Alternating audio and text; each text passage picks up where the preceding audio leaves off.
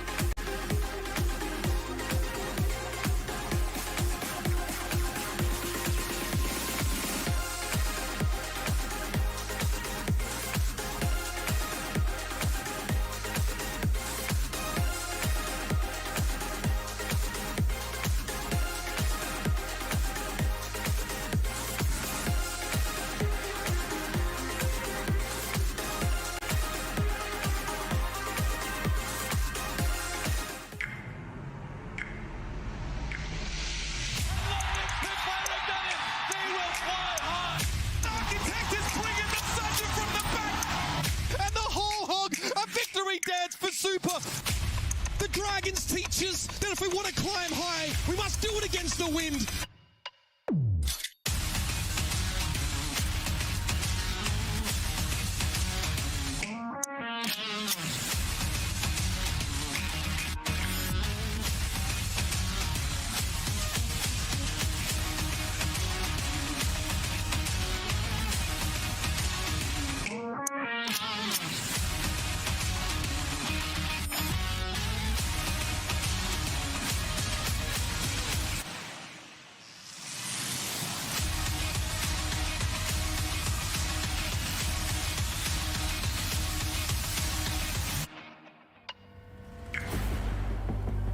Hello and welcome to the Watchpoint pre-show. I am Zoe Schwind, and with me here in the Watchpoint Fun and Mobile are Scott Castle Kennedy, Danny Pastel Dreams Lim, and with us in spirit once more is of course Jonathan Reinforce Larson. Fun Mobile, yes, no? Well, it shouldn't it be Bit fun weird. mobile, like the Batmobile, Mobile? but for fun. Oh, is that how you pronounce it? Yeah. What's Like, day alert? the- But you say, wait, so mobile phone in America you say mobile, not mobile. No, mobile. You say mobile? Mobile? No, mobile. Mobile. No, mobile. No, oh, okay. We're talking to three like non-Americans. It feels like about. Yeah. I'm American. I mean, you're American, you should know, so help us out here. Is it what? So Mobile. what is it, Danny? Mobile. So it'd It's be mobile? it'd be the fun mobile. No. Fun no, mobile. No, but if it's like car or vehicle, you say Mobile. Mobile. It's a Batmobile? Batmobile. Batmobile. Batmobile. You guys are confusing me. I want to just talk What a about way to start off our day. how great we look. We're thank color coded. Yeah, color no, matching. we're nailing it. We're nailing it. Yeah. Guys, it's just the three of us right now, so you know we're stretching it with banter. We do miss Johnny dearly, Kinda do miss that guy. we hope that he will be back next week. Now, in the meantime, though, it does get a little lonely with only the three of us here in this enormous studio space. So we're bringing on some virtual company. So please join us in welcoming popular Overwatch YouTube personality Frido of Your Overwatch. Thank you so much for joining us, Frido. How are you doing? Hi everybody. I'm a little jealous. The view's looking great over there. I'm in green screen land myself. We'll green screen you in next time. Yes. We'll- Exactly. You could be right here, next time. We missed the Could be you. opportunity. Also, I think half the audience thinks that our background is actually a green screen, since it has been for the past 2 years. But no, this is real. No fake. No fake here. Well, it's so exciting to have you on. We all love your content. We love watching your videos, and want to pick your brain about some Overwatch League related things, right, Danny? Yeah. I just have a really simple question that I really wanted to ask you. Out of all the matches you've seen so far, do you have a favorite team or a favorite player? And can you tell us why? Well, I like watching all the games myself, so the favorite team department kind of changes week to week, I think. But this week so far, it's got to be the Houston Outlaws with a big upset as well, Right. and playing what looks to be like a riskier style than the Winston comp, coming in hard with Doomfist, which is kind of more risk reward, it seems, and it was quite a lot of reward yesterday. Right. Did you actually pick Dallas before going into the match as well, or were you always on the Houston train? The good thing is, if you just never make a prediction, you can always be working in hindsight. So I didn't make one, and so I didn't have to. Okay. Wow. Yeah. Why don't we think of that? Yeah, no, we got to stop doing predictions. It's Yeah. only making us look bad. You're Yeah. going to go, Frito. All right, well, I want to pick your brain a little bit, Frito, because you do a lot of great content around Overwatch 2 and a lot of the new things. What are your thoughts on 5v5? Because we've got our first look at the pro players starting to pick it up. Cool thing about 5v5 at this level of play is you can see how teamwork is still so important. You watch a team like the Shock work together. You see teams using Winston, a character people thought was kind of weak, but turns out when you have teamwork around it, it's very successful. But then, as I just said, the Doomfist pick looks strong as well. So I'm excited to see how these two styles kind of clash throughout the year. Yeah, no, I agree. It's been cool to see like how these new tanks have like evolved. And as you said, like I'm surprised we haven't seen as much Doomfist, so I completely agree. So, what are your favorite changes in Overwatch 2 beta? Is there anything which really got you excited and just makes you giddy to play it? All right, how much time you got? Well, I think the first one is tanks actually tank. They take a walloping, which a lot of people, it's a little controversial. People maybe don't like how long it takes to take them down, but as a tank player, I think it's great that you can just run over things nonstop. Danny's with me. Yeah, I mean, me too. I'm like a part-time tank, part-time support, so... And you're by yourself. Yeah, well, I'm a support player. You guys are supposed to protect us now, but like, I feel like all tanks have like taken the idea of like, no, there's only one of us now. We have to take space. We don't protect anyone. We just go forward now. I mean, they're alone, so you have to protect them, right? That Well- makes sense. There's 2 supports and just 1 tank. Yeah. I'm getting turned against by all the tank players on this broadcast right now. Tough spot to be in, Scott. Now, one last question before we let you go, Frito. Give us one wild, entirely too early prediction for the season. Ooh. I don't know if it's too much for a hot take for Overwatch League audience, but I'm going to say I don't think Orisa gets any play time in the Overwatch League. Like, I don't think anyone's even going to try her because I think there's better options at what her role does. Like throughout the entire season, or are you gonna stick to like maybe just the first tournament cycle? I mean, that's Gonna the go easy full answer. hot- So hot take? maybe a little bit bolder will be nice. We'll say the whole year. That's a ridiculous thing to say because who knows what they're going to All rebalance. right. No, love that. Love that. You gotta lay it all out there. Frito, thank you so much for joining us, everyone. Please make sure to check out everything Frito does in the Overwatch community. Now, we do have some spicy predictions to make of our own, but first, if you have watched our show in the past, you will know that we love showing standings. That's right. In fact, we love it so much that we don't even want to wait until all the teams have played. So let's take a look at where the teams are sitting right now. San Francisco Shock back on top, whereas on the other end, Dallas Fuel. Oh, how the mighty have fallen. Only lost one There's game, 3 only teams played that one that's on the game. 11th place at Dallas Fuel. Yeah, whoever the graphics guy is, That was on purpose. is not a Dallas Fuel fan. It's obviously not alphabetical order. There's no reason that Dallas should be last, but the graphics person chose violence today. Hey, it's fine. They're only gonna go up from here. Maybe it's in the order they lost. Dallas Fuel was the last team to lose their first match. Don't apologize for them. I made the graphic. No, but this is the status quo right now. But of course, it's only day 3 today. So, and we haven't even seen all the teams play.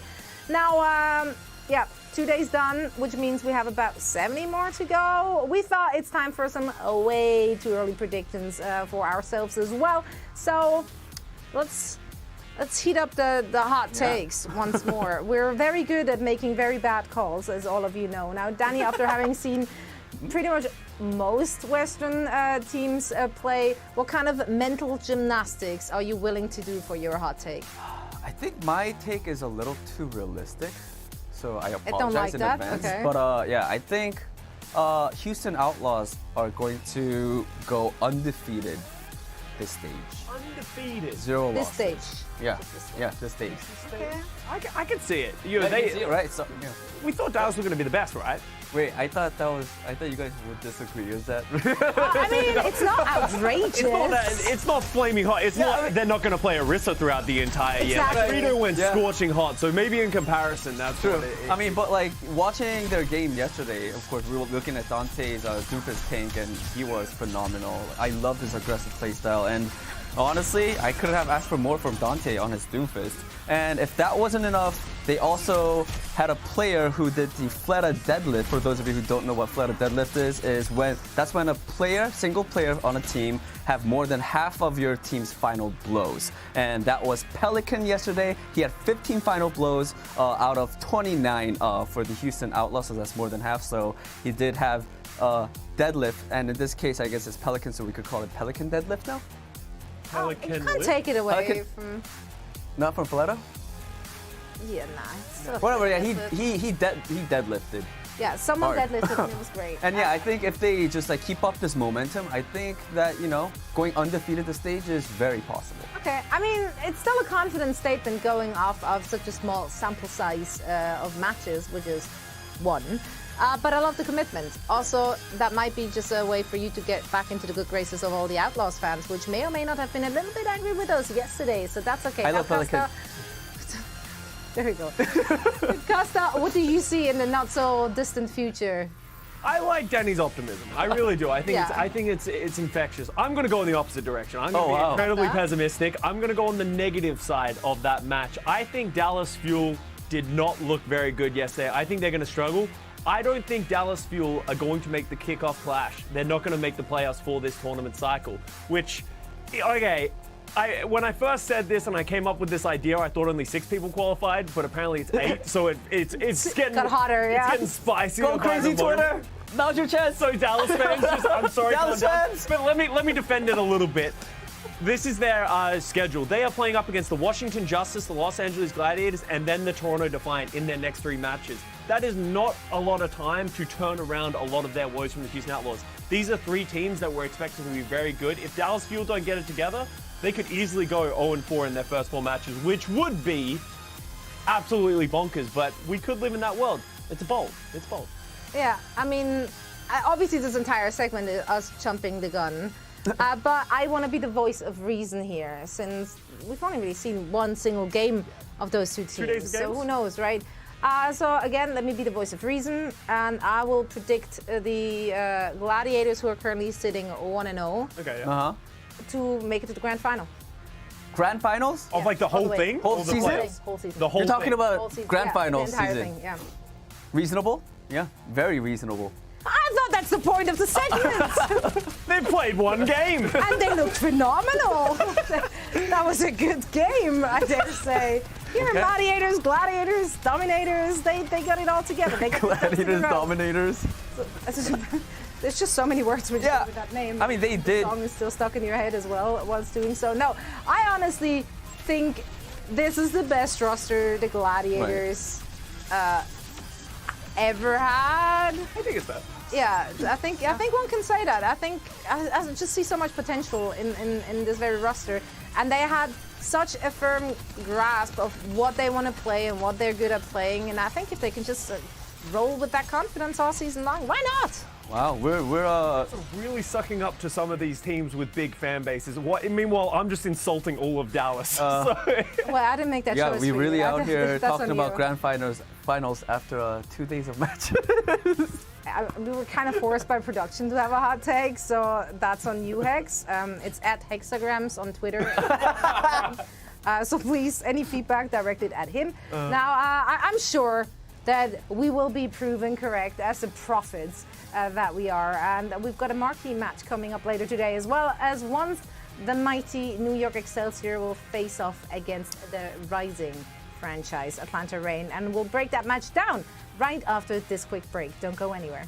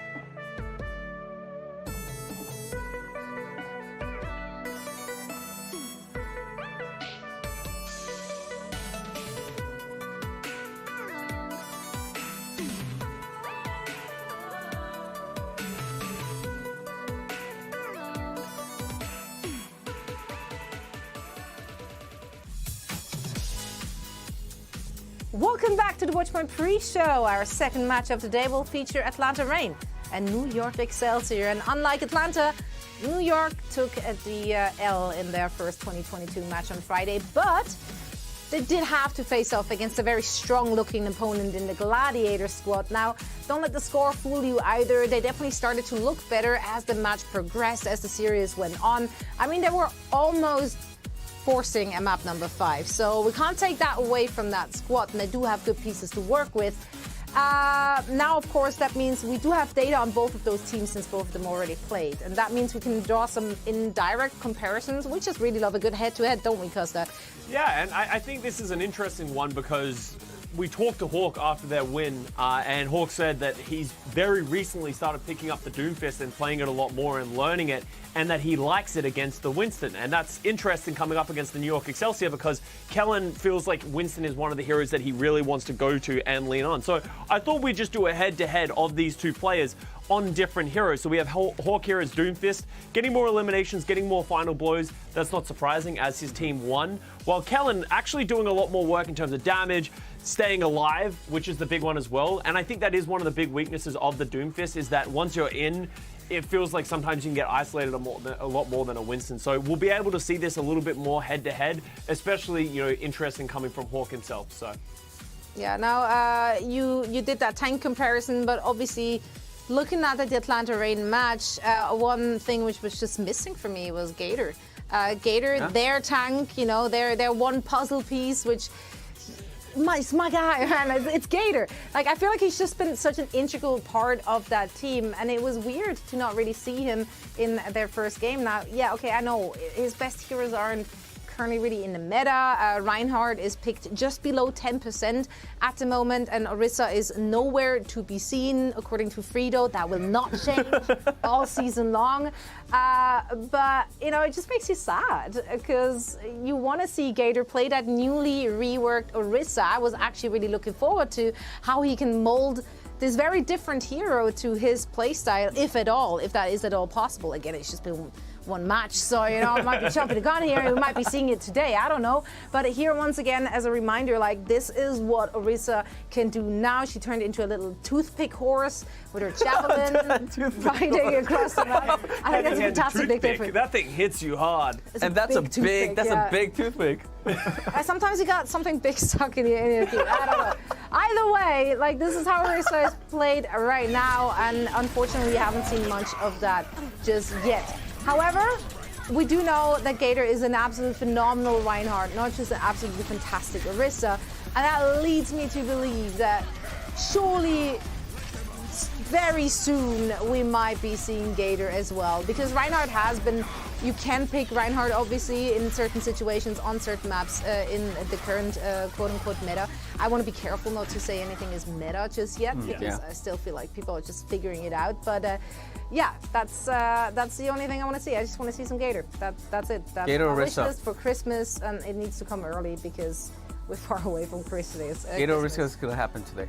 Okay, there we go. That's your take Hold for the it day? right now. Now, an interesting development from our new Excelsior acquisition, Yaki, was in his game. He just decided to stick to Echo, despite having heroes such as Genji in his wheelhouse. Danny, why is that? And I think we all were sort of confused, and I was really curious as to why Yaki sort of refused to change. And so what I did was I reached out to some pro players and I got my thoughts on them, and general consensus from the players is that Echo pick is actually really smart, because with an Echo, the other team's Genji and Winston can't really do anything. And on top of that, of course, on some maps, Pharah would be better as well. But then if you put in a Pharah, that means you have to put in a Mercy, which means you have to take out that Lucio. And we all know how OP Lucio and Ana is right on the current patch that we're seeing. So Winston and Genji could be sort of countered. And as well as at the same time, you could also use Lucio and Ana. So that Echo pick is kind of clutch.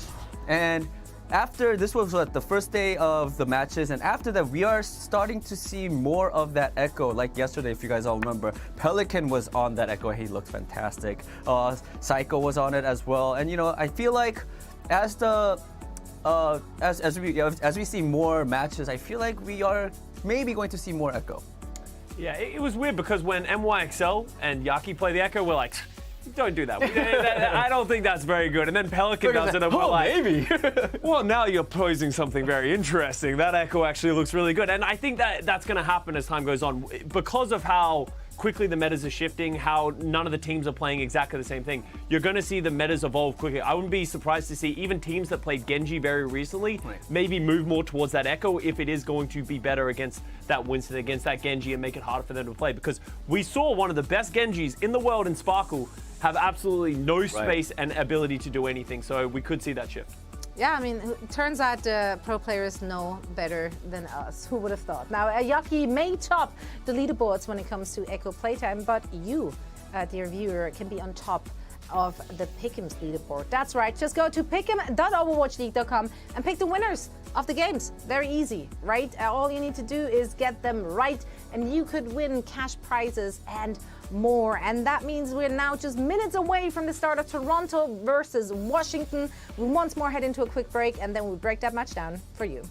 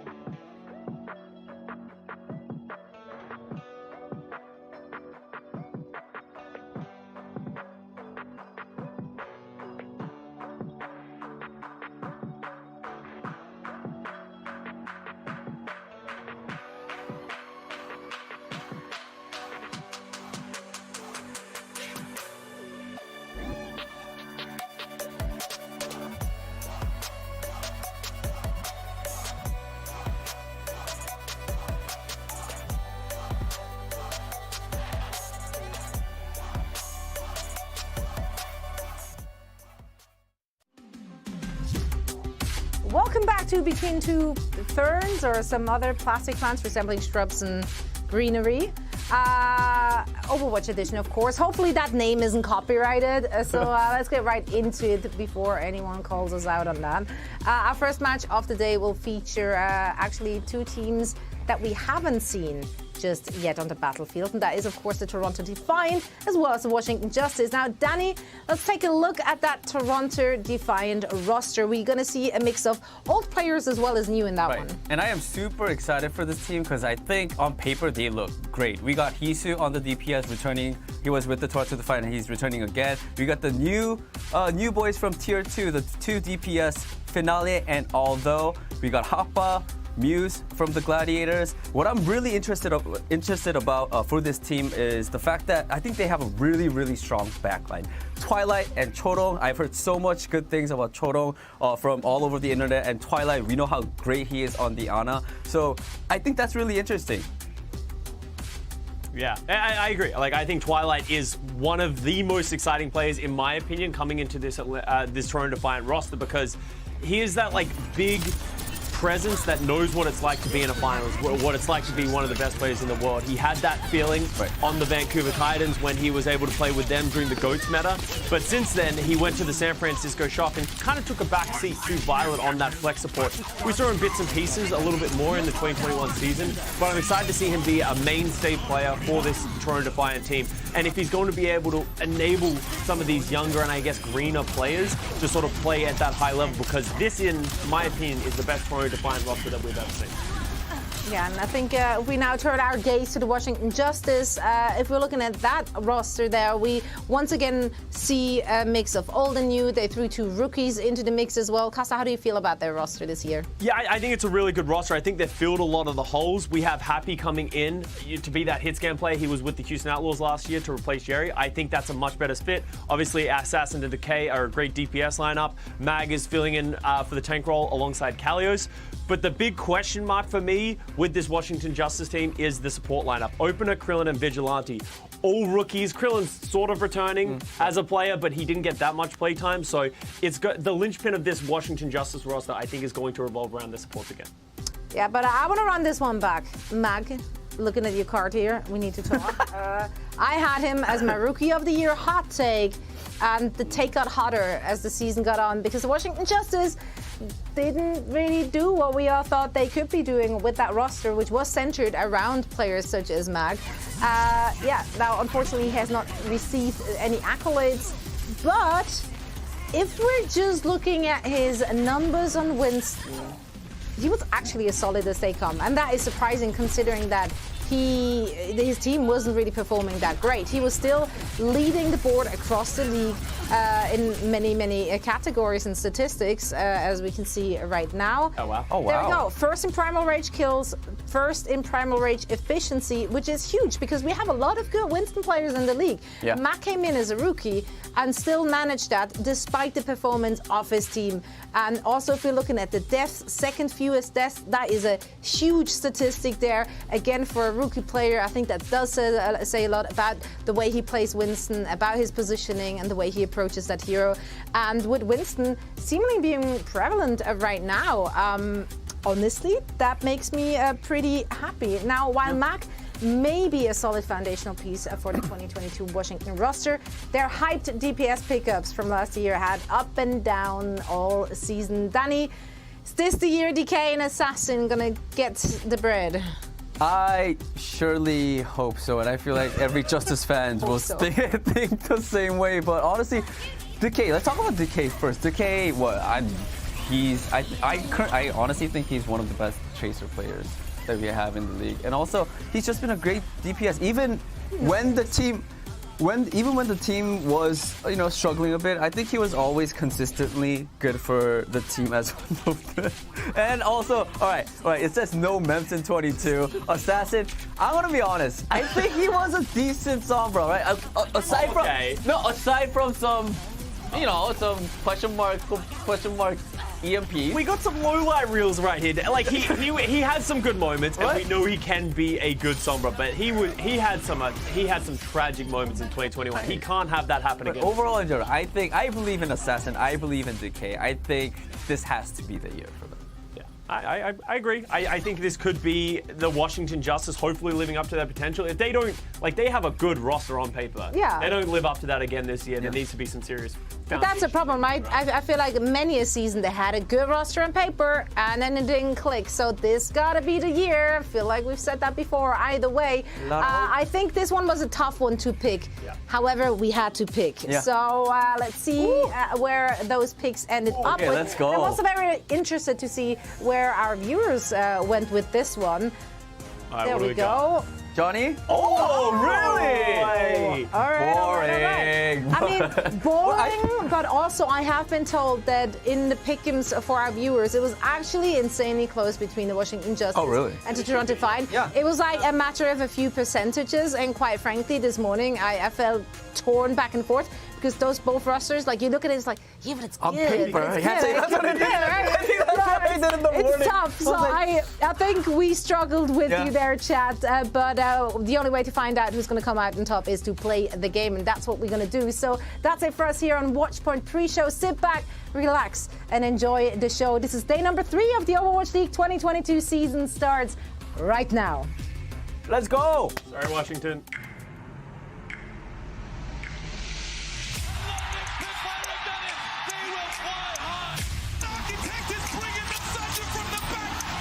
And the whole hog, a victory dance for Super. The Dragons teach us that if we want to climb high, we must do it against the wind.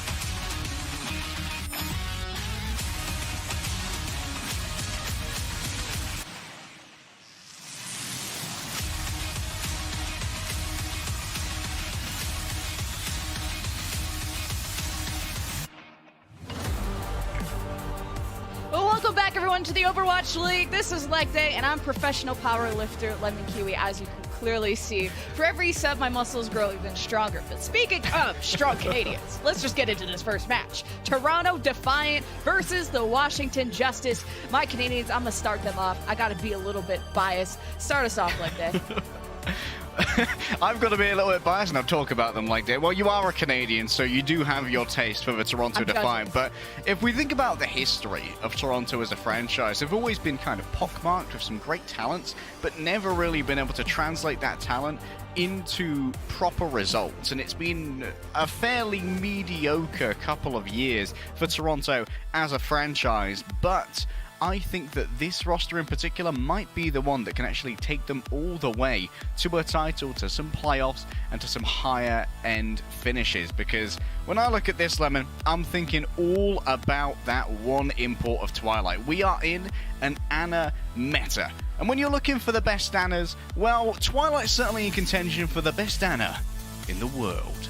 You can't be calling my Canadian team mid and then hyping up Twilight. Like, Twilight clearly believes that Toronto's the next big thing. How would you leave the Shock with a sound mind and then go to Toronto? Like, obviously this guy has big belief. If I'm gonna have the hopium, I'm going for Finale. This is a rookie on the squad. He was on Uprising Academy with It's Al. We casted a ton of him. Yeah, his career actually only started like 2 years ago, and he speed ran to Overwatch League. Finale is a flex player. Expect maybe some Genji, really anything out of him. But on the other side of the coin, quite literally, the Washington Justice, another team that wants to make a big redemption arc when it comes to the league. And I'm looking at this kind of rookie-ish support line, where Krillin is like a born-again rookie opener, an actual rookie.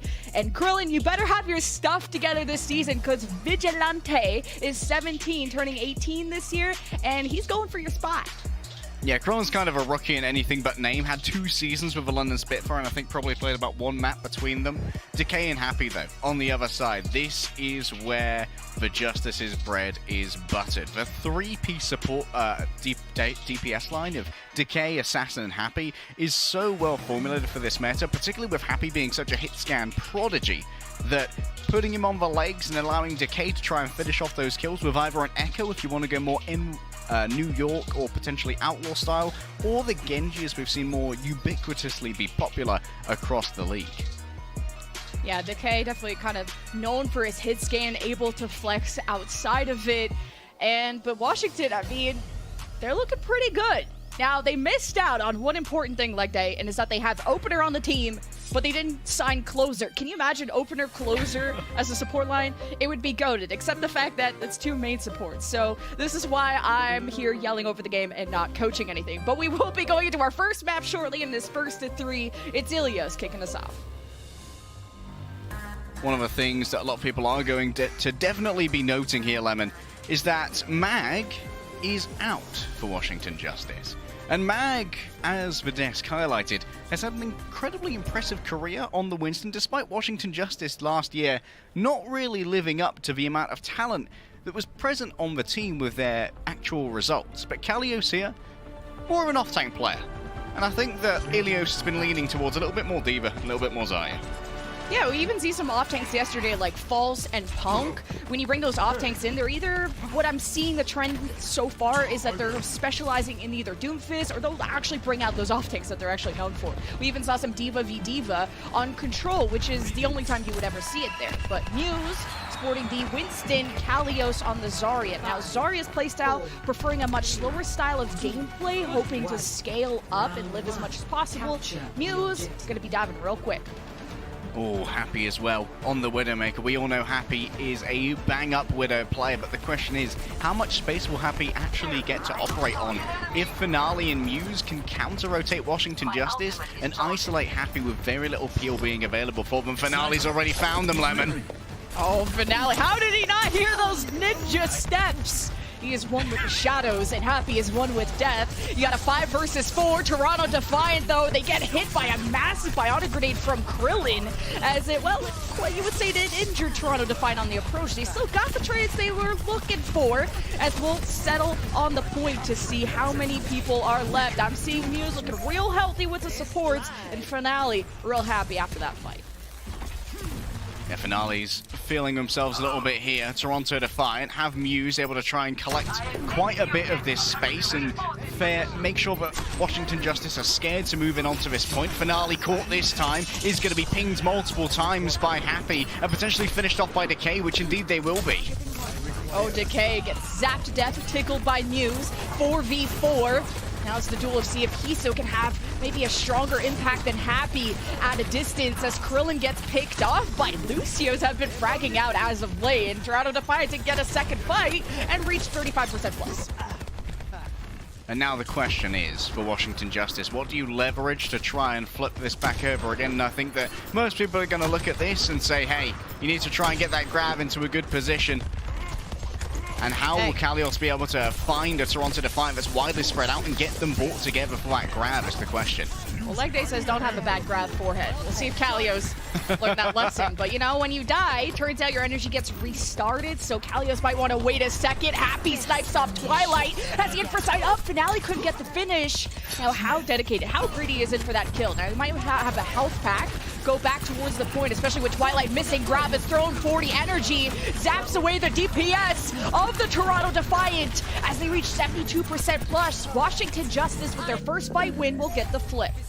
Okay, I wondered how Kalios was going to make sure that a spread out team was going to end up being caught by the Graviton Surge, and that was the perfect way to do it, Lemon. Happy with the opener here as well on Twilight, made sure there was no one to heal them through the huge amount of damage, and Finale and Hisu were broken down. However, now it's going to be a duel of 2 nanos as the more rookie power of Krillin is going up against the god tier Ana in this exchange of ultimates.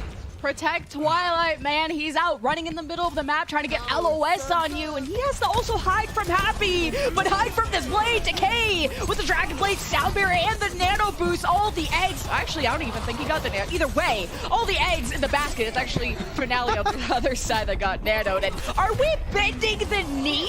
What is this, Game of Thrones? Washington Justice now have their supports bionic grenaded, and they're finished off by Toronto Defiant as they hope to step on the point and flip it again. Weird decisions there from Decay to wake up the nanoed Hisu. And getting slept in the process as well only made it seem more strange, Lemon. Kalios is going to fall, and so Once again, the point shall flip. Here's going to be Toronto Defiant here, now looking to win one more fight to finish off this match, or at least this stage of Ilios. Finale has a blade, good to go. How could it be countered? The answer's not really very well. Kalios is going to have to save their bubbles here, and I want to see Muse make a more aggressive dive to force these out before the blade is used. And I like the positioning from Toronto Defiant just to stay hidden from Happy. And there is the blade from Finale up into the back, spots the bubbles being used and slices and dices the 3-kill! The ultimate finale as Toronto Defiant approached 99% in overtime. Washington Justice buying time, but it's only a skater boy, and we said see you later, boy. Overtime goes away, and Toronto take round 1. A very strong opener for the Toronto Defiant season right here. Finale, I think, living up to the DPS duel against both Happy and Decay, two very well-established DPS over the course of multiple years in the league. We all remember the bidding war that there was for Decay as they came from Chengdu Panthera over in Korean Contenders, and I believe was first picked up by the LA Gladiators, but it was very hot property, just like when we saw the same bidding war for Sparkle, but Paris Eternal eventually won.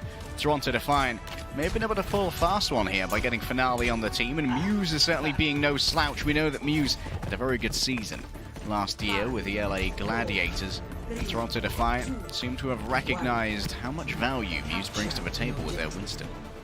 Continuing to do so, taking round 1, and they also adjusted their positioning away from Happy's Widow. Now he's happy to be off of that hero, now into something more consistent like a soldier, holding that high ground there with Krillin, keeping him nice and safe. Now the dive was already started as Happy and Kalios working together to go after Twilight, who's already been shoved around, stuff into the locker, the lunch money, it's gone. There's even a sleep onto the supports of the Toronto Defiant. Krillin is on aggro, but Washington Justice have lost now Decay and Opener. The clapback of Toronto Defiant just seems to be matching it up.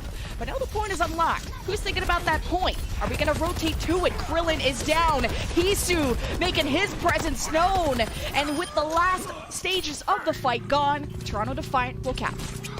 Hisu's kiting there was so good, managing to survive even while antied by Krillin to allow him to continuously put down this additional damage limit was so important.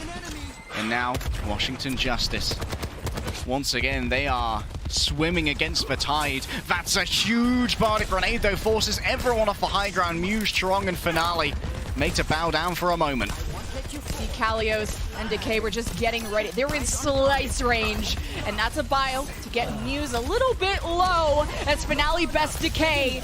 It's still an even fight, 4v4, as Toronto Defiant hope to hold themselves down against the Happy nano-boosted guy who's close to attack visor. And you got a self-destruct from Kalios that still made waves of damage. So, Justice going to the point, Toronto Defiant resetting. An unconventional self-destruct there from Kalios, but I think the opener actually booped Finale into it, which if so would have been a massive play from the main support to guarantee that kill. And Toronto Defiant, they actually exit that fight having lost themselves their sound barrier. And this means that Happy's going to be even more dangerous now with that visor available because the countermeasures have been essentially already expended. Where is this nano going? Twilight gives it to Hisu. Attack visor unlocked. Decay deactivated. Opener gone, and so is the rest of the Justice. And Justice has been served. Toronto Defiant now flipping the point again. I have no idea what happened to Happy in the back there. They did manage to pop their tactical visor at some point, but I don't think it was worth anything when compared to the nano visor of Hisu and Twilight. And Toronto Defiant just fully boneheaded W'd their way forward, knowing that any kind of damage that they could meet would be completely eclipsed by Hisu. Speaking of which, thanks observers, look at this. The big flank, the Hisus lease once again. Oh, but I'm looking at this Finale blade, but the sound barrier from Opener bought them some cushion against this. Krillin wishes he had just slightly more love, and with only Lucio Yields, Justice are really gonna struggle unless there's gonna be a big old Decay blade coming. Happy's getting his head beaten by a ghost. Let's go zoom in on the point, though. I'm seeing Toronto Defiant just trying to bunker down. They got a Primal Rage, Muse giving some back claps to the other team. Washington Justice, once now they have Krillin back, they can think about this Blade, Decay, real close. Let's let this anti-heal wear off for a second. Toronto Defiant hoping to flip it. The time is now. A big bio for Krillin opens up this fight. Decay still hunts down Charong, and Toronto are down 2 as the Justice hope to take this fight on the objective. Trong there, unfortunately, deciding to play the corner, and that wasn't for the best one. Oh, no. Oh, Twilight is such a Chad. He does not care. He's like, yeah, we've lost this fight, but I've got to make sure that Kalios does not feel like he's any good at Overwatch.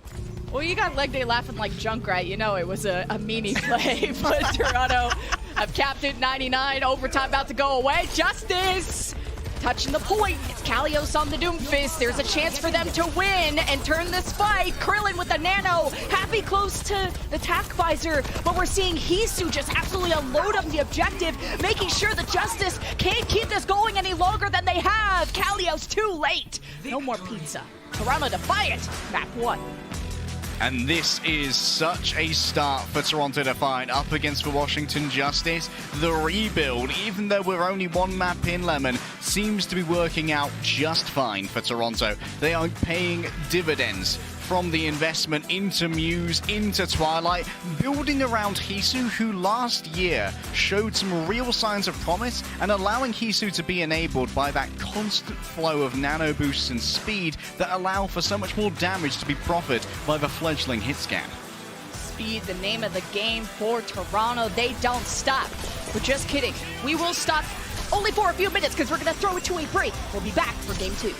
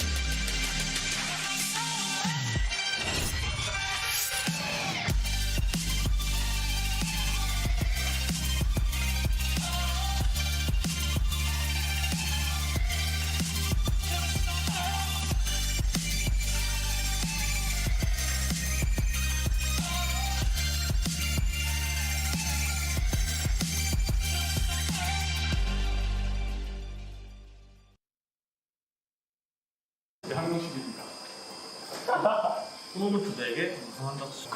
그래서 파이널 그리고 MVP. MVP. 너무 센다. 야미. 되게 좋아.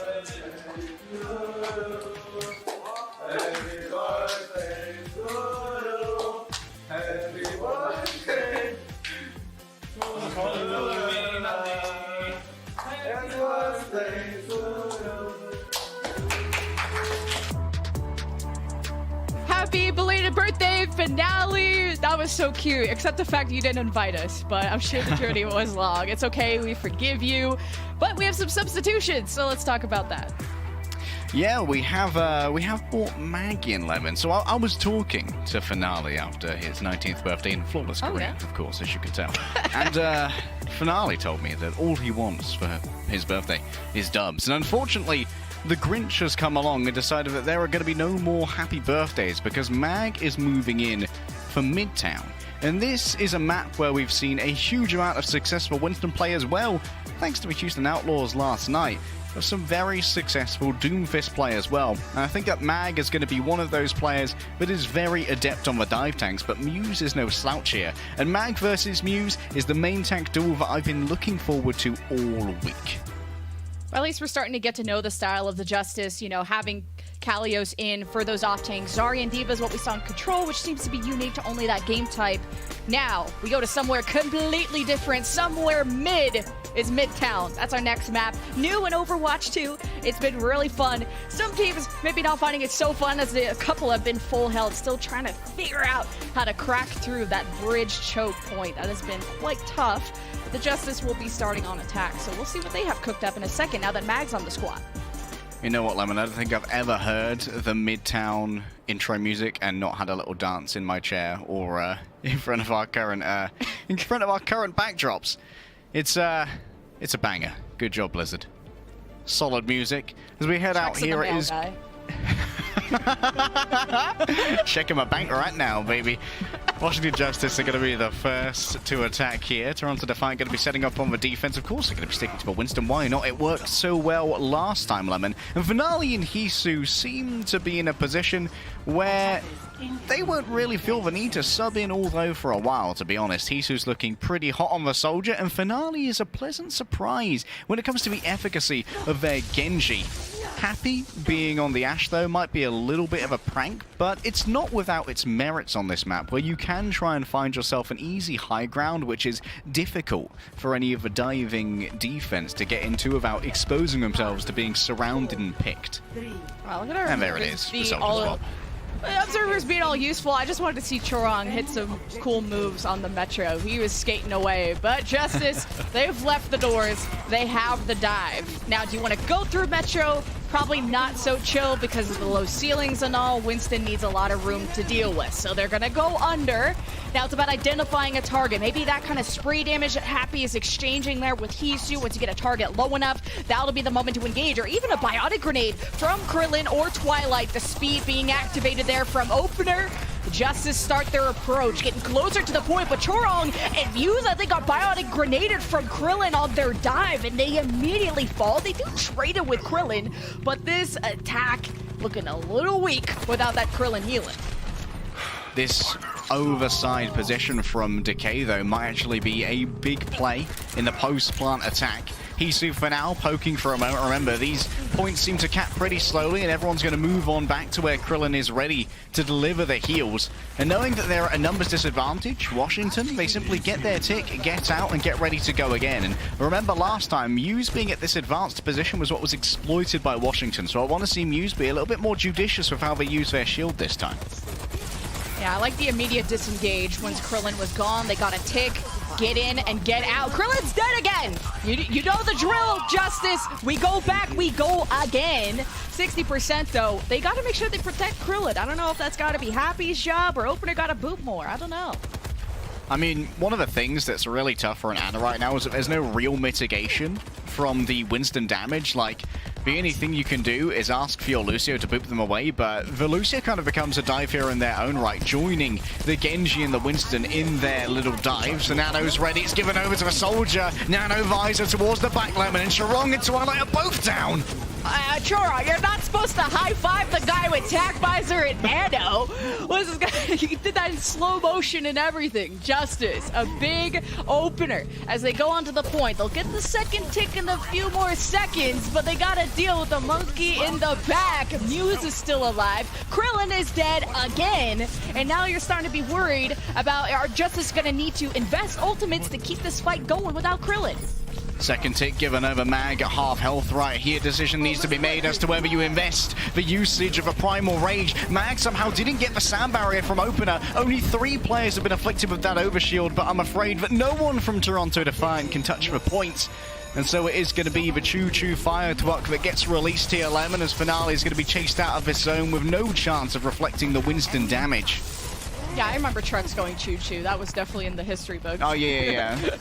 Cows go moo, dogs go woof, trucks go choo-choo. And Krillin just, what's the death sound? Because that's what Krillin makes.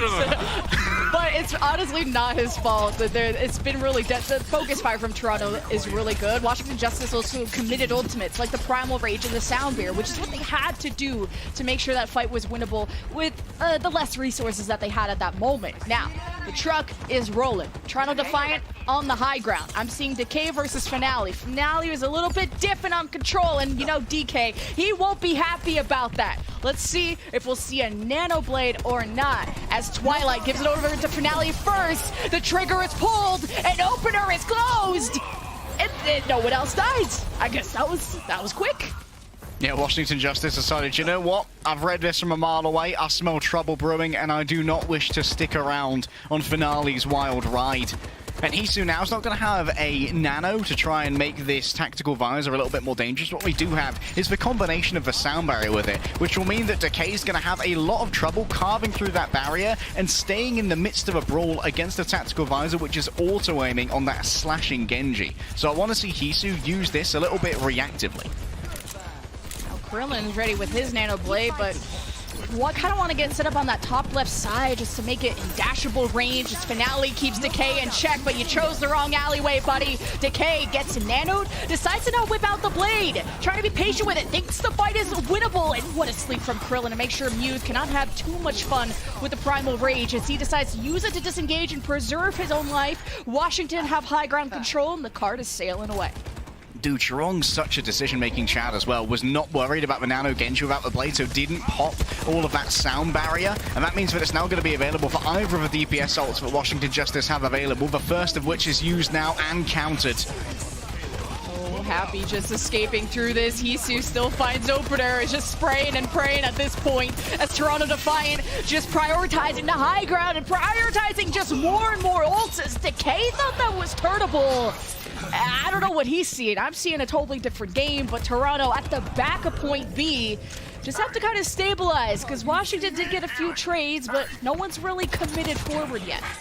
Decay and Mag popping their ults together as well there is a little bit poo, Lemon. Like, the Primal Rage knocks people away from Decay's blade, so it wasn't a great combination of ults and repair. Bad combos maybe from Washington Justice, or simply desperation as we're down to less than a minute now for Washington Justice to try and finish this. And opener's dead again! Wow. Without the sound barrier too, that might have been a big winning condition, but they're working on that Krillin Nano. You just got to make sure Finale can't farm up too much, because I'm really thinking Toronto Defiant have the advantage here with Nano Blade coming up, but see, it's about vying for high ground control. Mag's going to make the call when to jump, and man, Toronto Defiant are in deep. Twilight's all the way at the back, as you can see, and it's really who's going to initiate the fight first. Opener has rejoined, and Muse is giving a little bit of a safety here to Finale. Mag has the blade. Finale, I'm afraid your blade is nothing, mate. Oh, well, at least Mag got some of the love, and so did Muse with the Nano, so yeah, Finale just exploded. He'll be back on the Tracer. 8 more seconds for the Justice to capture B, and Toronto have their backs against the wall, and Muse flinging his body around. At least he's making some space, but he's low himself. Toronto Defiant come out of these nook and crannies to help Muse, but it's too late. Traded back and forth, no tanks for the defense though, and 1 meter away for the Justice to cap, but it's overtime, and I'm not seeing any light at the end of this Toronto Defiant tunnel, but East is on the flank with Tac Visor. He gotta hide behind the cab or the truck, whichever one. Toronto Defiant are flipping this fight. Did you see Hisu hit that rocket there on Happy? The man, the myth, the legend on the legs. What a flank from Hisu, what a position and a power play that Toronto Defiant leveraged to wipe Washington Justice off of that car in a tragic fight that should not have gone their way. Hisu has shown why he was the survivor. In the Battle Royale of Toronto Defiant, Hisu was the one who got the chicken dinner. And maybe a second map win here, if they can outdo the distance that Washington Justice have presented. That fight made entirely winnable by that Hisu flank, and the only one that could have answered that was Mag, who went down in that fight. So really, Justice had no answer but to hide and hope the attack visor was going to expire before they died. But Justice not achieving point B. It'll be up to Toronto Defiant to see if they can match that pace. And if they do, they'll go to series point. The entire desk predicted that Toronto Defiant would be coming out on top. And they said that the question marks here were about the Washington Justice support line. And I hate to be a cyberbully, Lemon, because I am notably a nice guy. But Opener has been dying a lot as a first pick. And we could say the same with Krillin, right? When they were attacking point A, Opener and Krillin were consistently found either out of position or the aggression of Washington Justice was leveraged to make sure that there was never a fight where Washington Justice could clearly fight with two supports in action. And that's one of the huge boons Toronto Defiant have had at the moment, being able to take out either Krillin or Opener before the fight begins in earnest. And you saw just the defense of the Justice getting a little bit of damage into the spawn room doors, and they escape through the bottom side, but that means Toronto Defiant will have control of Metro, but it seems like they want to go down under and see what kind of backline target they can dive onto. Muse gonna make that call, lays the bubble right in the middle, and Mag has jumped into the backline and found two, while Decay sleeping on the job. This is a disgusting dive from the defense. Krillin slept in the middle of everyone right there. Oh, that's Krillin. Yeah, Krillin got slept and then bounced on by everyone. Absolutely slapped. Someone get this man a Sensu Bean, a therapist, and a cuddle, because he's gonna need them. Toronto Defiant now at full force. Have given Krillin a little bit of time to return to the fray here, but it does mean that Twilight has an advantage in building towards that all-important and momentum-shifting nano boost. Muse diving to the top, drops with the bubble, escapes back up, staying in line of sight of his healer Twilight as Hisu takes an off angle. As all the attention is on his tank, Hisu can lay onto the damage on the respawns of the Justice that are still trying to come back, but the bubble blocks the line of sight of this Krillin, forcing him to go forward. As the Toronto Defiant are lacking a tank, but have not given up hope. As Twilight has to make a call very soon if he wants to invest in Nano, and it's just not worth it, even with Finale absolutely shredding right now. I guess you don't even need the Nano. Finale killed 3 that fight. Don't need the Nano, don't need the tank. Finale says, look at me, Lemon. Look at me. I'm the Winston now. And the Nano Blade's almost good to go as well. Opener.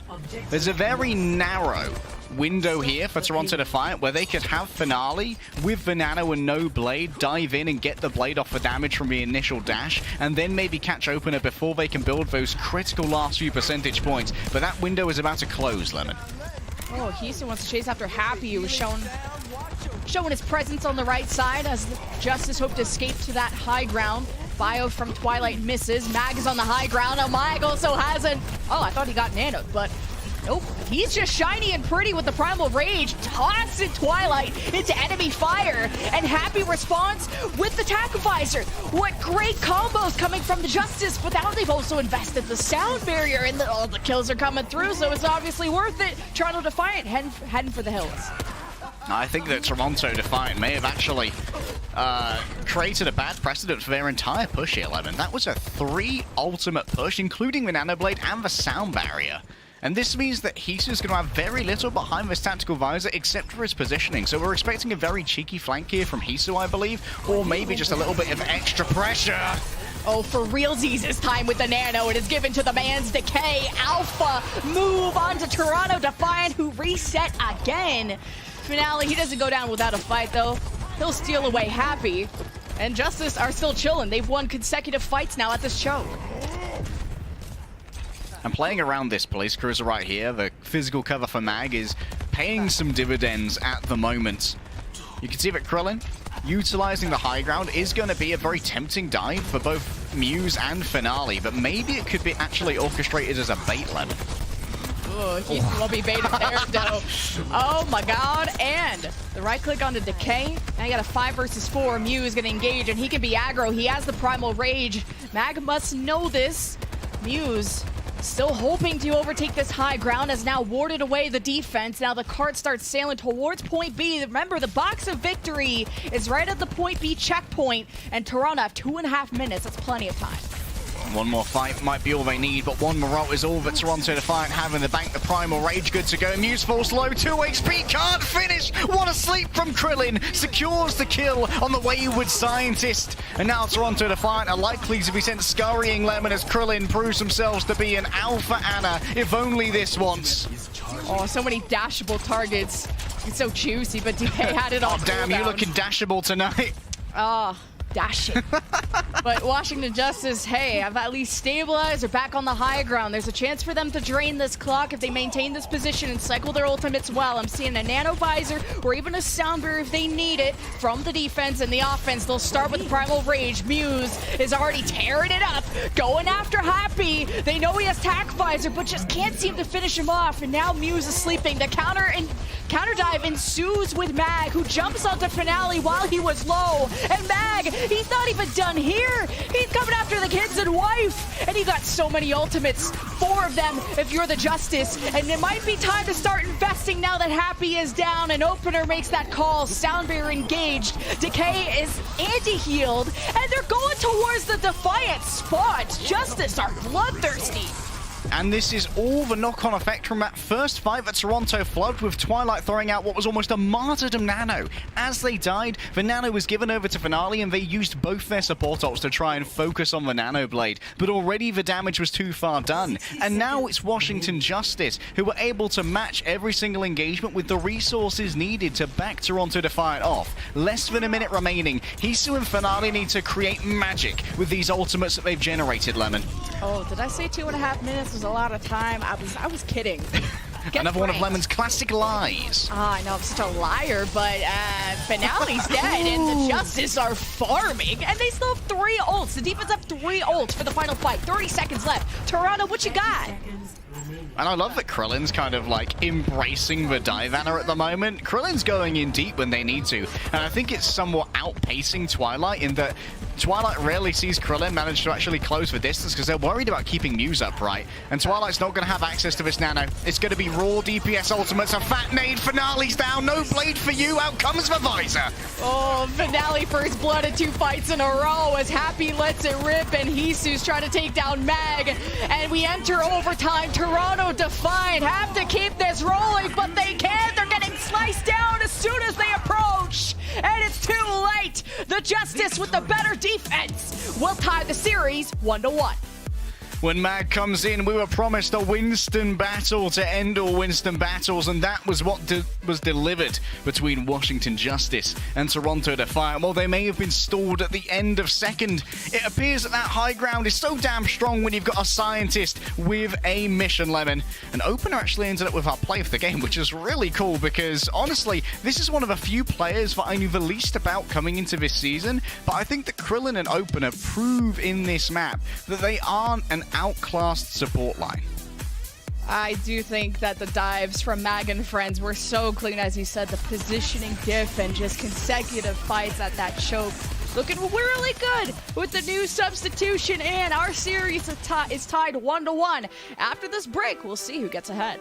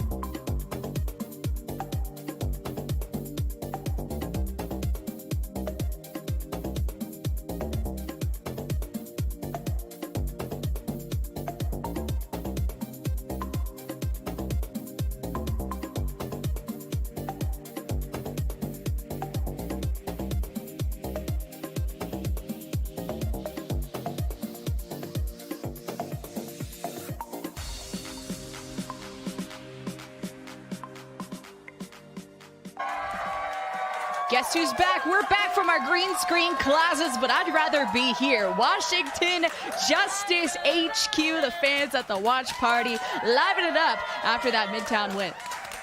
Yeah, we got some information during the break, Lemon, but today is apparently the official Washington Justice Day in Washington, D.C., which is pretty damn cool. So thanks, Mayor Bowser, for working with Washington Justice on that. And if we could have our princess back, that'd also be pretty great.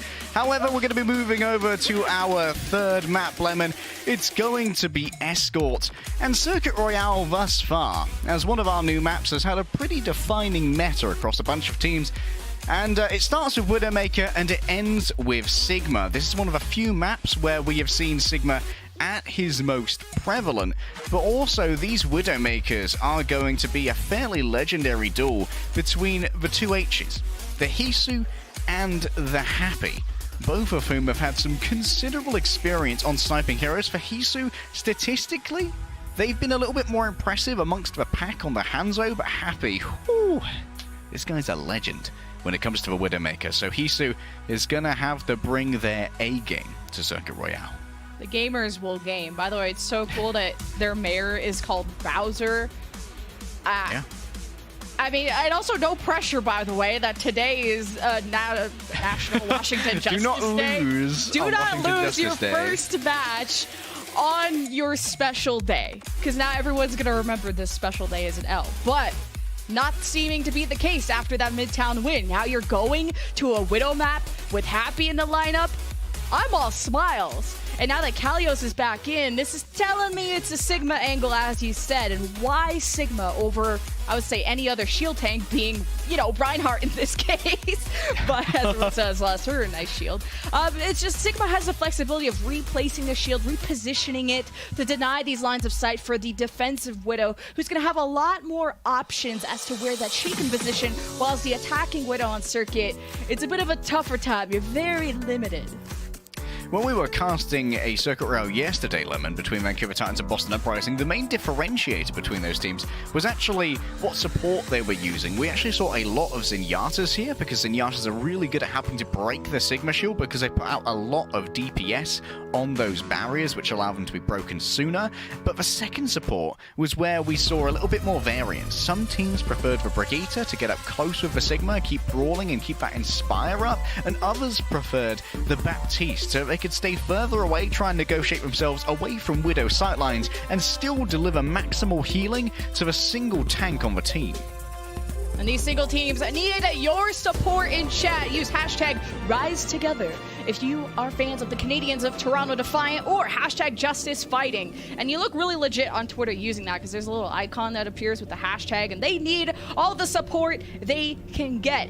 Happy versus Hisu Widow. We're like teasing it, but imagine they just don't go Widow. That would just... if they both go Soldier, I'm going to be very, very sad. At least Happy's on Widow. We'll see what the attack does, because they like to mess about, as the British say. I mean, defensively, it probably makes more sense to play the Widowmaker than it does offensively, because offensively, you're usually going to be at a disadvantage to the defensive Widowmaker, because you're moving into their zone of influence. And that's what Widowmaker really does as a hero. Sometimes it's not about hitting the headshots, Lemon. It's about the danger that is inherently gathered when you enter the zone of influence, which radiates out from her to such a large range that these long lanes are very good stomping grounds for those Widows. Oh, we've got another piano. I didn't know we've got a second one. Is he a musician? No, he's just goated on the Soldier. But also a cute little counter to Widows, or, yeah, is a Brigitte, although Hisu is not on the Widow, as he pointed out. He'll be able to skirt, but Finale did a backflip right into the pool on that one. Happy with a big pick. And look how with that single 5 versus 4, Justice, you've been playing a bit aggressive, and Kalios making that call. If you're happy and you know it, snipe some weaves. Hopper catches a rock. And while Hopper is going to be building up to a little bit of energy here at the moment, it's somewhat lackluster. Only 18. And remember, the second they go around this corner, a lot of damage is going to be taken from Happy. It's a big old head on that Zarya, and Happy's sure to be hitting it. Yeah, if Decay is going to be playing on that right side, Kalios has to be on the exact same chapter, page, and book. Because if Kalios misses that shield and Decay dies, that is no bueno. What did I say? Okay, now Decay and Kalios are dead. So Toronto Defiant get at least some space. No bueno, confirmed. Finale, discorded here. Gonna have to run away. Krillin decides, you know what? There's no escape. I'm gonna cover Happy by just running in and being as much of a menace as I can be. Hopper pushes his luck. Goodbye to your energy. Goodbye to your front line. And hello to Happy the Chad.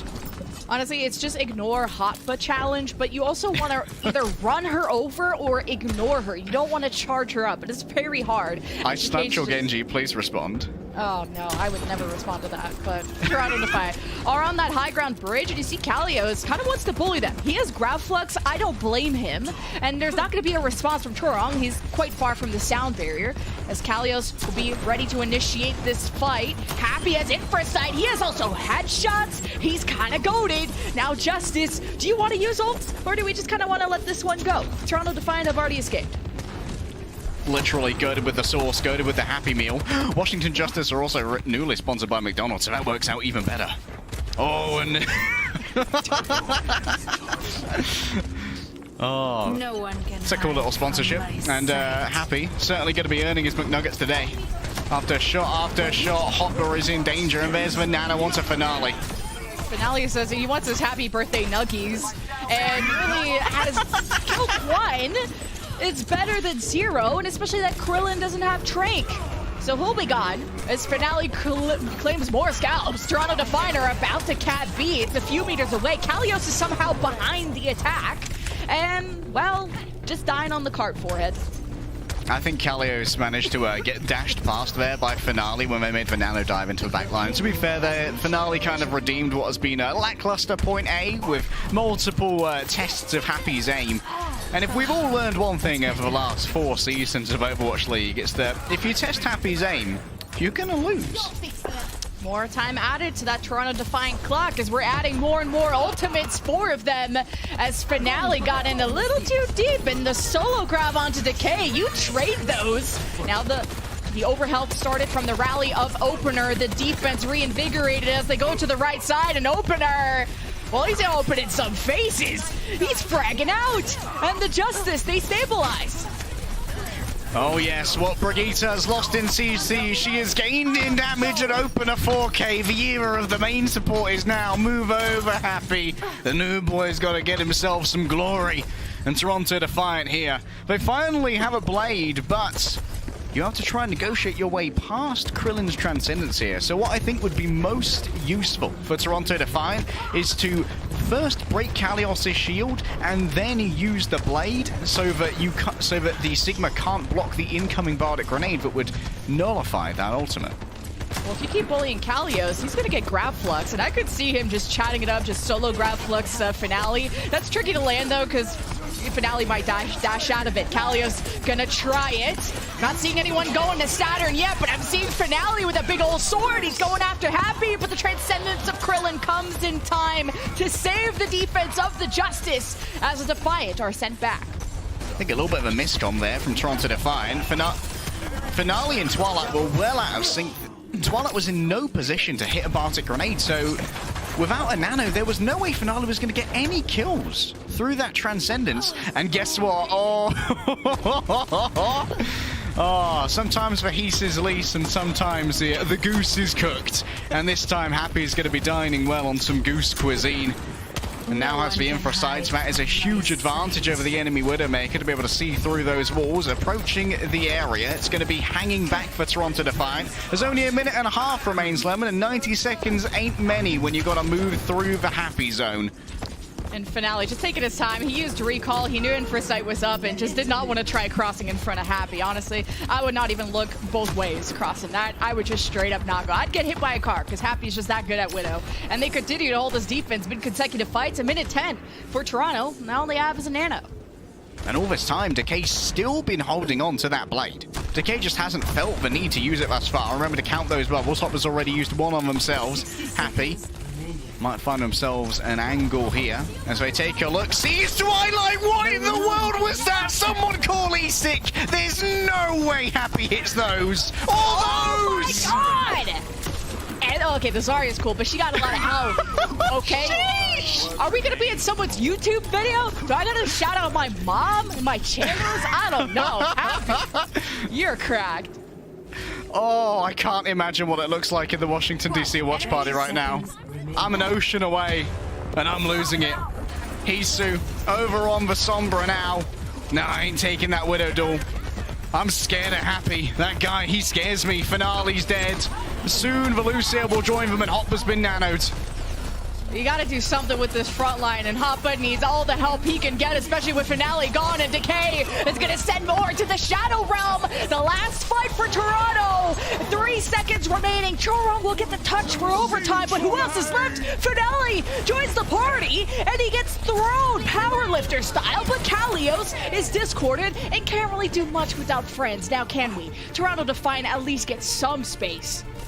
Decay there with the zoning blade may have got a little bit more value out of that if actually got a touch more aggressive. In the end, they just end up dying with only one player having been killed, and that was Twilight. Hopper now will be able to combine the Graviton Surge with the Pulse Bomb from Finale. Happy goes up high, but everyone's cowering in their foxholes. I ain't showing my head while I know that Happy's about. You'll know the rules.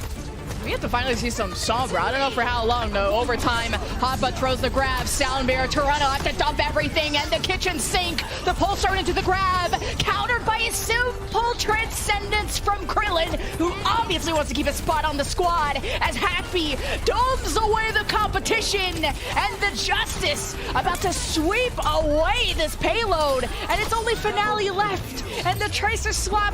I don't know, Chief, but I do know Justice have an incredible defense. However, this is a little bit more winnable than Toronto Defiant thought it might be when overtime started, Lemon. Because there was a very real world where they get held at about 1 meter of progress on the first point. And once again, we're having to contemplate what it means to defend Circuit Royale. Because we're seeing teams, in my opinion, garner a little bit more success from trying for 2 fights in all of these zones. And I think that Washington Justice kind of realized that after they lost first. They just got ran over in the second fight. They lost Decay first, I believe. And after that, they spent so long disengaging that there was no real chance for a solid disengage, because there's a huge lack of cover and you're easily chased down as you try and make your way from that first fight. I want to see a lot more teams lean into taking 2 distinct fights without a disengagement phase on this first point of Circuit Royale. Justice just have a really good understanding of the maps in Overwatch 2. I mean, you think about how we casted them in Midtown, their positioning on the top right high ground of the bridge, and how they were winning consecutive fights off the Mag dives. He's dabbing on him, Lemon. No. What is this? And then here on 2019? And in Circuit here, the same thing. They had Happy on the left staircase. They had control of the high ground highway. And then right side, whenever Toronto Defiant had ults, they used a Krillin Trank. I mean, Toronto Defiant tried everything, including the Finale Tracer, but he's back on the Genji, so we'll see if this is a little bit more even. So Open is a little bit exposed there for just a moment, but in the end, there isn't really enough DPS to stop them. Happy might have a Genji cornered, but Finale is able to easily escape this one. The body shots don't quite connect, but Krillin elsewhere has found Hisu. Oh, Hisu down. Krillin with the frag. 5 versus 4, and Hoppa won't get out with his life, not able to conserve that energy whatsoever. And that's where, when you're a Zarya, sometimes you do just have to play for your own life, but resetting with the team also just as good as Justice get to move forward. Rolling on forward, Decay here. Oh, what a wonderful drop down. And Krillin with the finish. Excellent pinging and communication there from Washington Justice. And Krillin knew exactly where to put those orbs. Now Toronto Defiant, they are giving the bubbles over to Hisu. Hopper has decided that Hisu needs a little bit of help to win this stall. And to be honest, they might be right to think so. Oh, point B, right around the corner. Happy versus Hisu. Hisu looking for a target, is getting pings over to on the statue side as Finale dashes around the corner, maybe trying to take positions around the Justice. Oh, you got to be careful if you're Chorong, just jumping around when Happy's scoping you. Meanwhile, around the corner, Hisu is around tree side, and Justice just have a front line that is really bulldozing forward, and Toronto Defiant aren't really getting the picks to sustain. Yeah, Toronto Defiant are not finding any holes in Washington Justice right now.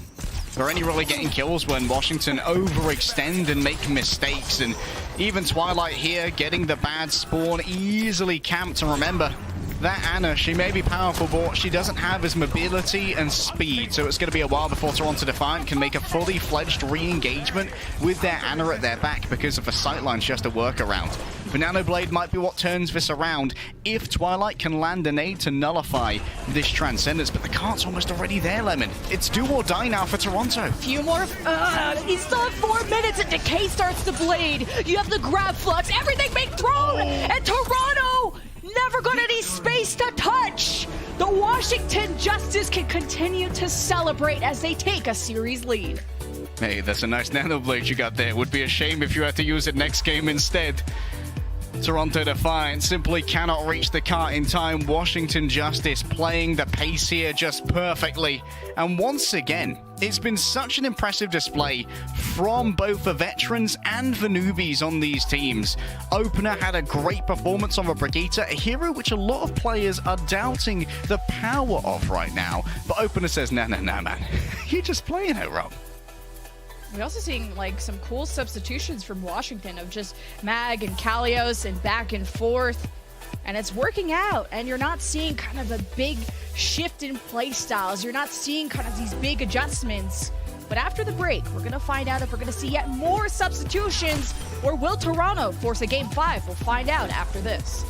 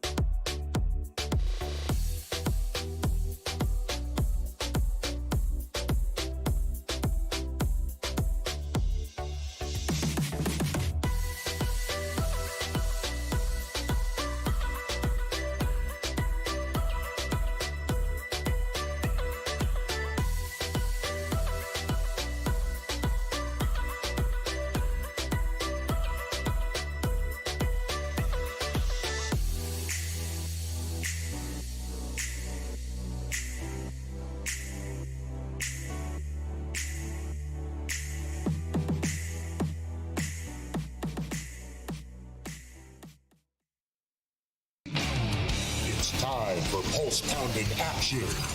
It's time for gear-grinding gaming.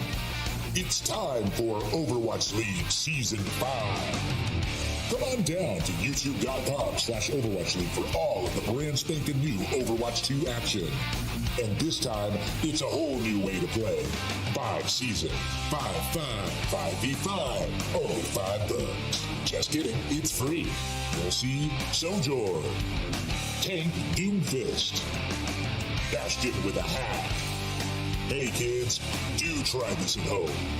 And now, for a limited time only, you can get in on the Overwatch 2 PvP beta action yourself with beta codes, beta codes, beta codes. This season, on opening weekend and select matches, we're giving away 1,500 beta codes to the Overwatch 2 PvP beta per hour. Make sure your YouTube account is connected to your Battle.net account and glue your eyeballs to your screens so you don't miss out on all of the hard-hitting action. 5th season, Bastion with a hat, beta codes. Tune in to the Overwatch League for your chance to get access to the Overwatch 2 PvP beta. Beta codes are on offer, but when it comes to the alpha hit scan, we all know who that was. Happy comes out of Circuit Royale Lemon with 41% critical accuracy on the defense. That is simply a Widow diff. Yeah, especially when he's barely played the Widow on the other side. True. I mean, we also saw, Finale try to rock the Tracer. Toronto did everything to counter it. Some Soldier for a little bit of consistent damage, less pressure of hitting those headshots. Finale on the Tracer just really wasn't enough. Happy really just built differently. As Toronto Defiant might want to be celebrating a different birthday soon. This is not looking too good because Justice are on series point. Yeah, Washington Justice, they are currently celebrating Washington Justice Day in Washington, D.C. itself. We can see that both of our main tanks has been subbed back in. The Winston versus Winston battle is likely to continue, Lemon. But looking back, I think that there could have been one more thing that Toronto could have done to try and counter Happy. And that's go Sigma, which they never did. I was going to say sign their own Happy, but it was Xayah all the way down. And to me, that's a little bit confusing. I think that that's maybe showing a lack of adaptability in game itself. Like, they probably scrimmed that. It went fairly well, but they likely didn't scrim against a Widowmaker that was dominating as much as Happy was. Next up, Lemon, we're going to your home. Me? My home? Oh, I wish. Toronto, it was nice while it lasted. Yep, we're going to Queen Street. Bring that hometown advantage for Toronto Defiant because they need it. It's series point for the Justice and the first match for both these teams. Now, when it comes to push, for those who haven't caught some of the previous days of Overwatch League, it gets kind of hectic, kind of chaotic, just like a control. There's just always fighting. There's always racing back from the spawn. And how this works, robotic ally at the middle pushes barricade towards enemy spawn. You win through maximum distance achieved, or, the longest distance achieved, or if you fully capture it. So we've seen anything from dive to brawl to every, especially on this map, there are so many flank angles. And we have both our main tanks back in the picture.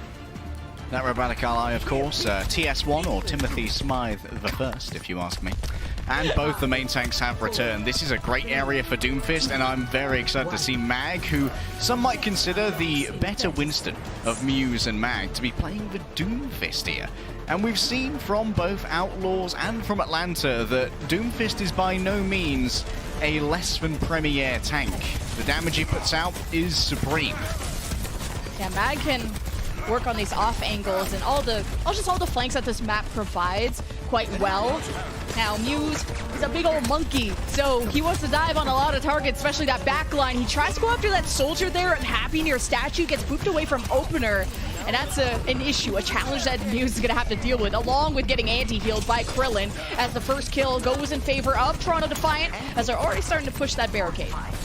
Mag anti as well does mean that he's going to have to back off and maybe survive if Krillin can pump the heals into them. But Washington Justice, they've ceded away the ground, and Toronto Defiant have used that to get TS1 pushing that barricade ever faster. Lovely boot there from opener, keeps Muse at bay, but they can't contain Finale for now, as Muse and the rest will back off, knowing that Washington Justice are back up to full strength here.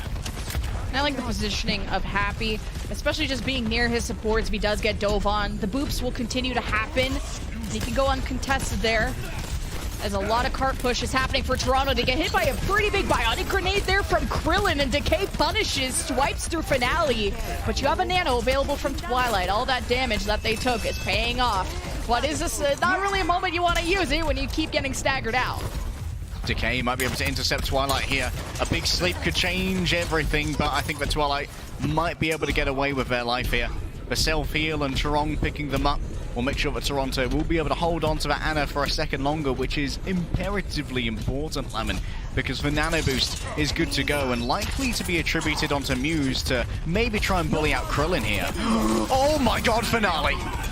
Finale's disgusting. And also, Decay climbed up the window and found the rest of the Toronto Defiant ready to jump on him. So trades are happening as Happy took an off angle and sniped away at Twilight. So Toronto Defiant would love to just take even more space. Remember, the robot moves the same speed no matter if you have 1 or 5 people on it. So that's where Toronto can just get more aggressive. But without Twilight, you just want to make sure that he's okay. I think poor Krillin there might have been caught lacking. Finale absolutely top-sided them, and now Hisu's got themselves an off angle to work with this tactical visor. And while TS1 may be turned around, you can see that Toronto Defiant over the last couple of fights have not been prioritizing the objective because they already have the lead. Oh, this dive from Muse is so juicy, but you have Happy on the flank, and really, there's no dealing with that except running away. Toronto Defiant thought they had to jump on the Krillin, but it's the flank supremacy from the Justice that completely baffled them. But you still have a lead for Toronto. Justice have to make up a lot of ground. Happy's doing a lot of psychological damage right now to Hisu with these nothing personnel kid moments. I was the better hit scan on Circuit Royale, and I'm the better hit scan here as well, says Happy. And now the Nano Blade coming out of Washington Justice has to be answered by Charong's sound barrier. But if that could be forced out first by a Meteor Strike, it might be curtains for Toronto's defense. Come on, my little churro, this has to be big. The sound barrier to save your team against this blade. But, okay, we're seeing Mag, a Meteor Strike, after Muse, who got slept and is starting to back away. A lead now forming for the Justice as Mag hopes to knock out Muse. Lights out, but it's the blade from Finale to assist, but he got anti-healed by Krillin, and the Nano delivered by Krillin at the last second helps Decay and the gang get forward and further with the cart. And this is one of the ways that the Doomfist really fits into this composition, Lemon, as a substitute for a Winston. The amount of control that you can exert on a Genji with the slow from a Seismic Slam and the knockback stun of the punch means that Finale's spacing was completely decimated by Mag. And now that Washington Justice have their forward spawns, they simply back off for a moment, get their forces back together, and realize that, hey, it's okay if we let TS1 shift a little bit. We're just going to fight them in the streets where we're at our best and where Happy has the longest sight line alongside Krillin to play from safety. Mag thought he was safe. Starting to back up and peel for that coming Finale dive. Gets that kill. Both Genjis traded out. The lead for the Justice when it comes to meters. That statue control being vied for by both teams. Muse dropping the bubble and also dropping himself. Twilight misses the sleep, but it's Happy that's going to be a real threat up here if he's allowed to live with that tag visor. That was an ambitious look for a boot there from Charong. Let's call it a reset, Lemon. And Washington Justice are back in control of Timothy. Move those robotic legs and move forth that barricade. Heading into the final stage of potential defense here. And Finale is swapped back over to the Trace here. Remember, the damage slightly nerfed, whereas one clips are much harder now with only 200 damage per clip. But that's just fine. Krillin had no idea. Oh my god, when the Observer swapped as Krillin just gets decimated and Happy's trying to return the favor. Doesn't seem to be the case. You got Tac Visor and the sound barrier invested from the Justice, and they get nada, nothing. 65 meters is something, and that's still a dub if that remains to be the case in 2 minutes and 20 seconds. I think Finale went unpinged that entire time. I don't know if they even knew if Finale swapped on the side of Washington Justice. The forward spawn has been deactivated, and Finale is going to be looked for a little bit more astutely this time. Krillin can't afford to be one-clipped again, but so it may well be, Lemon. Oh yeah, Muse gonna assist with that already. Twilight delivers the nano. I think that's to Muse. I ain't seeing no one else glow like a Christmas tree, and Justice fall 1 by 1 as Toronto. I think if they could pull out this fight win, we might be able to close the gap in the score, but they ain't got a lot of people left. It's only Muse and Finale on the bot. Yeah, and Happy's made their way back here as well. Can fight on top of this. What? What a trade. Happy there gets stuck, but still takes out Finale. And now TS1 has been stopped just short of giving Toronto Defiant that tempting parity in the objective progress. And now Washington Justice are back in control of the big boy robot, and there's only a minute remaining in this push game. Uses anti-heal, but he has the primal, and oh no, he did not just sleep. He's down as Mag wants to take advantage of this moment to maybe dive onto the high ground. We see Hisu and Finale have already ran away. Mag missed his opportunity, but Mag goes in for round 2. He's got the nano, lights it up, misses Churung, but there's 4 other people there. You might want to go and punch out. He has the meter strike. He could be aggro too. He's just constant up Twilight, but gets traded out. On the card, we have all 4 members of the Toronto Defiant hoping to make up 20 meters. Mag there, unfortunately, couldn't really get any value out of the nano, and so Churong didn't feel the need to use their sound barrier. Mag's going to be here to touch this payload, or touch TS1 rather, stop him from moving the barricade forward. That's going to get confusing over the next couple of years. Decay looking for a place to put this blade. Churong can answer it out fully, looking for the slash and dash. Oh, Decay is just going to get pounded though. Muse finding that opportunity well, now dives to the right. So, Finale taking a dip. I mean, that's a frozen lake. That is not a dive you want to be taking. But Toronto Defiant getting some card push. Now, there's only a few seconds remaining. Overtime will activate, and that means Toronto Defiant cannot leave the bot, or they will lose. Because Justice have a lead. And we got a blade from Decay, and we got a visor from Happy, and Hisu's the one who unleashes first as Mag repositions with the Meteor Strike. Toronto trying to bunker down. The Meteor Strike lands near the front as Muse dives past. Ultimates exhausted from both teams, but one that's remaining is Decay as he just, well, completely dono walls Muse, tries to go to the back line. Toronto Defiant barely holding on. Finale spots out Krillin, hopes to take him out, but the sound barrier buys Krillin a second life as Mag is getting pummeled at the front, and Toronto can continue to lead this bot. Toronto looking to purchase themselves a 5th map here on Washington Justice Day of all days. Decay's still alive, the dash through does the damage, and guess who's getting in for a bit of a brawl? But Krillin, I'm afraid you haven't got the protagonist energy, man. This is a B-tier arc at most, as it is going to be a quick scratch and a quick pause here for Timothy. But forward goes the barricade, and Mag has arrived for one final battle.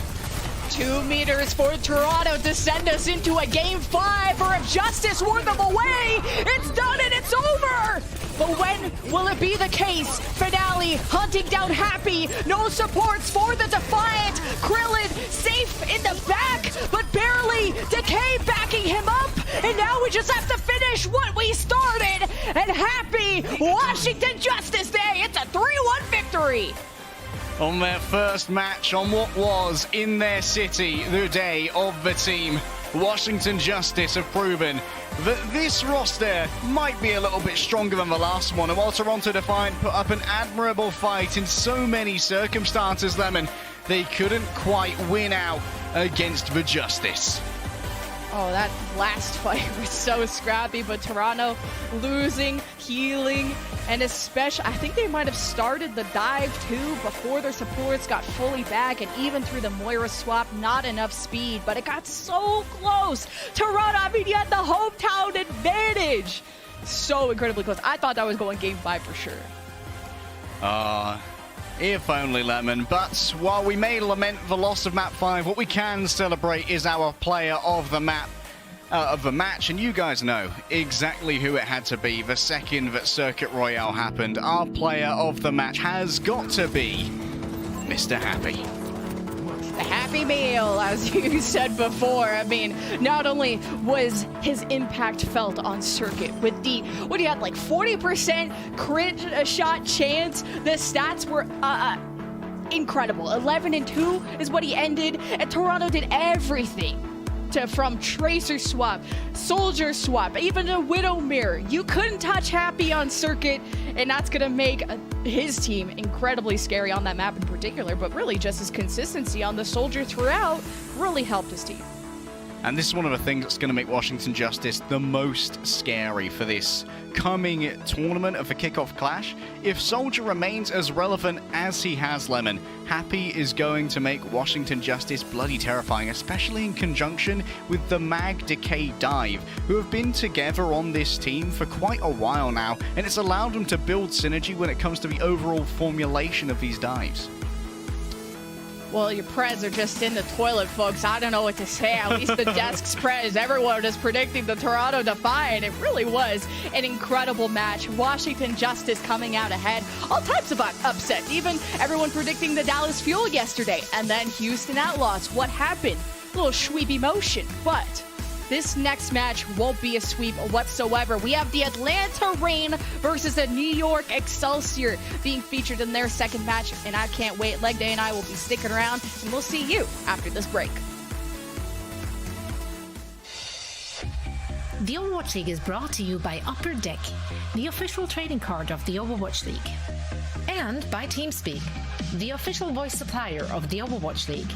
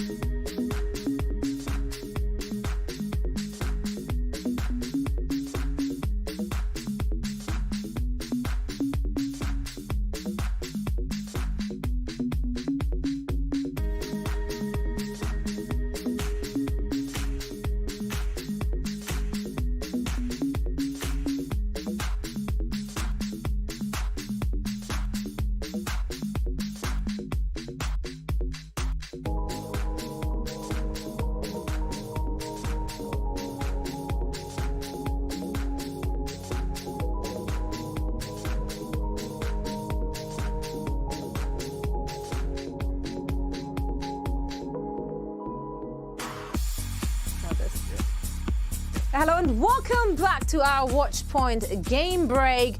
What a game for the Washington Justice, and what a day for them to win, because the mayor Bowser declared the May 7th Washington Justice Day for the city of Washington, D.C., which is awesome. Also, it's called Bowser. Clearly, He's a gamer. Absolutely, 100%. I think it's really cool that the city itself is recognizing Overwatch. Yeah, no, that's fantastic. And yeah, Washington Justice made a good point why they should be recognizing them as a great team. And I mean, it looked a little shaky in that first map. I felt like Washington Justice just looked very indecisive. They were slow, but then they ramped it up, and then they started looking at really unstoppable. Costa, I mean, Happy was definitely a standout player. What else do you want to highlight here? No, I agree that like they had that slow start in the first map. I'm like, oh, here we go. Like all of our fears of the Washington Justice are going to come true in this season. But once they got that full hold on Midtown, on their defense, on that second point, it really felt like they gained that confidence, and Happy just came alive. Really just showing his strength on any hit scan hero and making Widow look viable in Overwatch 2, because it's very hard to get that space to be able to hit those shots, but Happy made it look easy. So I think the Washington Justice, with that Decay Happy duo, are going to look really good this season. And also, it's Happy on Widow. Yeah, I mean, Happy on Widow. That was just a joy to watch. Essentially, he had to force Hisu off of Hisu's Widowmaker. Hisu then had to switch over to the Sombra. And that's like that alpha moment as a Widowmaker. If you make the other Widow switch, then you're inside their head. At that point onward, there was nothing Hisu could have done to come back from that. Like, the shame is just too heavy, But no, jokes aside, Toronto Defiant, though, I do want to talk about the high and low lights on their side. Costa, why do you think they started to kind of crumble in this series? What gives? It felt like at the beginning they were able to have all the space that they wanted. Washington Justice was playing a little slow, but as soon as they started getting that aggression and Decay started getting that space on the Genji, it felt like Finale started falling off, and it felt like Finale didn't have the space to get that those big plays he got in the first map. This map, New Queen Street, was the best time we've seen New Queen Street. It had an awesome push mode. We actually had an overtime push, and gave me excitement to see more push in the future, because Toronto were this close to getting it. The spawns were coming in from the Washington Justice, so crazy match. It honestly could have gone either way, but I'm excited to see the Washington Justice performing at a high level. Yeah, I mean, chat was right, I guess. It was still a close match, even though the end score doesn't quite indicate it, but that could have been for either team. However, it was the Washington Justice who really ramped it up in this series, and I can't wait to see more from that rosters and from those players. Now, we do have another banger of a match coming our way, and that is, of course, the New York Excelsior going up against the Atlanta Reign. And we already previewed that match heading into today's show, but very quickly, let's summarize it. Atlanta Reign, they already have a W underneath their belt. Are there any adjustments either of you want to see from them for today's match, or do you think they can keep on rolling out with what we've seen in their first one? I think with such a short turnaround, you're going to need to play to your own style, because we don't really know what works. I'm curious to see how the New York Excelsior Echo play from Yaki, is that going to be a problem for the Atlanta Reign, and are we going to need to see adjustments? Because Nero was very good on that Genji, Hawk was very good on that Doomfist, but from what we saw yesterday for the Dallas Fuel, could they run into issues in a clash of styles? We'll just have to find out. What I want to see is Gator Orisa. All right, that's it. I mean, we keep harping on that. I mean, eventually it's going to happen. It's just a matter of time. Once, exactly. Right? Well, but again, according to Frito, it's never going to happen. Let's roll it back on his prediction to distract from all our awful predictions. Yeah, we'll just blame him every time we don't see a risk. Yeah, I think this is, and he's not here to defend himself. Please don't tweet at me, Frito. I'm sorry. Either way, I'm super excited for this match. I'd love to see those two teams go for a bout, and they are basically ready. So for all the action, we once more hand it over to Lemon Kiwi and Leg Day. Thanks so much, Zoe. And I'm sorry, Danny, but Gator ain't starting. It's our boy Hawk for the Atlanta Reign, and with a W under the belt, why change if it's not broken? New York Excelsior on the other side, too. This is going to be a good match. New York have their own interpretation of the meta, but let's start with the Atlanta Reign Leg Day, because we're very familiar with some of these names. Yeah, we're dealing with two teams here, Lemon, that have very much built their identities in this meta, and you and I are intimately familiar with so many names on the Atlanta Reign because we've been attached to North American contenders for so long that the second the Ultraviolet and OG managed to get picked up as a duo on Atlanta Reign, you and I were like, okay, that's the team that's probably winning North America this year. Everyone else can just sit out. You can just sit out and wait because Ultraviolet and OG are simply built different. And I am waiting for the day when Venom comes in to play their meta-defining Tracer. But the thing that everyone was talking about on Atlanta Reign the last time they played was the Nero Genji and the Hawk Doomfist. The first Doomfist that we saw in the Overwatch League post rework into a tank, no longer a DPS. And Hawk, who's got some pretty spicy aim, had a really good understanding of how to rotate those Doomfist cooldowns to be a real menace in both the front and the back line. Yeah, Hawker was looking like one of the strongest Doomfists. We're seeing a lot more off-tanks pick up that specialist role. I wonder if we're going to see Gator today. I think it was all Hawk all day in their last match where they beat Florida 3-1. But let's take a look at their opponents, the New York Excelsior. Starting with a capital L, but of course it was against the Gladiators, where a lot of people were predicting Gladiators to be a top 3 team to say the least. And on the New York side of things, now they come with a veteran support line of Gangnam Jin and Myungbong coming from Florida and Boston last season. And I really wonder if that experience in the league is going to help them face off against the new blood, the fresh blood of OG and Ultraviolet. Yeah, a lot of people having these question marks about the double flex support lineups, I think, was somewhat put to bed by the incredible performance we saw from Lastro on the Houston Outlaws yesterday. Ostensibly, Outlaws have a double flex support lineup, but they have adapted to this meta incredibly well. And Myungbong and Gangnam Jin, while Gangnam Jin is a very good Ana, they are opting into allowing Gangnam Jin's aggressiveness to be channeled into the Lucio. For me, though, the elephant in the room, or the echo in the room, is Yaki. We saw quite a bit of echo from Yaki, and needless to say, it didn't inspire confidence. But then, once again, Houston Outlaws are like the big brother of New York Excelsior. Like, what did you say about my little brother team? I love you know, the echo is pretty good, thank you. And double flex support is also pretty poggers, thanks. And we saw Pelican absolutely decimate a team that most people put as #1 in North America with Pelican's Echo, but it's also worth noting that Pelican, being Rookie of the Year last year, is noted for having an incredible Echo, and can Yaki keep pace with that kind of efficacy? And right by Yaki's side is Flora. Still a young one in my eyes, kind of like the punk syndrome of just he always looks young, and now he's grown up to just be much more of a confident person. You know, back in the day, leaning on the leadership of this team, and has now blossomed into just such an incredible DPS. And now you have to go up against Kai, though. You saw the picture of Kai. He doesn't blink. And now I'm worried to see if we ever go to Circuit, if that's even the case, or even just any Widow map, how Kai's gonna fare on that. But our first map is Oasis at night. And it's University, where we're gonna learn a thing or two about if Hawk is gonna bring out the Doomfist and what's Kellen's response to that. Blinking Lemon is for hit scans who want to miss. There's no other way to say it. I'm pretty sure that Hawk is going to be very happy to play the Doomfist here. This is a very good map for the Doomfist. Verticality is fairly limited, so Hawk could be a lot more laissez-faire about when they invest their seismic slams. Yeah, we've seen a lot of brawl here too. Even some Zarya, now that she can jump to that coast side high ground in Overwatch 2, getting a lot more height, a few more inches, which I wish I had because I am 5'0".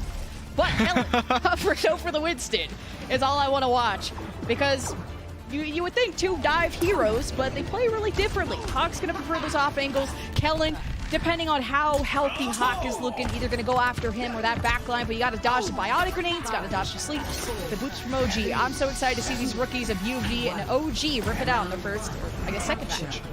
Flora's going to be relying a lot on the Gangnam Jin escort here to be fast enough to catch up to players like Kai and Nira. That might be a big start. Kellen already down super low, but at least not knocked off the map, Lemon. So there is a silver lining, as NYXL are given the message from Atlanta Reign that nowhere you go is safe, and no territory belongs to you. Look at Court go! Oh my god, UV is a god! Did you see the biotic grenade? It hit everybody in the dog!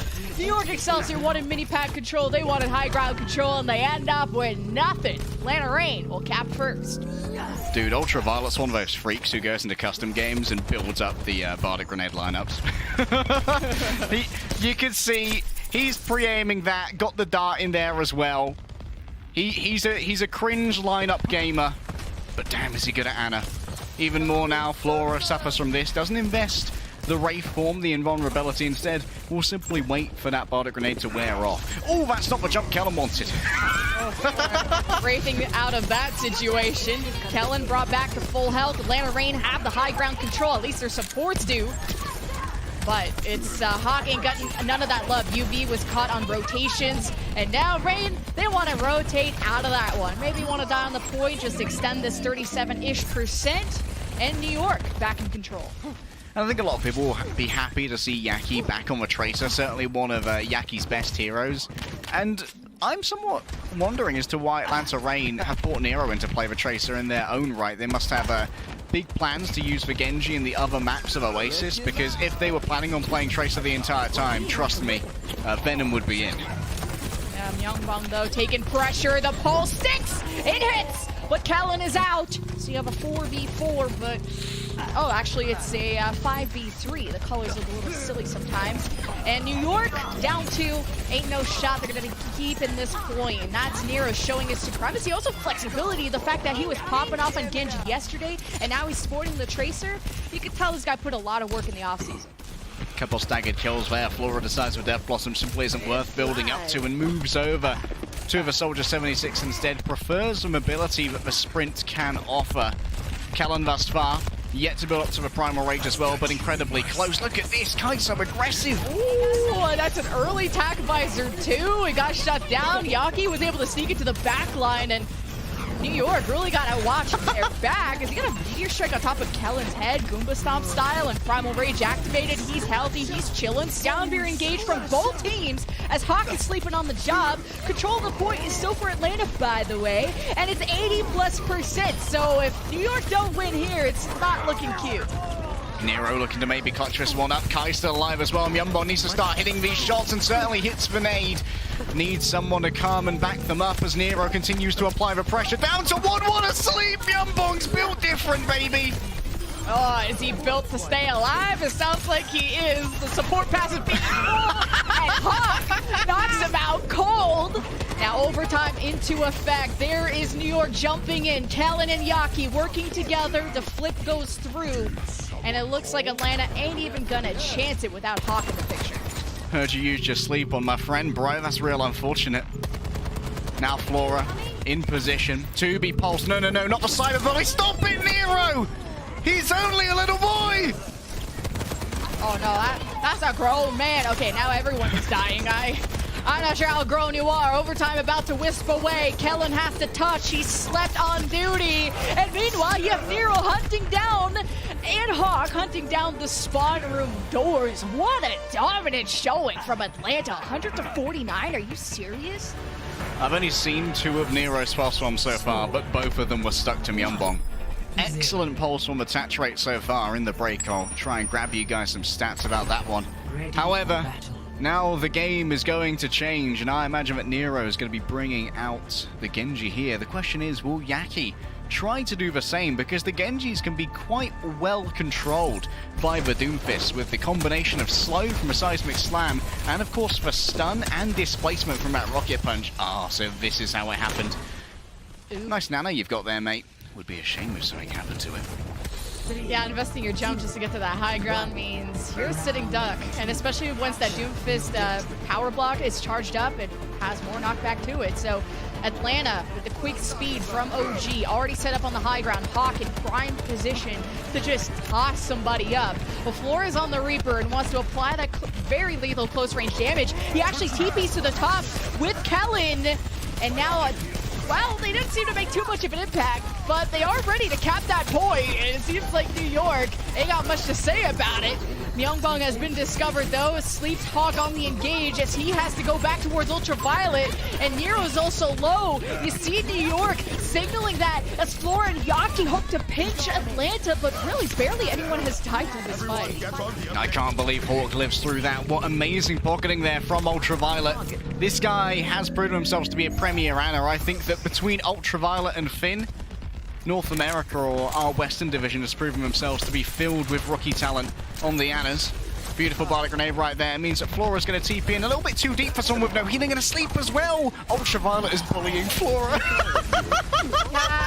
You have to time that sleep really carefully on that Reaper TP along with the biotic grenade. That was so well timed for Ultraviolet. Flora just dismantled on the engage with Kellen, and York losing even more time. Flora's getting griefed. Yeah, that's a stop to the soldier. I'm done with this silly hero. I don't care how many shotguns he has. Atlanta Reign now have themselves a pulse bomb, and we know what's been happening previously with these. So everybody, one like equals one pray from Yumbong. Oh, we praying. We're on our knees, begging. Yaki, the pulse. Hawk's looking pretty juicy, but Nero's discovered you. Pulse v Pulse. Are we chancing it? No one's even trying to stick the other Tracer. Those hitboxes are tough sometimes. As Hawk has found Myungbong, and I think Hawk just got nanoed too by UV. Meteor Strike into effect. He lands on Myungbong, and these supports are just on fire, and not in the best of ways. New York lacking in the member department. Atlanta are having a flawless round so far. And it feels like New York Excelsior, they simply couldn't buy a kill, Lemon. With a full bank account, they can't grab anything. Flora and Yaki are being shut down on every single door. A really good decision from OG in the middle of a neutral fight to actually use that sound barrier simply to avoid Kai being taken down while antied. Oh no, we've got the Twilight style position here from Ultraviolet. If they do not get discovered, it's going to be a big anti, and there it is. Myungbong bullied again. Oh, and Yaki stuck Kai, and this is just so scrappy. Got a sounder for Gangnam-jin, hits 3, including Kellen and Yaki, as New York know this is the last fight, and it is overtime into effect for the Atlanta Reign. Exhausted of ultimates and not getting the kills they need. And 3 on the point, no but New York way. don't touch. Hawk zone them away, and Atlanta take map 1. Hawk's objective control is simply built different, even with Kai turning on the tactical visor. I've got something in my sights. It appears to be a pulse bomb, instantly dying the second they pop that ult. New York Excelsior, I don't know how they're going to find themselves a fight win, Lemon. It's so bloody hard. And Hawk has proven to be a huge difference maker here on this Doomfist already. Ultraviolet and OG as a support duo have proven themselves incredibly scary, and New York Excelsior are going to need to try and move away in our break and figure out how to change things in order to deal with this Doomfist. And the question is, if you force Hawk off for Doomfist, are you ready for what he's going to change to? It's a long road, Lemon, for New York Excelsior, but they're going to have to start walking up it after this break.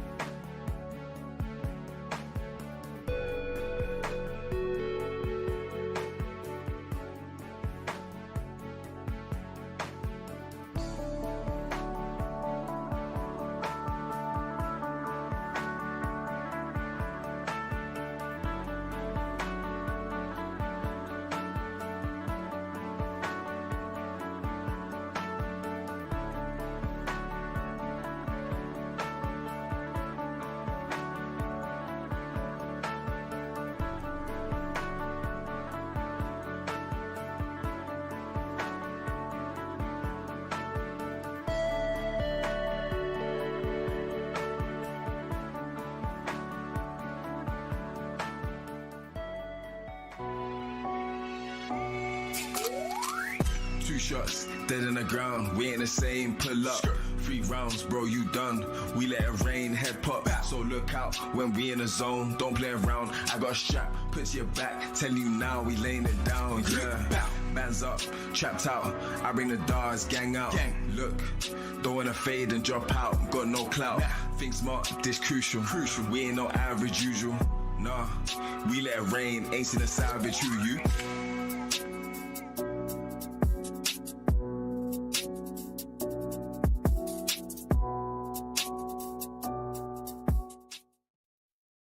Atlanta Reign looking real good this series, starting off 1-0 with a very dominant Oasis win, but we turn our heads to Kings Row, and my heads are turning after seeing the rookie startup of Ultraviolet and OG. I mean, we knew they were goated before it was cool, and now it's really awesome to see them in action and just pulling things up. Like, Ultraviolet's biotic grenade on Oasis University was insane. I hate to bully New York Excelsior fans this early into the season, but Ultraviolet is absolutely anachasming Yumbong right now. 58% Sleep Dark success rate for Ultraviolet compared to 36% from Yumbong, and 8 biotic grenade kills for Ultraviolet versus 3 from Yumbong. And this is more concerning, Lemon, because one of these teams has a tank with a shield that blocks grenades and blocks sleep darts, and the other has a tank that literally stands still and begs you to sleep in when he uses power block. And the stats are reversed. Yeah, I felt like when it came to the Hawk v. Kellen dive, Kellen kept getting slept, and Gator was just doing so much work, especially on Yumbong. That poor guy was barely alive. And how could you be Hawk? I mean, when you're playing the Doomfist, you know that the #1 thing you have to do is keep track of sleeps and know how to dodge them. That's all. And especially with the knockback resistance, you're not as worried about Lucio boops. But we're on Kings Row, and I was really curious to see if Gator was going to come in as this kind of Rhine Chad, but no, we're sticking with Hawk. Hello there. I mean, I think you play the Hawk Doomfist until someone forces you off it, right? NYXL, though, back to their old ways. The echo of Yaki has returned, and that focusing beam can really do a number on a Doomfist, as well as, of course, the inherent flight mechanics of Echo, being in essence a counter unless you're going up against Get Quaked on. Flora's like, no, already no. Already no. That's a hard dip from me, bro. Just noped out of there. Cheese it. It's for Rozzers. They even got the Mercy Pocket, but OG swaps to the Lucio. Now we're on a serious comp. Yaki is back on his Yaki business, the Echo, which is taking so many shots from now 2 hit scans by Nero on Soldier and Tracer. And Yaki ain't gonna live to tell the tale. As Hawk gets booped on his approach, we can see Atlanta Reign start that first tick. I'm sorry, I thought you wanted to counter me by flying. Get down here and face me like a man. Yaki swaps over now from the Echo. What a layup on the nade as well. Man, Ultraviolet's simply built different, bro. Hawk starting to cap here, almost the second tick has been given. NYXL are poised for a re-engage here, but Kellen's going to have to sacrifice themselves on the point, but still isn't even on there yet. Now Kellen just getting CC'd from Hawk all the time, and 2 ticks, almost the 3rd from the Atlanta Reign, who hope to stand tall. They also have hotel control. Nero is going to be on the flank, so Flora wants to make sure he marks that and even pings it with the new Overwatch 2 ping system. Good little biotic grenade from Ultraviolet. It's just Hawk that body blocked it, and meanwhile, New York, they're not making a ton of space right now.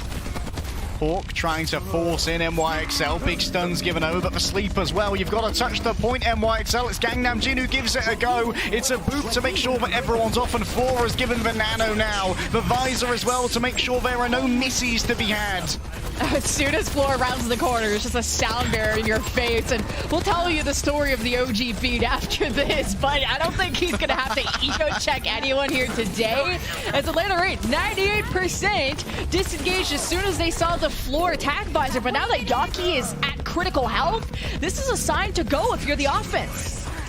And here's the difference when it comes to the tactical visor. Kellen, even within the bubble, is going to be broken. And while we have a moment here during the chase downs, Lemon, I want to have a Nero fanboy moment.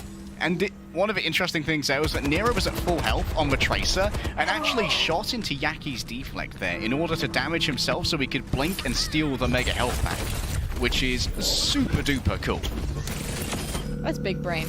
And also, I'm just so proud of Nero of how he's grown to just kind of being that substitute player, and just now he's really starting to prove that he can be in that starting position, and just he's already proving to be one of the better Genjis in the league. I know it's only been a couple days, but now he's also flexing to the Tracer, which isn't usually expected from Genji players. But oh, that Nero 1 clip, I was hyping you up. That was going to make me look real good in your montage later on. But Atlanta Rain, the Meteor Strike to go back to safety. As Nero's on the flank, the pulse into the back. Myungbong is down, but Nero is punished. A 4v4 as Hawk and OG take control of Alleyway. And if Gangnam dies here, New York ain't gonna look so good. But he's chilling, Soundbeer at the ready, and now that Hawk and Kai are gone, I think New York can breathe a little bit.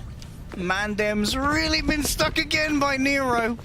He's going to start having flashback phobic nightmares about the Nero Tracer. At least New York Excelsior get to try and contest this card towards the end of point B, and Gangnam Jin has to decide when it's best suited to use this sound barrier. There aren't really any major stimuli for it at the moment, but a 1 clip from Nero might try and change that. Yaki with the blade! He gets bioed from Ultraviolet and finished off by Hawk.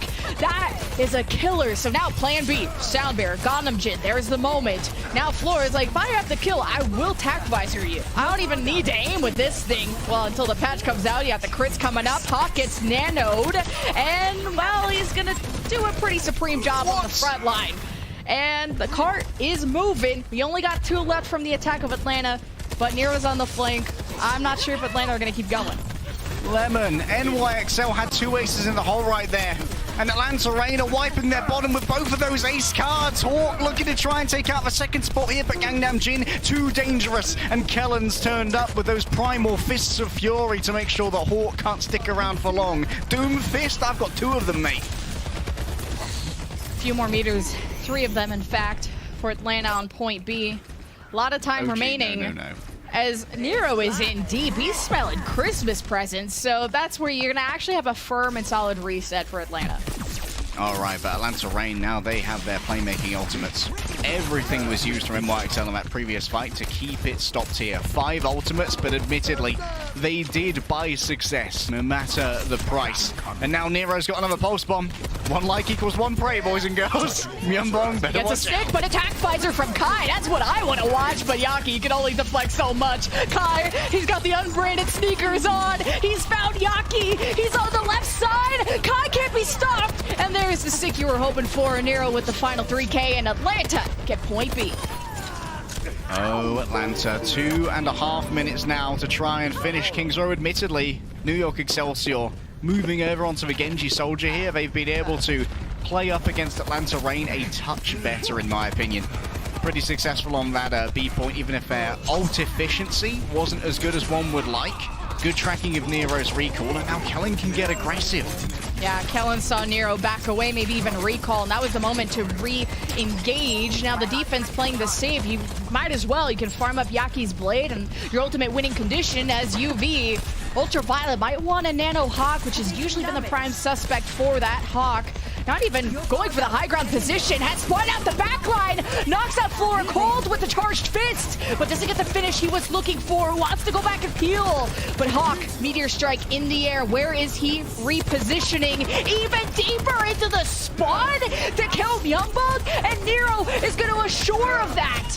The spawn hold, that is incredible. New York, a few more meters than they have to touch, almost 2 meters on the time bank. Soundbear from Gangnam Jin only hits him and Kellen as they have to hope to buy time. Myungbong is back, but there's no DPS. Tack visor and Genji blade from Yaki won't even get to be used. Oh, Hawk's pretty public spirited. He's like, no, go on, Myungbong, go contest that cart. And OG boops him back midway through. I'm like, no. We're going to finish here with 1 minute and 32 in the time bank. Lemon, the lack of respect there. The Nano given over and forcing the Nano out of Myungbong onto Flora just from Hawk's Nano dive with the Doomfist was such a flow killer for NYXL that they couldn't really give over that Nano at the start of one of their own engagements, and they weren't in control of where the enemy were going to be once that Nano was in play, and it forced Flora to be in kind of a just brawl for your life scenario against Hawk, who could reduce incoming damage by 90% by using that power block. Then when it ran out, just used their ult to get out of dodge, and it meant the nano was almost completely wasted. On top of all of that, you still had Myunbong dying to the Meteor Strike because they just had no room to survive. Or thanks to our observers for that replay. That is sick. And he sees Kellen. He's like, excuse me, sir. Excuse me. Sorry. Pardon me, chum. Just gonna have a ninja to kill. Oh, I'm just gonna sit here. That is a Chad move. Hope I wasn't a bother, bruv. But Hawk hasn't been stopped either. Like, at this point, my plat brain is like, I'm gonna go break, because at least you can shield bash into the punch and then you both fall on the ground. But at this point, the Brigade is not exactly in a winning scenario there, and Gangnam Jin is both trying to accelerate the dive while also protecting Myunbong. So I really wonder how the teams are gonna find an answer to Doomfist in general, and namely Hawk, because he's proven to be one of the best. He's already rounding this corner on the statue, and that's why Yaki, he's like, Myunbong, I will protect you with my life, my king. But New York waiting for that initial dive. Kellen just taking some poke there from Myunbong, who's charging up that nano. One thing that's worth noting is that when Hawk uses a power block, they're still only getting 90% damage reduction from the front as far as I'm aware, so they can be surrounded and destroyed, and we saw Hawk take a huge amount of damage there, and this now allows for New York Excelsior to kind of inch on up and attrition away this territory. Oh, no, Hawk is already dove and found value on the floor, and that's a chunk of damage missing with him gone. The spawns are closer for the attack for New York, but they gotta find, let's say, purchase on their dive before Hawk kills them. We talked about the OG beat before and while we're setting up for this next fight. Let's let people into the lore. An OG beat is where you use the sound barrier on the corpse of your enemy. Consider it a mega tactical crouch, saying, I don't need this ult. I'm simply that much better than you. And I imagine OG might bring one of those out against someone like that too. OG beat is so funny. Myunbong, though, not so funny. He's got the nano. Do you give it to Yaki? Do you give it to Floyer? I think it's really going to depend on who's in the best position, as Nero is having issues dueling with OG. And OG is one of the Reddit Lucios. You do not want to mess with him, but either way. Or actually, I was talking about Gangnam Jin. Same situation. Yaki gets nano, charging up the blade, doesn't even need it, goes after the supports. Ultraviolet is dead, but Hawk, meanwhile, counter dove on Myunbong and has already killed both supports. And that's why New York have to be quick. And this point cap ain't coming quick enough. Dude, we talked about it earlier with the Mega, but Nero's control, like health pack steals with the Tracer, might actually be one of their defining factors that makes him so dangerous in these late fights. Once both the supports are down, damage is permanent unless you have access to the health packs, and Nero's utilizing Blinks and actually cashing in those resources to deny them from opponents as well as survive for longer, even if they're not going to get the maximum efficiency out of that health pack. And that's one of the real differences that mean that Gangnam Jin and Myunbong have to make up with extra healing. Oh, if New York get full held here, the state and the city will be in shambles, okay? Ultraviolet has already nanoed Kai, and for once, Hawk is not the star of the show. It's Kai. He's coming for the backline. Sees a Reaper around the corner. Nopes out of that. Accidentally runs into Yaki, who gets so scared he dashes away. You do not want to get picked off, but with that bionic grenade from UV, Flory was so low, and he saw Hawk was kind of hunting for some more staggers. Meanwhile, New York only have a minute left. I'd like to see Kellen full int dive onto OG here and use the ultimate. Oh my, that's a big anti combined with a seismic slam. Whenever NYXL are setting up for a fight, their plans are always ruined by the engagements of the Atlanta Reign, and that's one of the things that Reign are doing so well. They are finding the tempo that is antithetical to the NYXL cadence. Oh, didn't stick though. That wall had it coming. But here is New York, 33 seconds, one of their last fights, and Kai already best floor, the sound mirror. You're gonna try the 4v5 to turn it around as Hawkins gets close for health back. This is New York's chance to pound this backline, and OG drops the sound mirror to help Ultraviolet buy time as Atlanta Reign come back to peel. But the damage has been done. Both Honest traded out as Flora can't seem to nail down Nero, and New York, 10 seconds remaining. And I'm not sure how this is gonna go. You have 4 on the point. And Atlanta are dispersed. We could see this payload. It's still not a fast cap here, Lemon. There's a little bit of time maybe to work with for Atlanta Reign. You can see Hawk wrapping round the back. Might be able to seismic slam their way out of here. And indeed, it might be the OG touch. Nero moves in, stops them from capping. One fight to rule them all now, Lemon. Ooh. Is Myungbong a genius? Did he read that recall or was he just lucky? Nero will be out of the fight only for a few seconds. The tanks are gone. Only the DPS and supports remain. And New York have a big ult advantage in that matter. It's Flora not even needing the Death Blossom, but needing his mama if this Lucio keeps bullying him. Flora now still can't kill these supports. He's dead himself. Kai came to the rescue. He's pulling out the cape. And New York, well, they unlocked the cart, but I'm not feeling too good, Mr. Krabs, after that one. You talk about support synergy. I present to you the K-Kona hive mind. Myungbong, once again, in trouble. Will the stick be able to connect? It's Nero on their classic bully. Welcome to hell, baby! And you're going to be staying there for a while. New York, minute 43. We got to make up for some lost time here. And Flora's already 1 HP. Myungbong is still coming out of spawn. So if you're in New York, it ain't the time to take a fight unless you want to help Atlanta generate their ults. But Death Blossom, Genji Blade, Myungbong close to Nano. I'm wondering what New York have up their sleeve. I think that Flora here, with a more dispensable ult of the Death Blossom, needs to be the first one to attack. Really force something out of OG, especially if you can try and get the sound barrier out of them at this moment. Flora into the back, might look upon Hawk, but no, simply escapes. I think Yaki got... Nope. Nope, he dead. It's not happening. Atlanta Reign, they pull the trigger first. Turns out when you fire your gun first, the other person dies first. 1 minute for New York, and now you're putting all the eggs in this one fight basket. And Hawk is trying to spawn camp you. He's got dueling rules here. In the Overwatch League now, Flora needs to be careful not to be punched out of their Death Blossom. Will they decide to use it here? Just about escaping his Hawk into the loving arms of Ultraviolet. That's Nano Charge into the pocket of the Ana. And NYXL, they have so many ults to work with here. Surely this is a fight win, and that's a great start. Nero wanted that pulse so bad, and as Atlanta tried to pinch from all angles, the concentrated forces did not work out. Flora, too strong, so close range. It was about time Flora could punish some of these dives. It feels like Hawk always gets away at like 1 HP. NYXL did a great job there as well of making sure that they were presenting the threat of these ultimates, so OG didn't use the beat to save Atlanta Reign in one of these more vanilla fights where it could be turned around with that additional overshield. Nero's going to wrap around the back, and we know where these pulse bombs usually go. Myungbong's got to watch his back and watch his cape. In they go for the stick, a turnaround to nothing. Where did Nero even try to throw that at? But oh my god, Yaki slept! UV, he's just built differently, but you ain't gotta sleep for, I don't know, that Yaki waking up and Kellen with the primal rage? New York taking this momentum and running with it as point B is in their sights. Maybe a bad decision there from Atlanta Reign to prematurely wake up Yaki. He gets angry when he doesn't have his naps. It was supposed to be milk time, man. Atlanta Reign now have to defend this on third, but already they have a greater time bank than New York Excelsior could possibly achieve, even if the payload simply teleported to the finish right now. Nero moving up, saying, okay, you want to have an edgelord contest? I can edgelord with the best of them. Hawk channeled his fist as soon as Flora TP'd up there. It's my high ground, Sunny. And now he's going after Myungbong. Oh, the meteor strike right on top. He gets slept. But Nero with the follow-up. Atlanta's dives are just too lethal. No way. And Flora gets his Death Blossom canceled. Did I see that correctly? I need a new prescription. I think so does Flora after that one. And maybe a therapist. New York have 45 seconds left.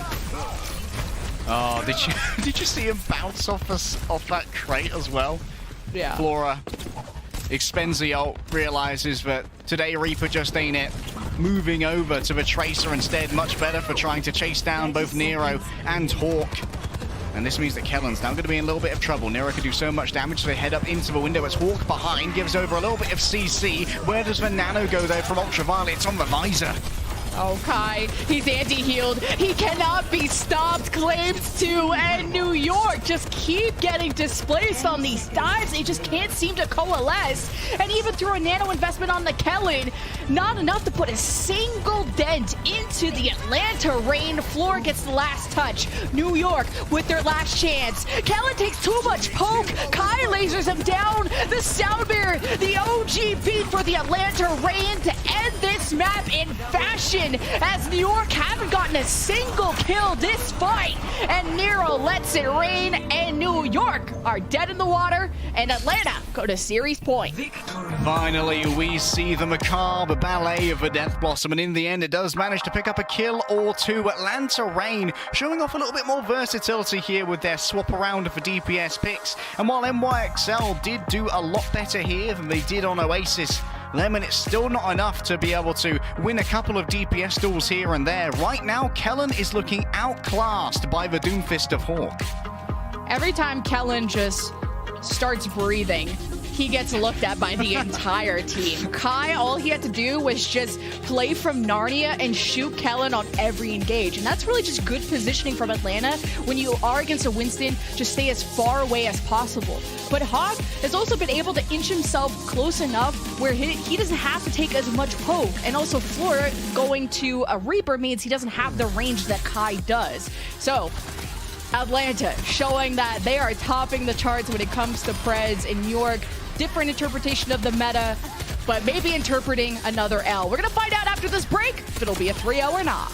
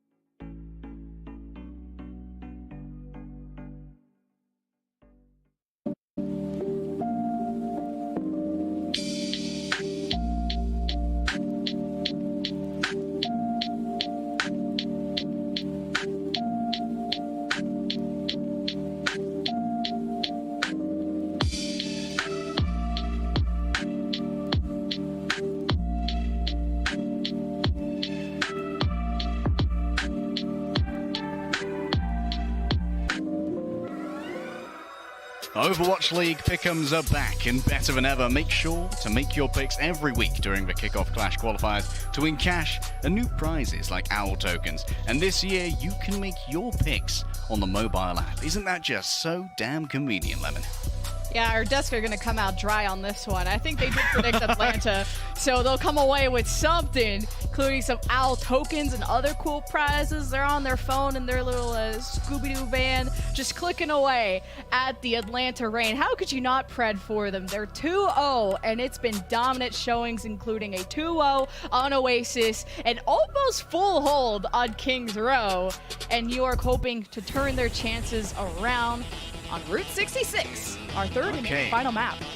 Route 66, going to be another interesting one. Of course, Hawk is still in. Gator at the moment still in the lab with Seppi, trying to figure out how to weave the Orisa into competition here at the Overwatch League. She has had a little bit of a rework. I wouldn't blame you guys if you don't know that yet, as we haven't seen any. She's a bit of a spear warrior now.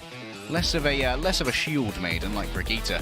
But we'll talk about her when we see her. For now, it's all about the reworked Doomfist from Hawk, and as much as I hate to say it, because I am a Kellen fanboy, Hawk has been the tank diff.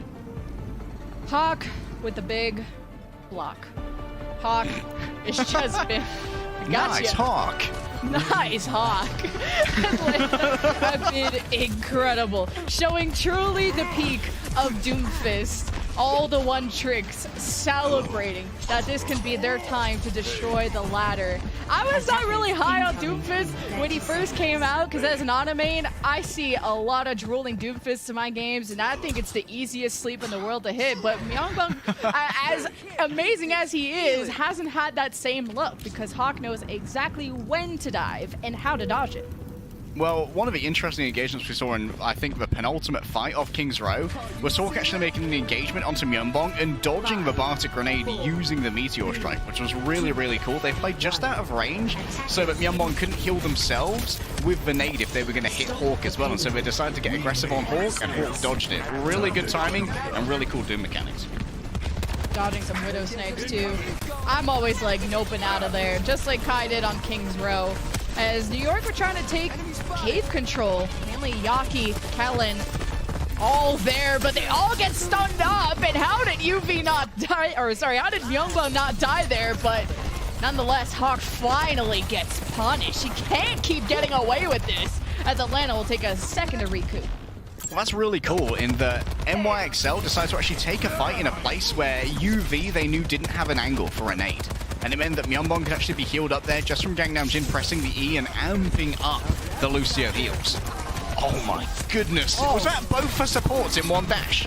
This is everyone look at Hawk Challenge. Everyone has opened their eyes, finally, in the third map, to just all focus Hawk. Block or no block. Still taking damage, and you just gotta maybe damage him from the back. And yeah, that was a disgusting dash from Yaki there. We've gathered the council, and we have collectively decided to start regarding Hawk. He's asleep as well. The power block makes you so vulnerable. And Hawk may be able to get out of there with a little bit of overshield from this. It's not going to be easy to remain relevant as Kellen gets given the nano and Yaki's fallen down. Kellen's just trying to body block as much as he can, but he keeps getting slapped. And now OG is just making sure he's nice and woken up. Hello, Sleeping Beauty. As Atlanta Reign, they're missing Hawk too, but you're getting free cart push. And New York ain't feeling so hot without Myungbong, so Atlanta can really start taking up space and especially put Kai in a good position for an upcoming visor. Yaki and Flora taking a path each, trying to generate a crossfire, but Flora doesn't really have a huge amount of presence here and will be outdueled if they try and take this alone. Ultraviolet will be able to domineer over the entire battle from this high ground as Flora gets accosted. They can't touch Lemon, they decided not to. And now NYXL, they're going to be able to take an early fight here on second, but already the damage has been done. Atlanta Reign have got their point. Mod check, any touchers? Defense? 404? Hello? And now you're just getting ripped up by Kai's Tac Visor, who was actually saving it, I feel like, for the previous fight. But yeah, Atlanta Reign only had to win one fight, get free cart push, and then take up space. It just seems so textbook for them. As Hawk repositions with the Meteor Strike, and the last shot from Myungbong finds Hawk. I bet he's going to type lucky in chat any second now. And Atlanta Reign still on the card. YouTube Gaming Green. Green square as Violet. Did you see them throw up that nade as they directly upwards as they died? Just hoping, you know what? Maybe this will hit someone later. And I'm kind of keeping an eye out for it, but I don't think it's going to hit anyone. Atlanta Reign is simply going to have to wait for Ultraviolet to get back now. And this is a big fight win for NYXL because now Atlanta Reign have to move through some very narrow chokes to get towards the car. And that's where they can be farmed by NYXL win all 5 of these ultimates.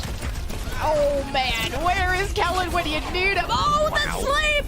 Yaki can't even believe it! I don't even want to translate the words coming out of his mouth because they would not be good for broadcasting. I would say nice things either. Atlanta Reign though missing UV. Kai with a big double kill. The cart continues to move, and I need to see Kellen act as a roadblock for not only this cart, of course, but Hawk, because he is dismantling this defense.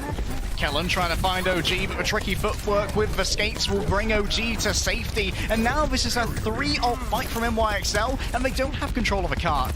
Yaki at least is safe up on top of the saloon, but Hawk might spot them soon and will have seen those traveling heals that were heading their way. Does Hawk want to prioritize that though, or look towards the back line? Myeonbong once again do a bullying. Okay, he missed like all his cooldowns, but at least if he hits 99% of them, I'll still sign Hawk and give him the 6 digits. Pulse from Nero hits Flora, and New York down for the count. Kellen is looking for heals, he's looking for help, and Gaijin's like, that's just none of my business. That sounds like a you problem. 2 minutes left, Atlanta Reign approaching point B, and there's just no end in sight for the pounding that Kai and Hawk are putting on.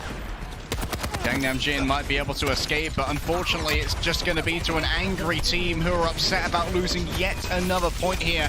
The 3-0 looking more and more likely then, and it opened up with Nero getting that stick onto Flora. Coming into this matchup, Nero has a 63% attach rate with the pulse bomb. That is uncanny. That is so good.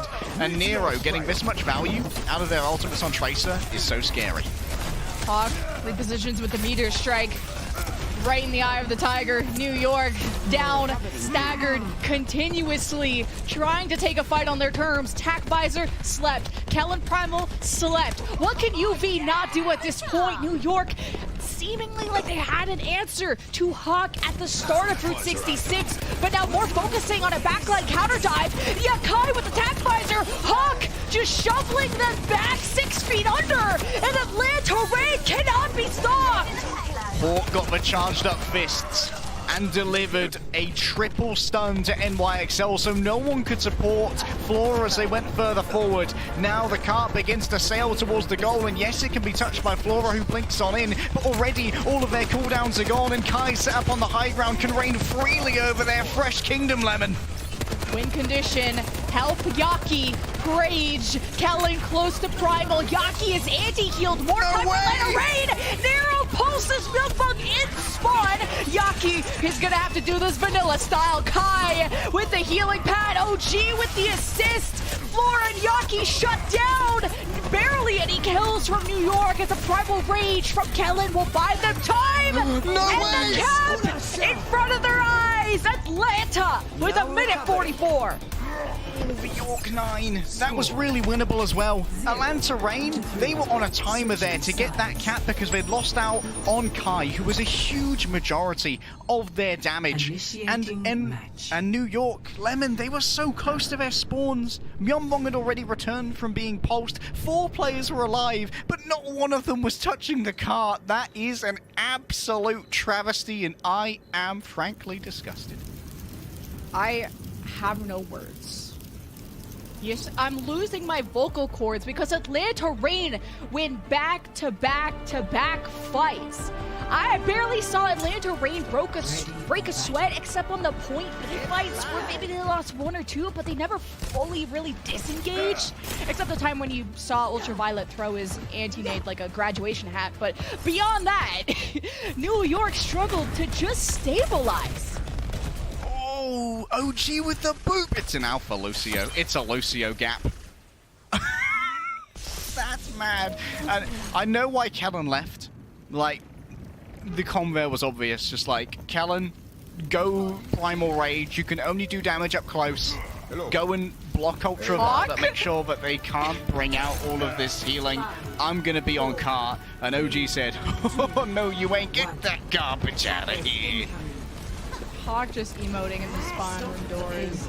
That would send my mental in disarray. And I'm not even playing. Hawk, he's a talker, and he's certainly also a shower because he is showing up on the Doofus, proving that apparently Doofus is better than Winston. I don't know, though. I gotta see some more evidence. New York, it's not over. Minute 44, that's a pretty sizable time bank, but they can still go far. There's the initial dive. Yaki is back on his stuff. And that stuff is the Echo, matching the dive well with Kellen. See, I caught myself there. And Gangnam Jin, though, he got out Lucio. So the Lucio gap is apparently evident. Well, from one played objective to one played out duel, Hawk here going to get healed up. Look at how aggressive this has been from Ultraviolet, as the sleeping Tracer will be defended by Daddy Doomfist. And Atlanta Rain back off to the high ground once more as Flora silently approaches. Not too much calming actually been done here from Flora, surprisingly. Maybe mostly communicating through pings, but at this point, Lemon, a little bit of tilt might be beginning to set in. I can see Flora just chasing down Hawk when he's out of cooldown. Fluid condition, and Kellen jumps to that high ground. Hawk is currently slapped. It's the moment. Oh, the pulse just got ready. Flora knocked away, forced to recall. Meanwhile, Nero's in the back line. Misses the pulse. Oh, wait. Myungwon decides to squash it with his foot. Hey, guys, look what I found.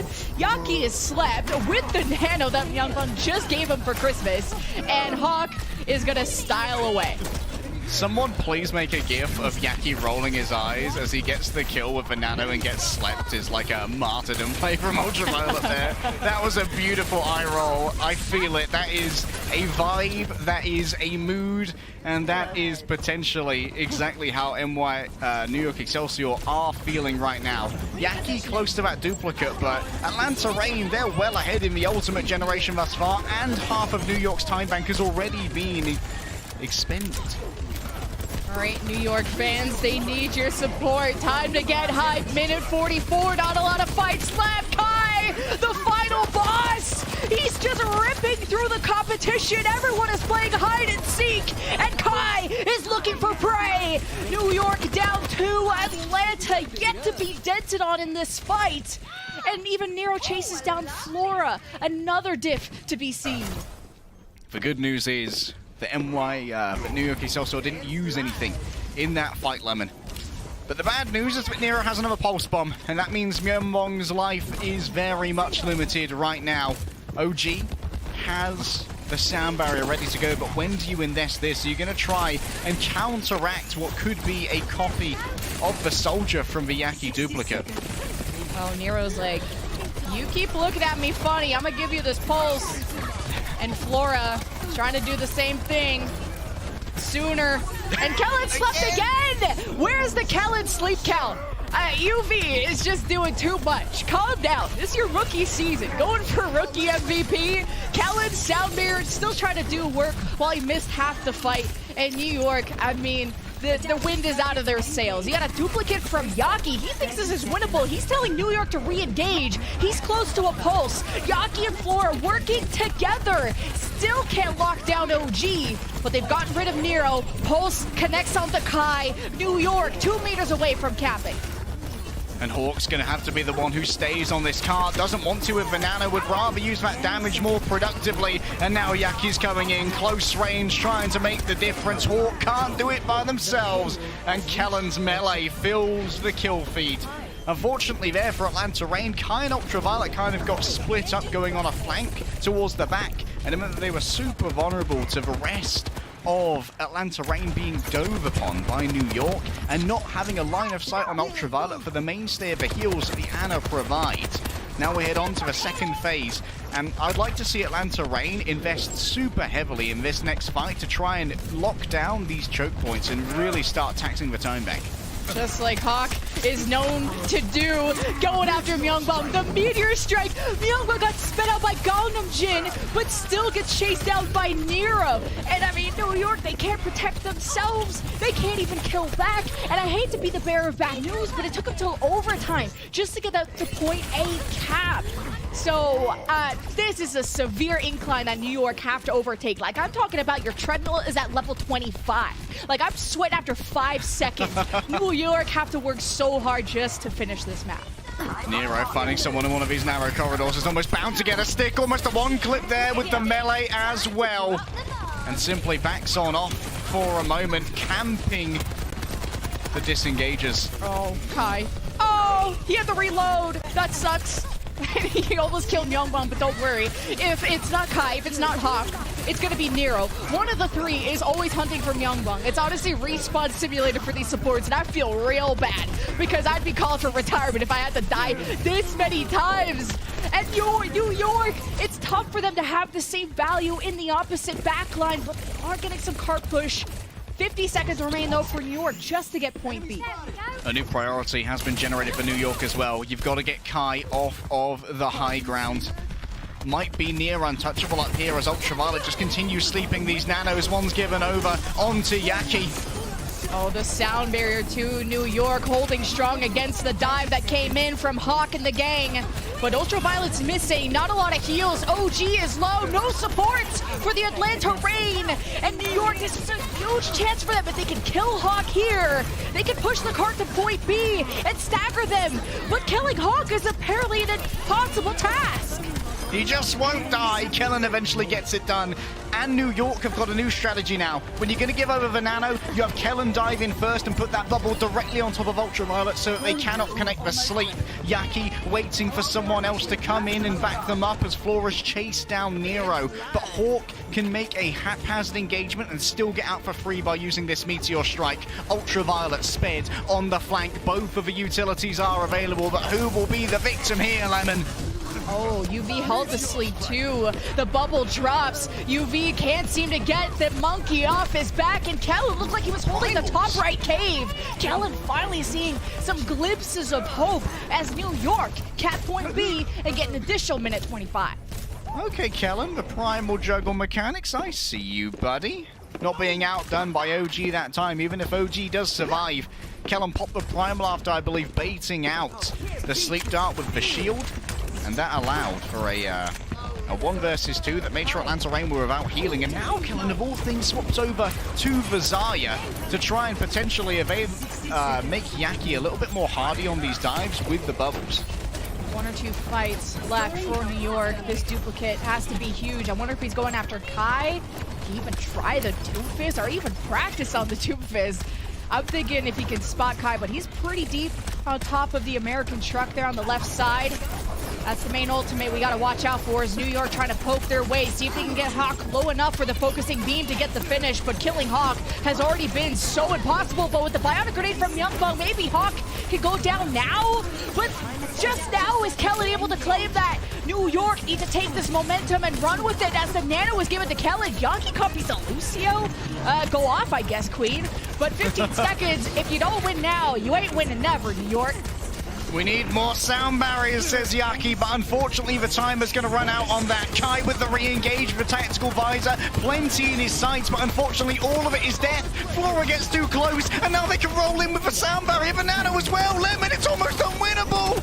Yaki, Kellen, nothing left for New York as they got 2 meters close to capping and making this turnable. But Atlanta Rain at the top of your Preds and big in our hearts take the 3-0 over New York. A strong showing from a team that is trying to plant down their feet at the top of the ladder in our Western Division. The North American blood runs strong in their veins, and look at that. The triple stun there from Hawk was the real difference maker in Nanovisor versus Nanovisor. You thought you were rolling up with the squad, but none of the squad is laughing, mate. Oh man, a 3-0. I mean, when New York faced the Gladiators, honestly, their schedule is so unlucky. You face like two of the best teams in NA in your first two matches of the league. Now everyone's going to be like, oh, New York, mid, blah, blah, blah. But it's like, they look still really good. They had a better showing against the Gladiators, but there's one player that stood above the rest from the Atlanta Reign. It's Hawk, your Doomfist connoisseur. Oh my goodness, yes. People might say that NYXL is mid, but Hawk has been on top all day, getting rid of the nanos, and if it isn't Hawk who's removing the nanos from play, it's UV with the sleeps, but the amount of damage out of this guy is frankly obscene. And I think that Hawk has inspired a lot of players to give Doomfist a go. We heard from an interview with Dante yesterday that Outlaws had actually just seen another player put a damage player on Doomfist, and we were like, you know what, we'll copy that.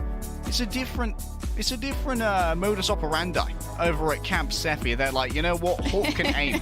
Hawk can aim, so we'll just make him grind the Doomfist, and it has paid off. 8k damage per 10 minutes? Ooh, and 6.9 final blows per 10. Nice, Hawk. Yeah, big shout out to the backroom of Sephi and Danny, who have been not only developing Hawk's Doomfist, but also the rookies of OG and Ultraviolet that were holding their own against Kellen and the dive of the rest. But there's one more match at the end of the day. We went from 2 shields to 0. But you might want to keep your shields up for this next one. The Gladiators will return on broadcast. They're going up against the Boston Uprising, and UberX will take you through that call.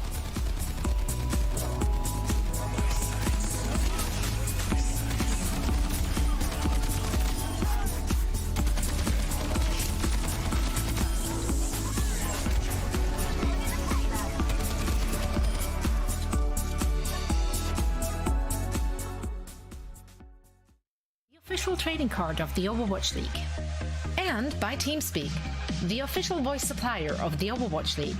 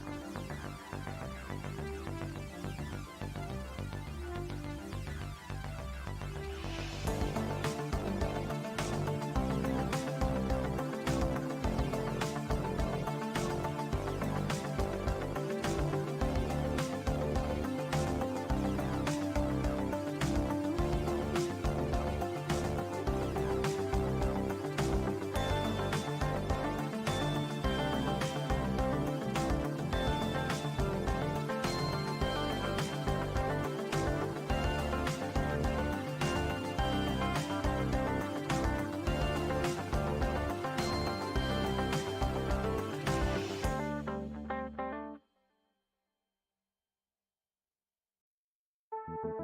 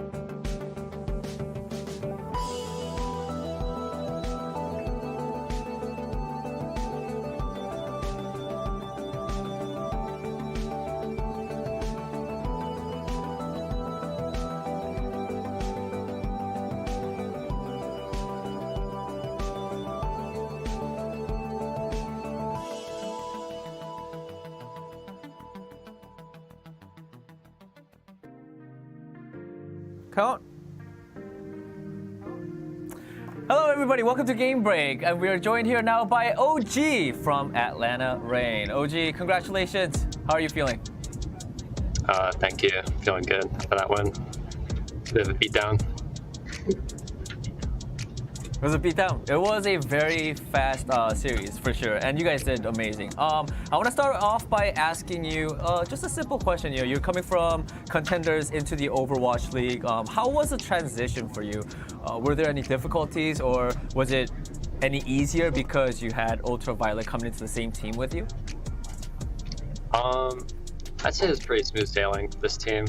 Yeah, it was definitely easier having ex-teammates here like UV and also Kai when we played a long time ago, and Speed too when he's finally old enough. But it's been a pretty smooth transition. Yeah, I mean, and also we're watching your Lucio plays, and I mean you've had some pop-up moments today as well.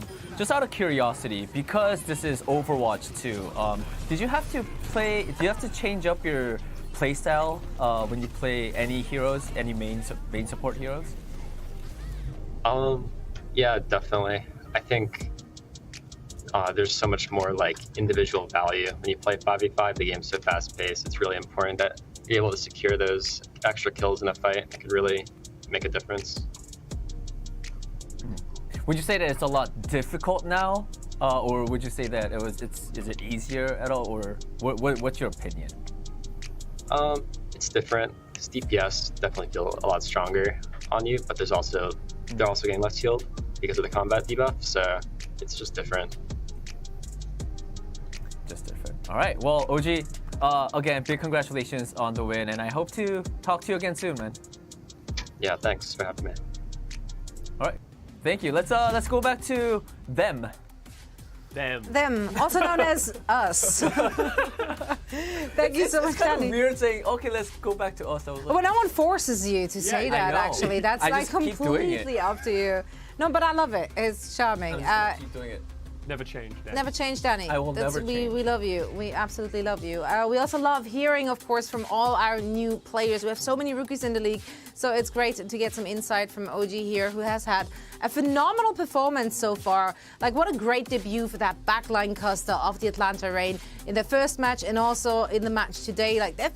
They've been doing such a solid job. You wouldn't know that they are rookies coming into this. I think the thing that I'm the most impressed about both of these, it's not like they've just come in and it's like they're doing their job, right? They are overperforming. I saw multiple moments throughout this match where OG is taking space, he's controlling that space. He booped 4 people out of a window in King's Row over and over again, just controlling that space. And Ultraviolet, you could see it in Yaki's player cams. Yaki was just straight up not having a good time against Ultraviolet. He was hitting sleep after sleep. Kellen was also getting bullied by it. It's so impressive to see these rookie players coming in, and I think that culture that OG was speaking to a little bit there really helps. They trust each other, they have a lot of respect for each other, and you can tell that in their comfort in the game. So awesome performance by Atlanta Reign. They look to be one of the best teams in North America right now. Danny, how are we feeling about Yaki? I mean, today we did see some more Genji. I still feel like some Echo. I personally think he was trying to, work that Echo into the composition, but I felt like he really couldn't do it. That's why he kept switching to Tracer or Genji as well. I think he should really. I mean, I'm not a player, so I don't want to say that he should do something, but I think he should really just. But he should do this. Play to his strength, and you know.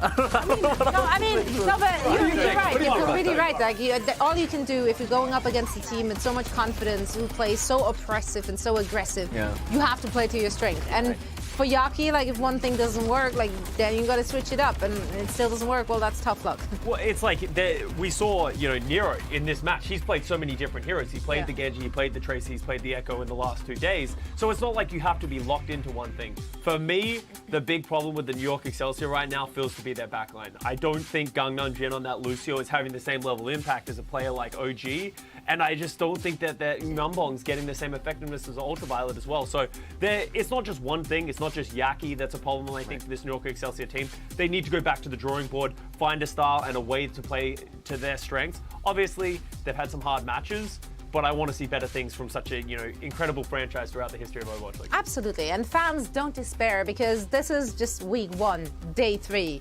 This is their second match, so there's still a long road ahead of all of those teams, with a lot of ups and downs. We've seen teams having a slow start and then ending up in the finals. Like, it can happen, absolutely can happen. One team I boldly predicted to end up in the grand finals for no reason whatsoever was the Gladiators, and they will be playing their second match today. This time they will be facing up against the Boston Uprising. I would say they are the favorites coming into this.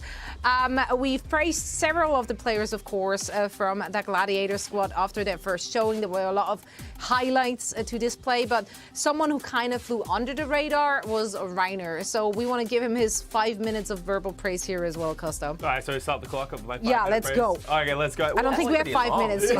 That's really long. Well, okay. But like Reiner was phenomenal in the last match we saw. That was the question mark that we had for this team of who's going to play Space or Reiner. We knew that if we ended up in a Winston meta, we were probably going to see Reiner, and I think he lived up to that expectation. You just look at his stat card here. He's doing everything you need a Winston to do. It's hard to rank people this early into the game. Obviously, it's changed so much, but just the impact that you could look at with your eyeballs, right? You just watched it, and you're like, this guy, he was taking space, he was getting picks, and even Patty Fan in his post-game interview said, Reiner was really the carry in my eyes because of everything that he was getting done. So another rookie coming into the league, popping off. I hope he can continue that form moving forward. Yeah, I'm super excited to see a second game from that Gladiator squad, and of course from the Boston Uprising as well. Let's see who can walk away with the W. And last time I tossed to Matt and Mr. X, which obviously doesn't make any sense. So this time I'll get it right. We're heading over for all the action to Uber and Mitch. Aha, that was on purpose. I called this time. That was a good one. I liked Scott's comment there about Reiner. I just want to get that one out of the way. You can the impact you can see him make with your eyeballs, as opposed to what other method of what else would you use to see the impact? I mean, yeah, I'm glad I wasn't looking at my butt cheeks, you know what I mean? Yeah, I guess that's a good way of describing Reiner's living up to the eye test so far. Damn, you got a fancy shirt on today. Danny's got his romper on. I mean, I gotta get some. Sorry, did you say he's wearing a romper? I think they're just shorts and a shirt, mate. It looks like it's just one whole it's one whole thing. Hey, listen, if they start marketing a men's play suit, I would absolutely wear that. I mean, the weather would be just is perfect for right now in Southern California. Not, when did you last go outside? Huh? Look at you. A few days ago, I think. Oh dear. Look at. I tell you what. I mean, look at the Atlanta Rain though. Notice the conditions they play in are like terrarium nocturnal level, right? No lights, focus on the screens here. I bet you these two teams are looking focused, Matt, coming into this game, because the Boston Uprising squeaked through. And I'm saying, it's just as well they brought Striker back into this team. Yeah. They had to win in map 5, round 3. Nothing is more Boston with Striker than that kind of performance. But this team looked pretty darn good and showed us quite a few different looks, right? We had a bit of that standard style, right? Punk came in, showed us his Doomfist, in fact, at this point, I think the best performing Doomfist statistically over the course of the weekend, even if, obviously, in the case of Hawk, his team sort of had a bit of a wider margin in terms of score. Punk statistics look really, really good. This team showed us that they can bring Victoria in and add like another nasty hit scan threat. So Boston, they've got a toolbox. They've got 9 players, 3 in every role, Matt. They've got everything they need, but are those tools sharp enough for their opponent?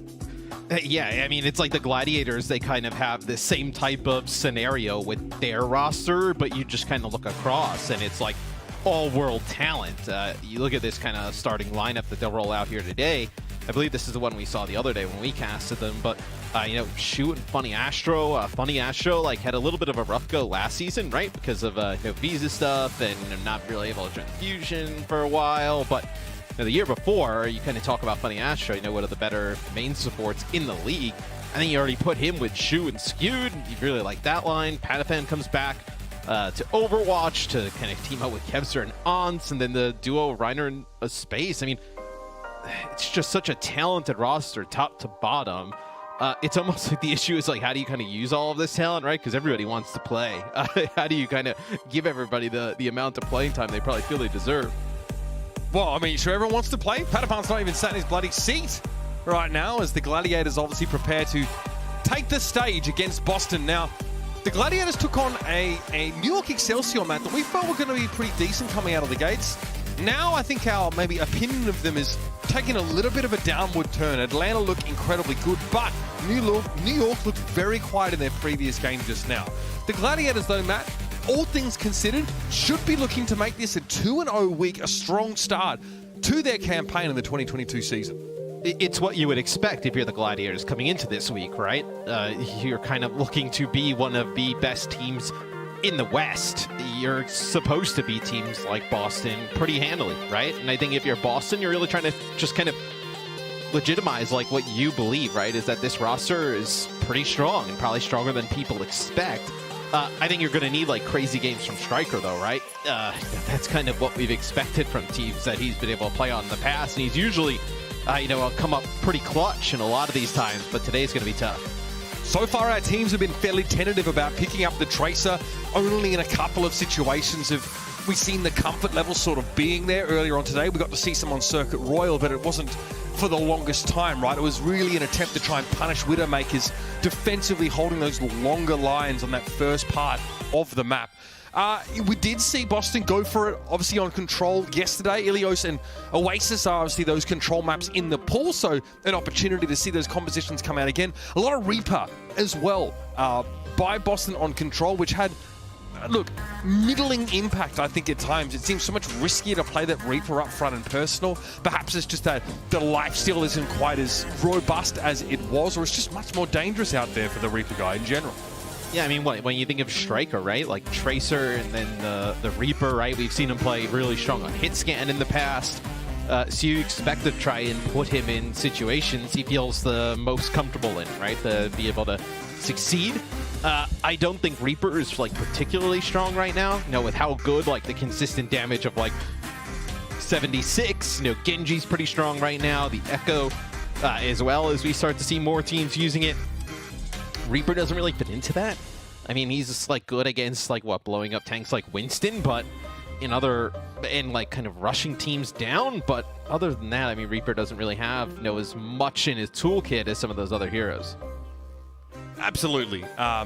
Whether we see that picked up in some very specific situations or not depends. Gibraltar is definitely going to be a map where, you know, we've seen not quite as much over the course of this weekend, and it definitely hedges you in a little bit more in terms of your tank selection, something to conquer that verticality, unless you're Florida and you want to play Roadhog on that particular map, but I'm not sure just how academic that decision was at this particular point.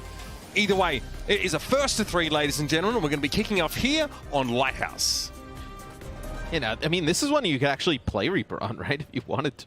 You know, you think of a map like Ruins, and you probably can't. But you know, looking at a map here, definitely could be able to run the Reaper in this type of setup. We'll see what they decide to do. Have not seen any Pharah really throughout the weekend. Probably expect to see the Winston from both sides, which is quite interesting. You know, as we went through like alpha and beta Midge, like Winston was a hero that I think a lot of people were like, oh, well, he's kind of like getting left behind with some of these other tank changes and all the things going on. And then, you know, as teams kind of played and scrimmed, he kind of found his way back into the meta. Yeah, people maybe conflated him not getting given as much with him being weak, which, as we now know, definitely isn't the case. Now for Boston, this is interesting. A lot of teams are opting not to pair a Mercy with the Echo, but on this particular map, we do get it from time to time. Well, I also think it's because they're going to run the 76 on the other side and try and kind of keep Valentine alive a little bit longer, because if you're going to run that Echo into the 76 and not have that Mercy pocket, Kevser is so good on that hero, and just, I mean, everything in general, he's going to be able to just take this Echo out pretty quickly. Early sleep there from Crimzo isn't able to be capitalized on, as Valentine will just peer in from the edges of this point. Sort of doesn't want to commit too heavily straight away. Kevster, though, trying to accost Striker here in the middle part of the map, and it's a two-player Biotic Grenade connected by Shu, forcing Boston back, but they have control of the point early here, and the Gladiators look to be not interested in contesting. Yeah, I'm surprised that Striker was able to make it out of that situation. He had the 76 and Genji right in his face, and able to just kind of like sprint to get out of the way. Just the mobility of Soldier 76, crazy right now. That's kind of what you see on live. Tune it down a bit. Reiner and Funny Astro there, up on the point, just the two players able to flip it there. The Uprising looks like their attention was elsewhere. Maybe back towards the Mega Room on their side of the map. Kevster's going to win out that Soldier 76 duel now and look to maybe drill down on the vestiges of these Uprising players. But Faith, you got to believe, it's in the name. He gets in there, finds the res, and the Gladiators are going to find themselves up against 5 again. This has been such a weird start to a round, by the way. We've had like hardly any kills. The point flipped twice. And now you have Faith going down, some kills being exchanged, but like, yeah, just teams just battling for positioning really hard here at the beginning. Both teams banking a lot of his ultimate abilities, but it's Valentine that's going to go for the duplicate here. Managed to throw a body grenade down towards himself and build the nano boost. He's just going to throw it out. Give it to Punk. See what kind of damage the Diva can do. Forcing Kevster out of line of sight with that attack visor seems to be the order of the day. Essentially shutting him down. Charging into him after he picks up the Mega, forcing further retreat from that Soldier. Yes, it'll be the Gladiators getting above 50%. Reiner's going to end up using the Primal Rage. You can kind of tell with how deep he was going, you were going to invest the Primal Rage here, but gets slipped. Probably just kind of backs up here, did his job, bought enough space. As you look on the Gladiator side, you don't really have anything in terms of ultimate self-destruct. Everybody plays so spread out, you can't really get a ton with it, as Reiner takes a big blow of damage there. Yeah, the rest of the Uprising tried to chase up on a low-health Winston, but great response there. Patapad just goes to block them. Eventually he falls to Valentine's focusing beam, though. And again, Reiner is forced away from the point. Punk can just dip in, recapture, and get Boston ticking up in that percentage. But this could be a problem. This might be a short hold on the point as Reiner charged up, wanting to pressure away again. But needs a sleep dart from Crimzo. Yeah, but you just see the pressure it puts on the supports, right? Crimzo has no ability to kind of see anybody else in the team to try and keep them alive. Funny Astro trying to just keep himself up. Looks like Striker and co. They able to pick up a few kills, start to earn some percent on the point. You're really looking at Petafan here with the Dragon Blade. What he can get coming into this next fight is a nano boost gets used here by the Boston Uprising towards the end, where they had a really big advantage. Nobody really coming back to fight from the Gladiators, so pretty good for the Gladiators there, right? Because they don't get big value out of that nano. Neither team really did. The Gladiators nano went into Reiner, who was promptly put to sleep by Crimzo. So now, the Uprising starting to creep closer to even. Pataphan going to go for the blade now. Who is he looking for? He's found an Ana. Crimzo in trouble. Second Slash will find him. And back for a quick top-up now before heading over towards the point is Pataphan. A lot of pressure on Punk. He has to take that high ground, but will be pursued. Valentine will play off the side. A stall seems to be in order for the Boston Uprising, but Punk is already taken down. Yeah, getting the Ana out of the equation is huge, as we just saw in the last series, Ultraviolet, like how good his Ana was to be able to make plays. When we cast the Shock the other day as well, like just the Ana so strong, and to be able to take that out right away, that's a huge opportunity for the Gladiators to get on a point, flip it in their favor, which this should be the last fight of the round. Kevster entrenched, it's safe to say, here on the point with a tactical visor up his sleeve. The same can be said of Striker here. This is where the Uprising need to make their gambit.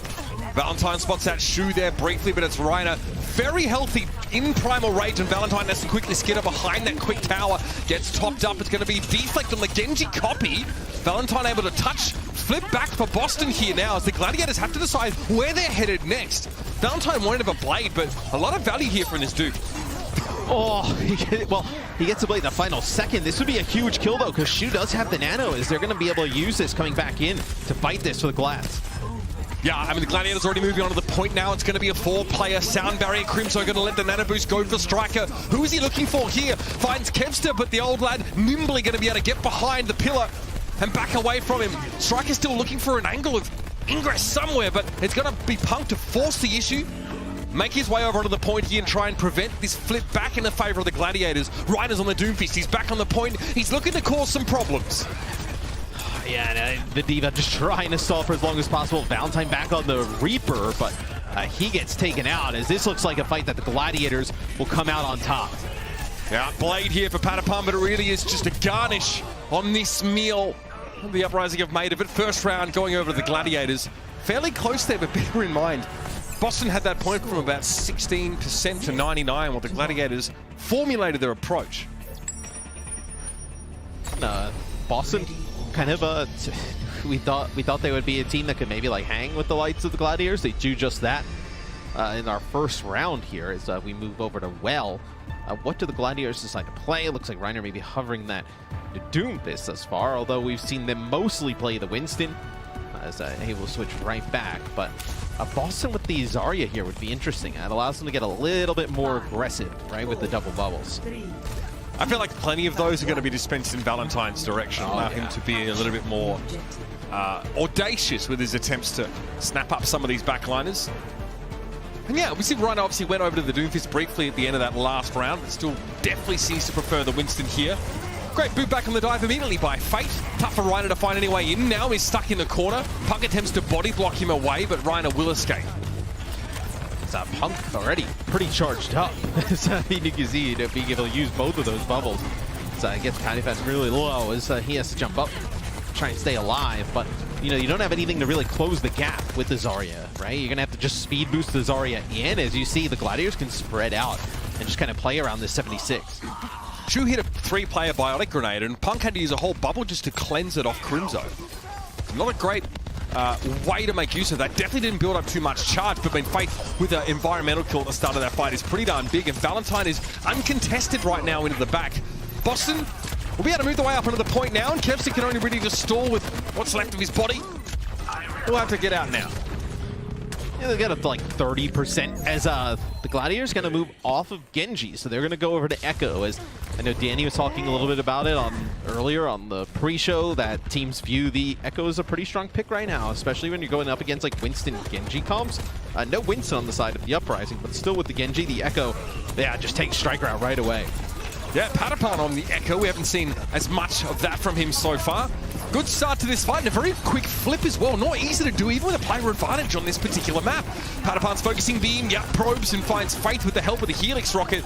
And all of the Uprising stuck inside that small room. Punk's not going to be able to get away with all that charge he worked to accrue. And it's a full reset on Boston here.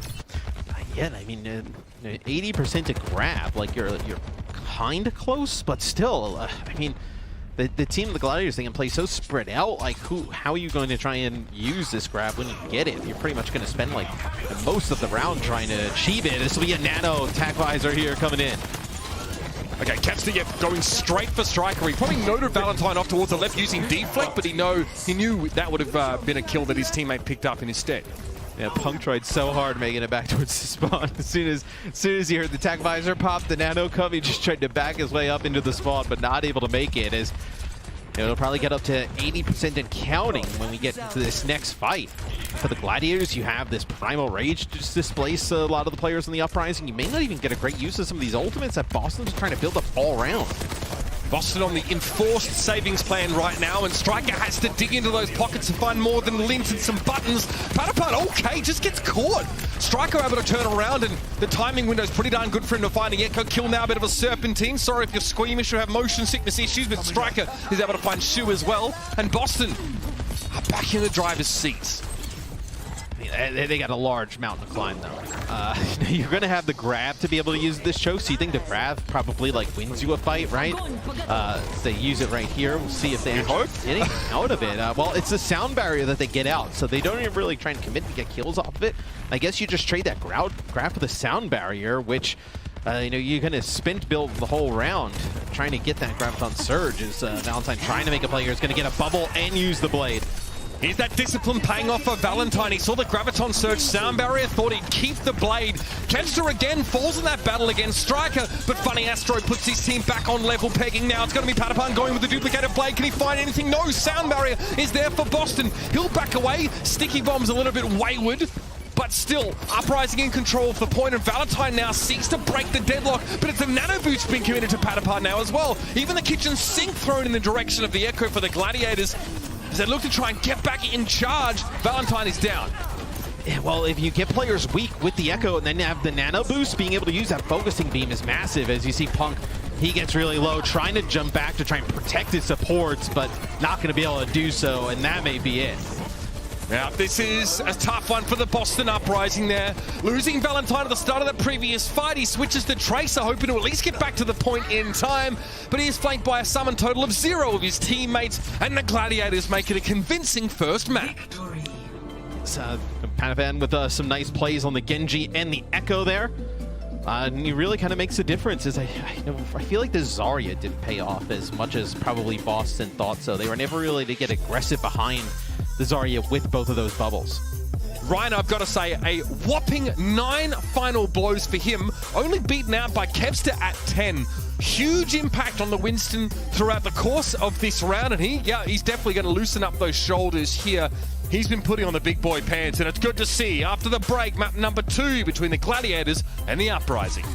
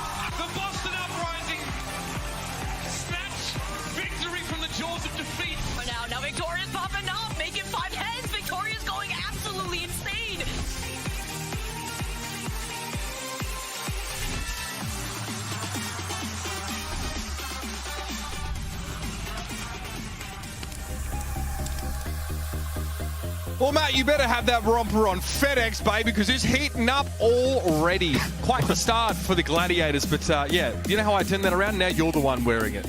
All I have to do is just say it. Wait, people what? will believe that's actually the case. Listen, Boston Uprising, slow starts in both of those control rounds, right? They sort of bring it back towards the end, but really get worn down by the Gladiators, who start in front, have a comfortable buffer to just sort of take their time and work a late round retake into a win. Yeah, and like you mentioned towards the end there, Reiner has been really strong. Yeah, obviously in the previous series we saw, but here to kick things off against Boston. Obviously one of the tank players that they added coming into the season, right? They still have Space on the roster, but Reiner, we've seen him play most of the games. I think we've seen Space just on Circuit Royale. So as we go into Eichenwald, there will be no subs for either team. So we'll see the same exact rosters go into this one. I fully expect the Gladiators to play similar stuff, right? You'll probably play around the Winston. You'll play either, Genji Soldier or the Echo with the Soldier. Kevster, excellent map one, as we've really just come to expect from him on that Soldier 76. And we got to see a little bit more from Patapan, right? A little bit more of the depth in that hero pool. The Echo looked pretty dynamic in securing a lot of those key first eliminations in the fights. Again, look, yesterday we saw interesting looks, I think, from Delan and Spitfire on this particular map, just to sort of illustrate some of the other strategies that teams have been going for, right? A sort of Reinhardt and Mei-based approach. Didn't look great at all. Definitely got exploited on this part of the map. Maybe for point A and maybe, the last part of the map. But Boston, so they actually come out of the gates with the Reaper here, which is definitely a go-to pick for Striker, and he used it extensively last year on the Shock when they were playing a lot of sort of, Reaper Echo setups with the Lucio and Moira, just the Coalescence every fight setup. The Gladiators have a chance to maybe pop something exciting out here, but we expect to see like the pretty standard comp for them. The Gladiators seem very happy, Matt, to play Soldier Genji, Ana Lucio, and Winston. Well, if Boston doesn't get value out of their flankers, right, whether it's like killing supports or taking out Reiner, just the damage output of the Gladiators is just going to come out on top eventually. So we'll see Kevster probably just jump up, take a shot here. I imagine he goes back and he'll play the Soldier 76. And we'll get this matchup that like we kind of expected, where, yeah, I mean, Striker trying to play a little bit more of the Reaper. I definitely like this better than what we saw from London, right, with the Rhine and the Mei. Rhine is a tank that we really haven't seen too much of, really outside of that series, and then Mei not really at all, where you kind of can see where they're going for here. Oh. But Valentine doesn't have the deflect up, gets caught out. In theory, that's why Striker was supposed to be playing around this part of a map, right? You saw him there early in the round. If there's a dive, he can sort of be a cactus that gets jumped on by the Gladiators, but he was out of position in the computer shop at the wrong time. He's forced to Wraith walk away now, and Faith is made good, at least coming back and removing Patapan from the equation. Punk also relatively well charged, sets up Striker here with a projected bubble, but Striker's afraid to go too deep, doesn't want to risk getting put to sleep here, but with Kevster out of the picture, you can start to get a bit more aggressive, and Boston are able to retake, and what was it, 89.8%? Do love me some black on purple. Real solid to read. Yeah, I mean, I got my contacts in, but they're not that good. But yeah, that's straight out the AP style guide, you know what I'm saying? Yeah, it's just about 90%. That's kind of what Boston Uprising needs in terms of these fights, right? They had the Reaper TP, they had the Genji go in, you're able to get both supports straight away. This time they use the Zarya bubbles, they get really aggressive, and they're able to get 3. So it's kind of what you're looking for with this composition. You're looking to get the Zarya in a position where she can brawl a bit and then have those bubbles to support some of those flankers. Yeah, these distributed sort of bursts of action where you can jump in and get a multi-kill, or, put the enemy team in a situation where they can't really fight back. But they do give a lot of ground with this composition, right? At least to give Striker a way to flank around. Echo now in the sky for Patapan, so no more pitter-patter or the patty feet on the ground. Jour with an nano boost deployed for Kevster, who's going to go the tac visor right now, but he's hit with a body grenade. Great turnaround for Crimzo. Yes, he gives his life for it, but that Soldier with the nano visor was a huge threat, and Punk's starting to clean up on the point now. Not too shabby. Valentine put to sleep here, but still pretty happy with the position his team has gotten themselves into. It was a sound barrier for the Gladiators. They want to commit here. Yeah, they want to try and keep this going as Reiner's using the Primal Rage. This will be a Death Blossom from Striker inside that little hut. He's going to be able to take out Chu, and he's got the support here with him, just trying to keep him up, but not enough as Patty comes back on the Echo, takes him out with a focusing beam as Just one player left on the point here for Boston. That'll be the Gladiators taking point A, unlocking the payload. Strong hands there from Punk, as people with the last name Gilchrist tend to have. But this is what kind of turns it around. Valentine definitely supposed to be the other part of the pincer, with Punk finding 2 eliminations, and he just couldn't be present in the fight. So we'll see Boston now go and they're going to play Soldier, and then they're going to have Valentine switch off of the Genji and play the Reaper. So it's really interesting that they find like having the Reaper in these comps to be somewhat essential. I think towards like the early stages of like Alpha, Beta, I kind of thought like Reaper would potentially see some play a little bit more of these kind of like brawly, rush-style compositions. But at least what we've seen so far, obviously really early into the season here in our first stage, that these compositions haven't been what's resulting in wins for a lot of these teams. Patapon brought down by Punk, at least there, Matt. And yeah, Valentine seems at best to be securing a trade of eliminations at the start of many of these fights. He has good mobility and sort of that ability to reset right now with Wraithwalk, but if you pursue him after that defensive cooldown's expended, he's a little vulnerable.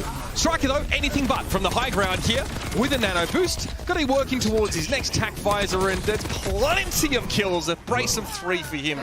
He's looking cool as a cucumber. Yes, he's like, oh man.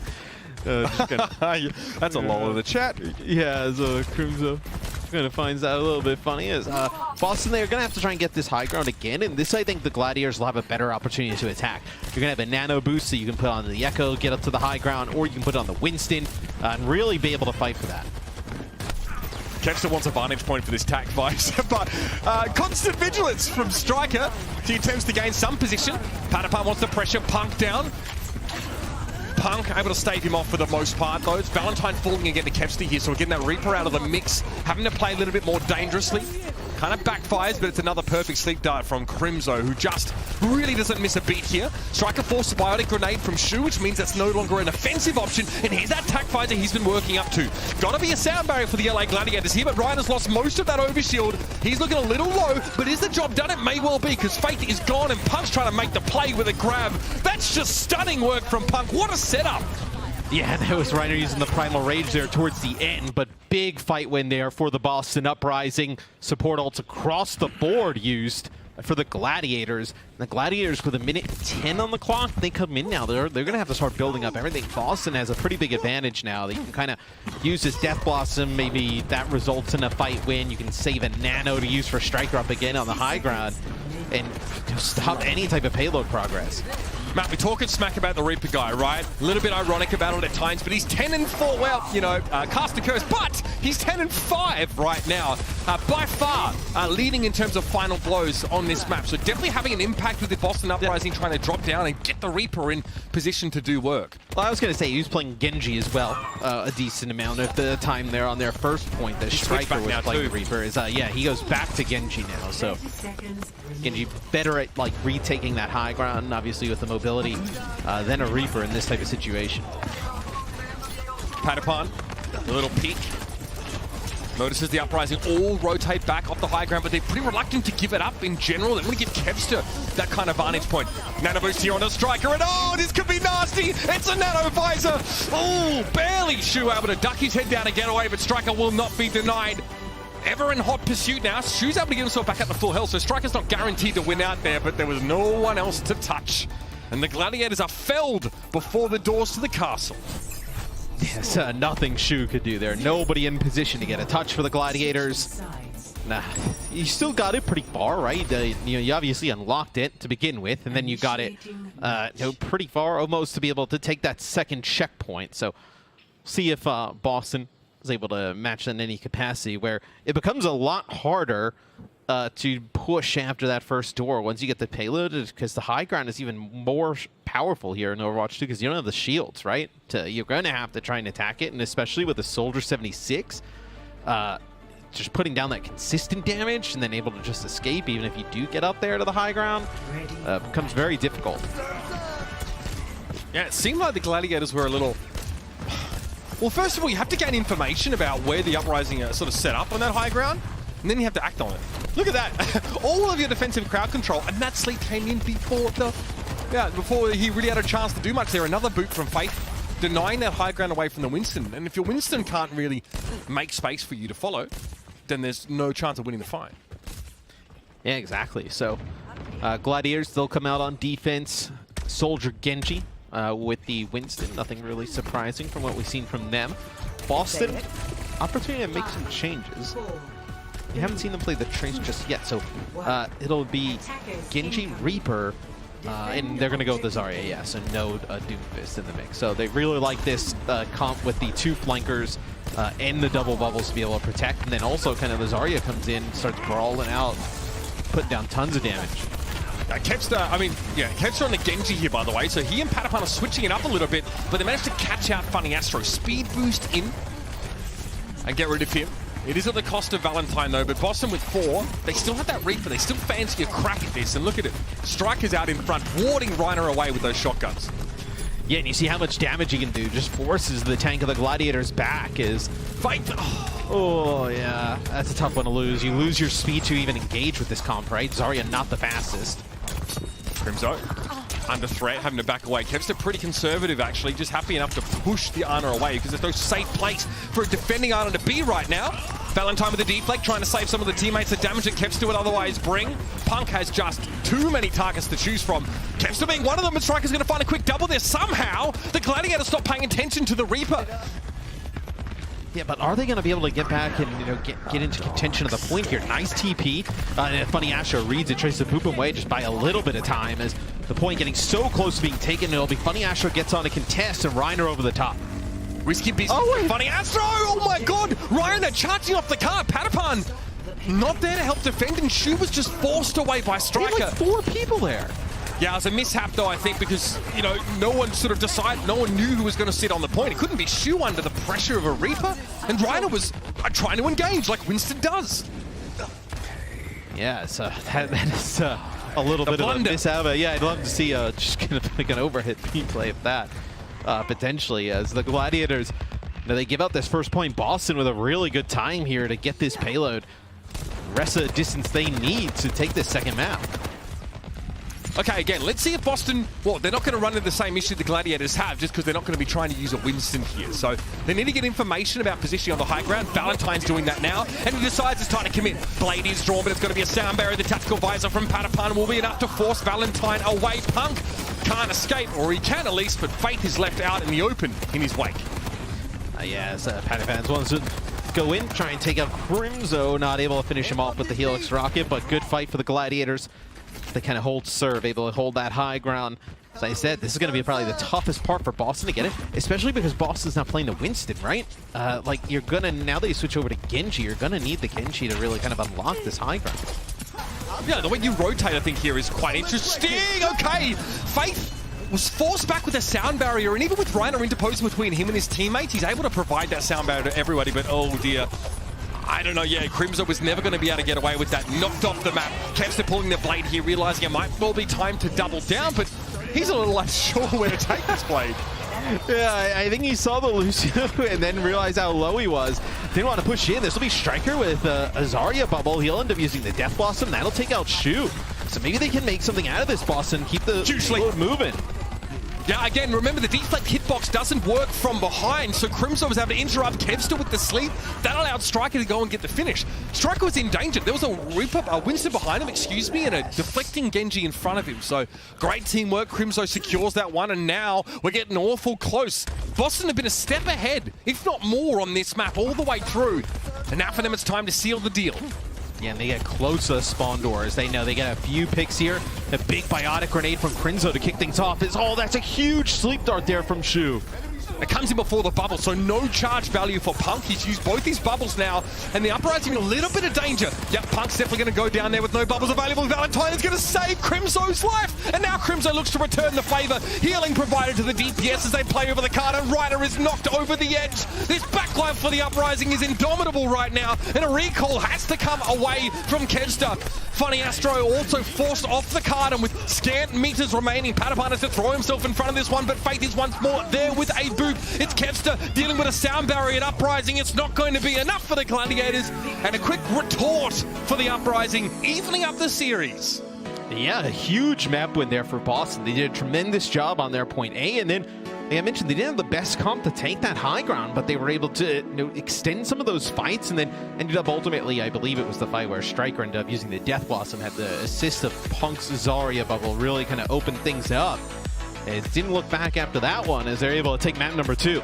It's just unreal, the amount of healing provided by Boston's backline whilst using their utility so expertly. It's 21,000 to 16,000. Very impressive stuff, and that's what allows people like Punk, Valentine to stay in the fight and then pay it forward with some serious damage work. Nice time for the Boston Uprising to even up a series here against one of our front runners early in the season. The Gladiators stick around because this series has much more to tell.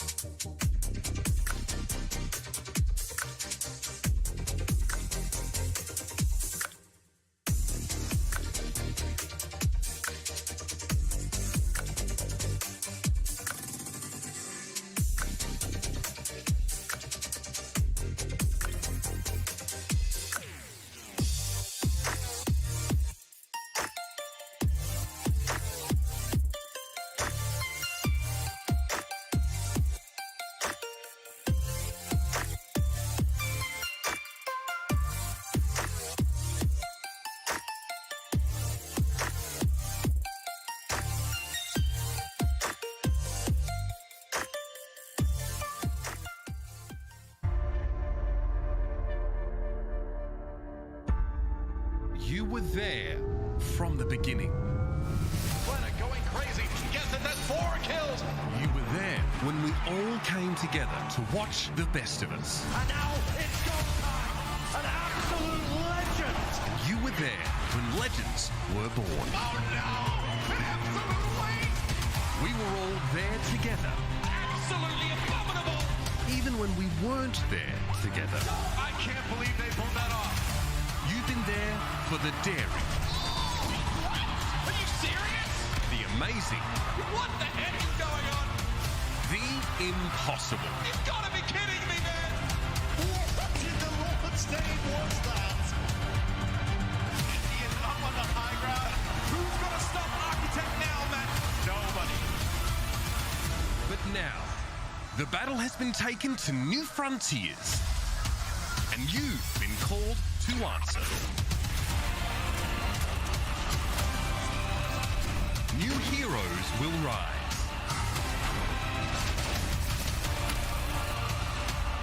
New arenas will emerge. New legacies will be formed. Will you be there?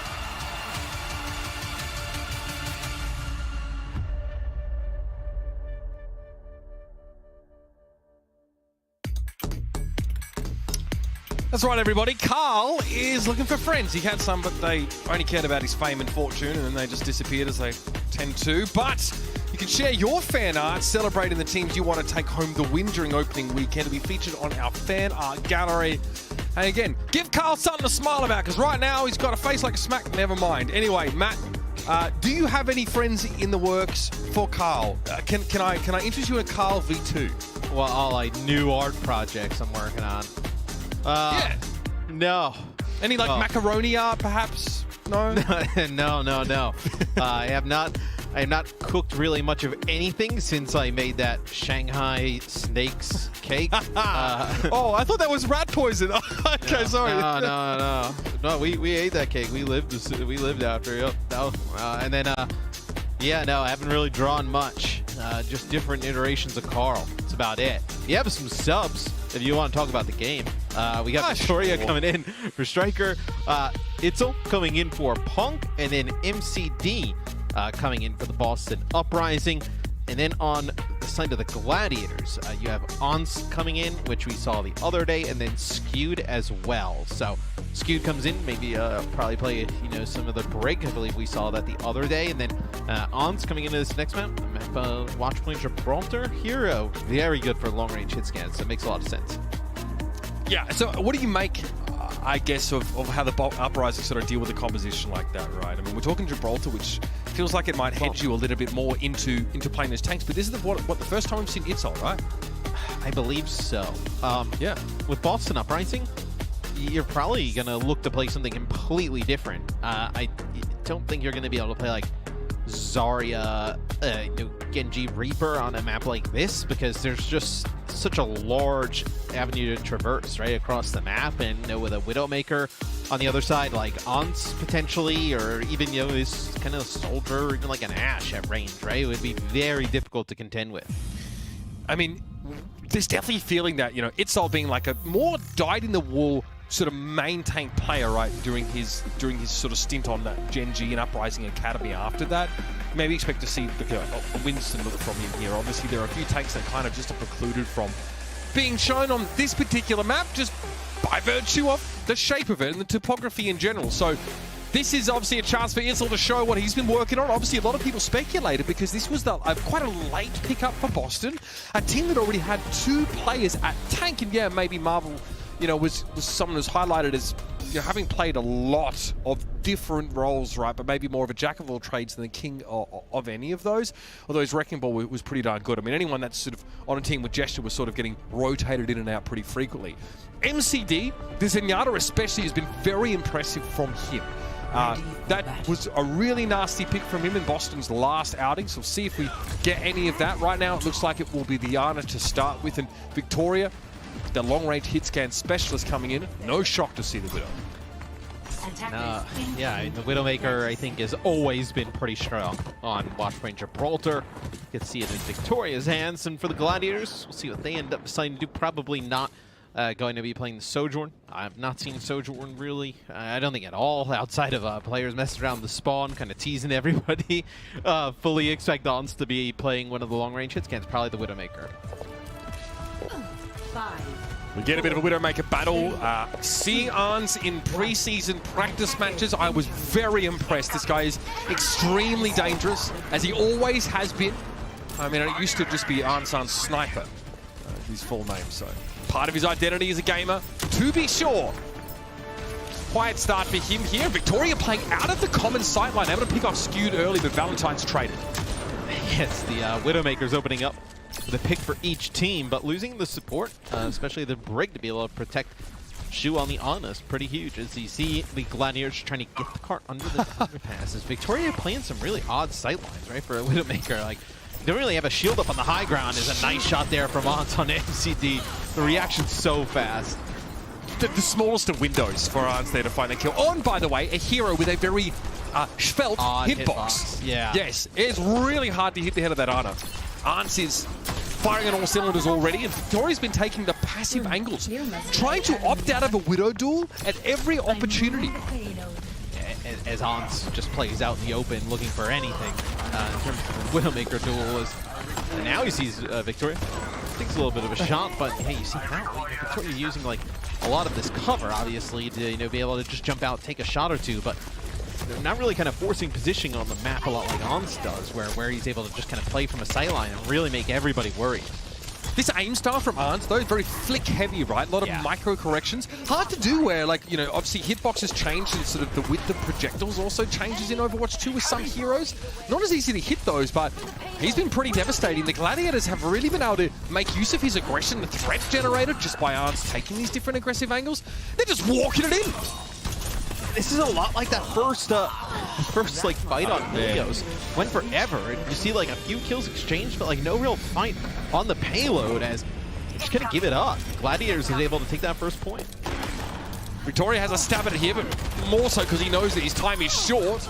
And says, that's where you've been all around here. Let me just limber up a little bit before our next stoush. As Victoria obviously has that infra side available, and Uprising may elect to make use of that here. But that Widowmaker has to have an impact here. Victoria's done more damage, by the way, than Arns by like a considerable margin, but only has the one final blow to his 4. Different playstyles.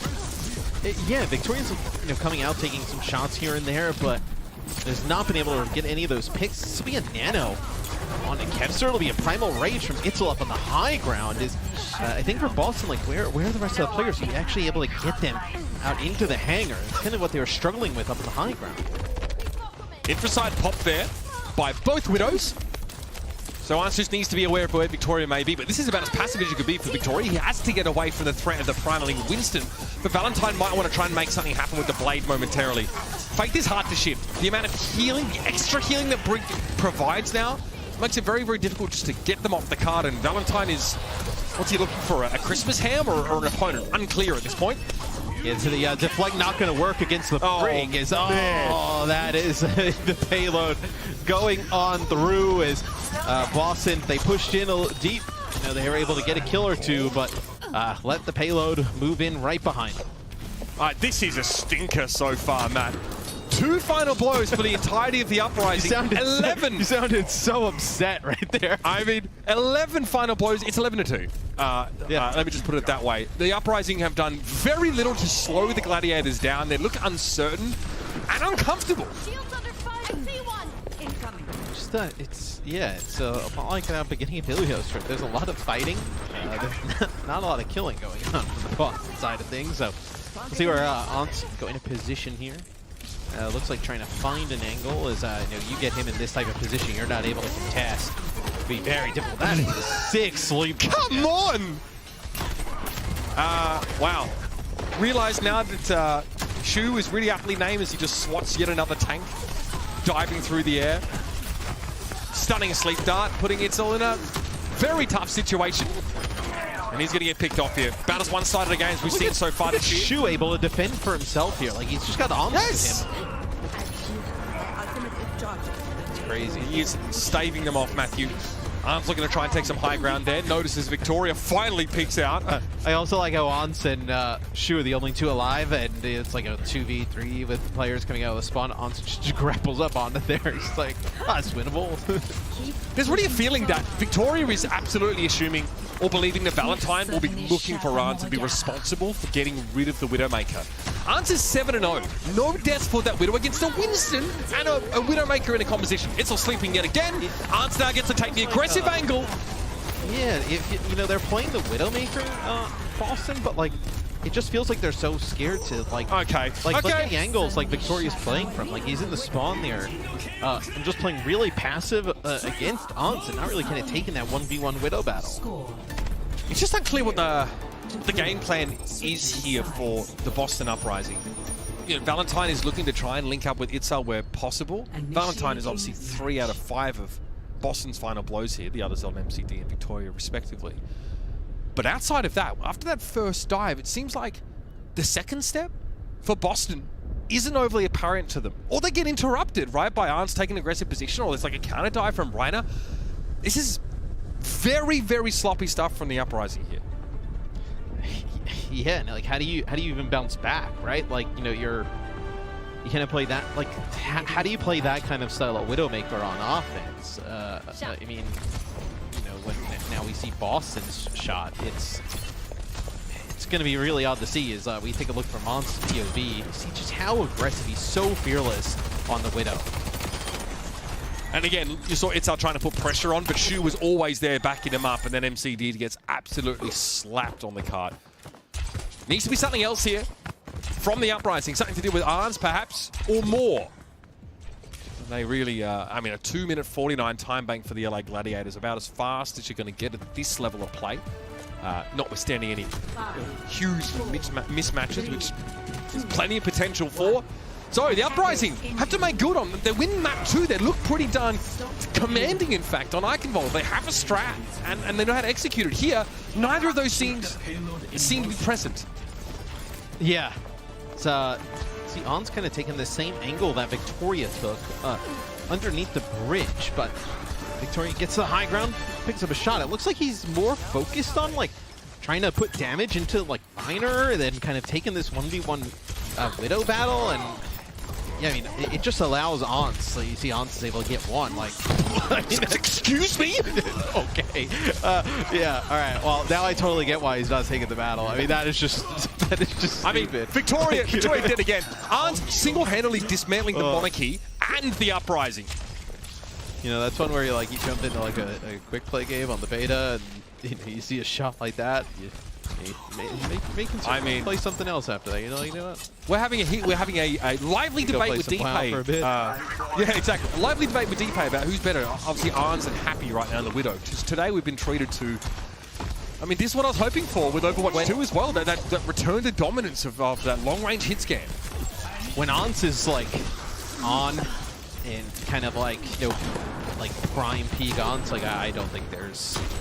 I just don't know if there's like a real discussion. I mean, Happy is insanely talented as well. It's just now Ants does some things like what we just saw, and he makes it look so casual that are just silly. Yeah. You tell him which pixel to point to. You give him like a number coordinate, he just finds it instantly. Pressure from the high ground is Arms, briefly at least. MCD's in trouble. Kempston's going to be able to charge him down now. Another sleep down onto Itzel. Itzel can't even save his own teammates, let alone start something up himself. Shu's impact is being felt across the map.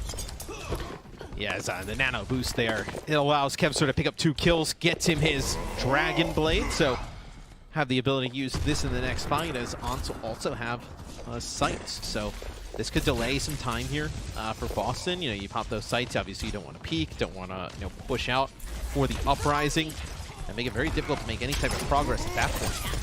Okay, nice little pincer on Skewed, and he's able to get away somehow. Shu tops him straight back up. Itzel slept again momentarily. Woken up. Infrasight now popped, and they can see where that Widow is, but Valentine's able to put Arns' reign of terror to an end at least. Kempster looking to reciprocate on the other side of the map, though. It's MCD plucked away from the Uprising. Faith has to go for the rally, so the throughput's there. But can he survive this onslaught that's about to come? Reiner's thinking about it. Well, Skew's going to end up using the rally as well, as they want to keep this going, because there's no payload progress being made by Boston here. With the fight taking place inside of the Mega Health Pack room, and they're picking up some kills here towards the end, Boston. And now they're going to get the payload moving, but if you're the Gladiators, you can still keep fighting this. Valentine able to deal with Reiner, and the Uprising make their way through. It all comes off the back of a first elimination on Arns. But it's not over yet. Maybe some of the faster spawners, Kempster et al. Could stall this out a little bit. Oh, that cart was walked off her for a moment. MCD is reluctant to push it, so they're going to go for another fight. This time it's going to be Shooterfall first. Valentine searching for Rans, taken down as well. The Primal is going to be committed. I like that, though. Don't let them get on and contest the point, although it's being contested behind them right now. It looks like it was just Reiner. They'll be able to get in, but they use that nano boost. They jump in. They have the Winston there as well, and they're able to pick up some kills, and that prevents the Gladiators from truly regrouping and coming back to fight. Shu, by the way, with a very angry Faith in his face, is still able just to slam MCD for the high ground. God. I don't know where Shu is typing in the chat, but yeah, I'm pretty sure that was quite ridiculous. He's able to pull that off. Still, the Uprising are bundling the Gladiators out of this shuttle phase here, so... Nano Blade opportunity here for the Gladiators. The ability to use the Nano to potentially even build a Primal if you want, or just kind of like Naked Blade. A few options here for the Gladiators. Aren't able to find anything. Kevster, though, embarrassment of riches for him. 2 and more. Valentine forced into the deflect. Reiner comes straight overhead. Can't deflect that, my son. No, it's so difficult. They just collapse so fast. As Kevster gets 2 and then gets right into Valentine's face and not able to do much of that. So this will be a big kind of test for the Boston Uprising, right? Can you break through this area against a sniper like Ons? In this type of cycle lines he's taken. I mean, look at this. Absolute keyhole peaks and no, okay. I mean, that would have been in keeping with the theme of this match so far, but perhaps just a little zany for my comprehension. Valentine to the high ground here. Spot. Kev's been constantly harassed by Reiner. Okay, here's the blade. Valentine waits for the deflect to come from Kevster, then finishes the job. Arns, as cracked as he is, cannot stop Valentine here. So the Uprising now have a chance to advance. Yeah, but you have the Primal Rage going here for Reiner. You're going to have some spawns coming up the Gladiators, and you get a pick or two coming out of this, and it kind of stops all of this push. And you're looking at it for the Boston side, you're at a minute to go. Victoria's going to have the walls here. This could buy them some time. Yep, it's going to be popped right now. And if you're the Gladiators, you just kind of have to go. Infrasight maybe gives the Uprising a bit more confidence here. At least they can keep tabs, okay, of Arns, who's got one of his own now. Valentine falls first. Not a great omen at all here for the Uprising as Reiner looks for maybe an easier target or just a little bit of space, but he's given none by Fate. Runs him down. Now on the card, it's also close towards the end of the map, but Arns is hit with a body grenade. Fate trying to follow it up here with the shield bash forward and make short work of the Widow. MCD, honorable mention for 2 kills in the back, and it's tough to shift that brig. Yeah, I was going to say, some nice shots from MCD. It's, we've seen it like on live, well, in the beta with supports, right? You kind of play a little bit more offensive, and Nana's one where you're able to land your shots. You're able to kind of contribute more on the offensive end now than kind of Overwatch 1. MCD able to take out the Genji and able to pick up another kill at the end, so able to defend himself, pick up 2 kills here. Valentine is doing a... look, you have a Genji Widow composition, so normally you see like less damage done, like maybe more final blows because they're burst and sort of assassin-oriented. Valentine's been doing a lot of damage in general. 30% of his team's damage on the Genji here now.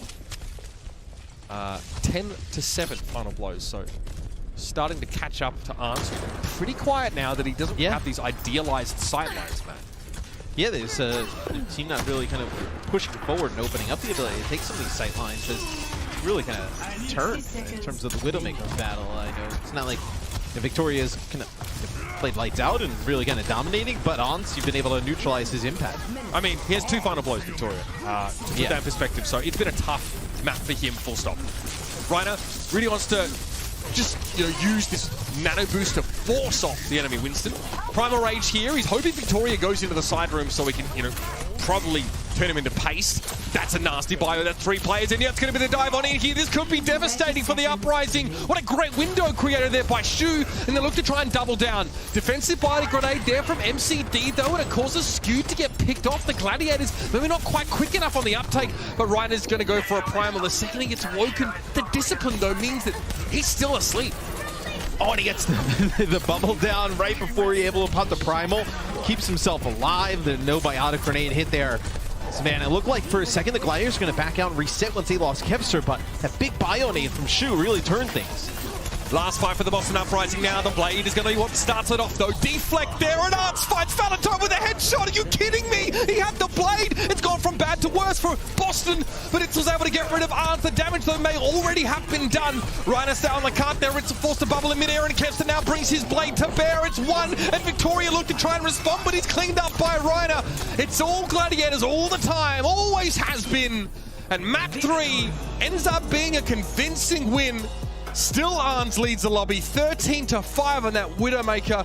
Absolutely dominant. And Boston brought it back a little bit on their offensive side. I think they started to kind of get in a rhythm with what was going on. But once the Ons got that space to make the impact again on Widowmaker, it was lights out. As Kempster playing the Genji, you can really play anything for this team. It's just kind of crazy. You kind of have the DPS lineup they have as he comes up big with some blades. Boston showing us a little bit of pep, a little bit of life towards the end of that round there, but they started so poorly, it's tough to make up that deficit. Push is coming up next, and Boston Uprising are on the edge. A little nudge, they'll be over it. To stick around for map 4, ladies and gentlemen.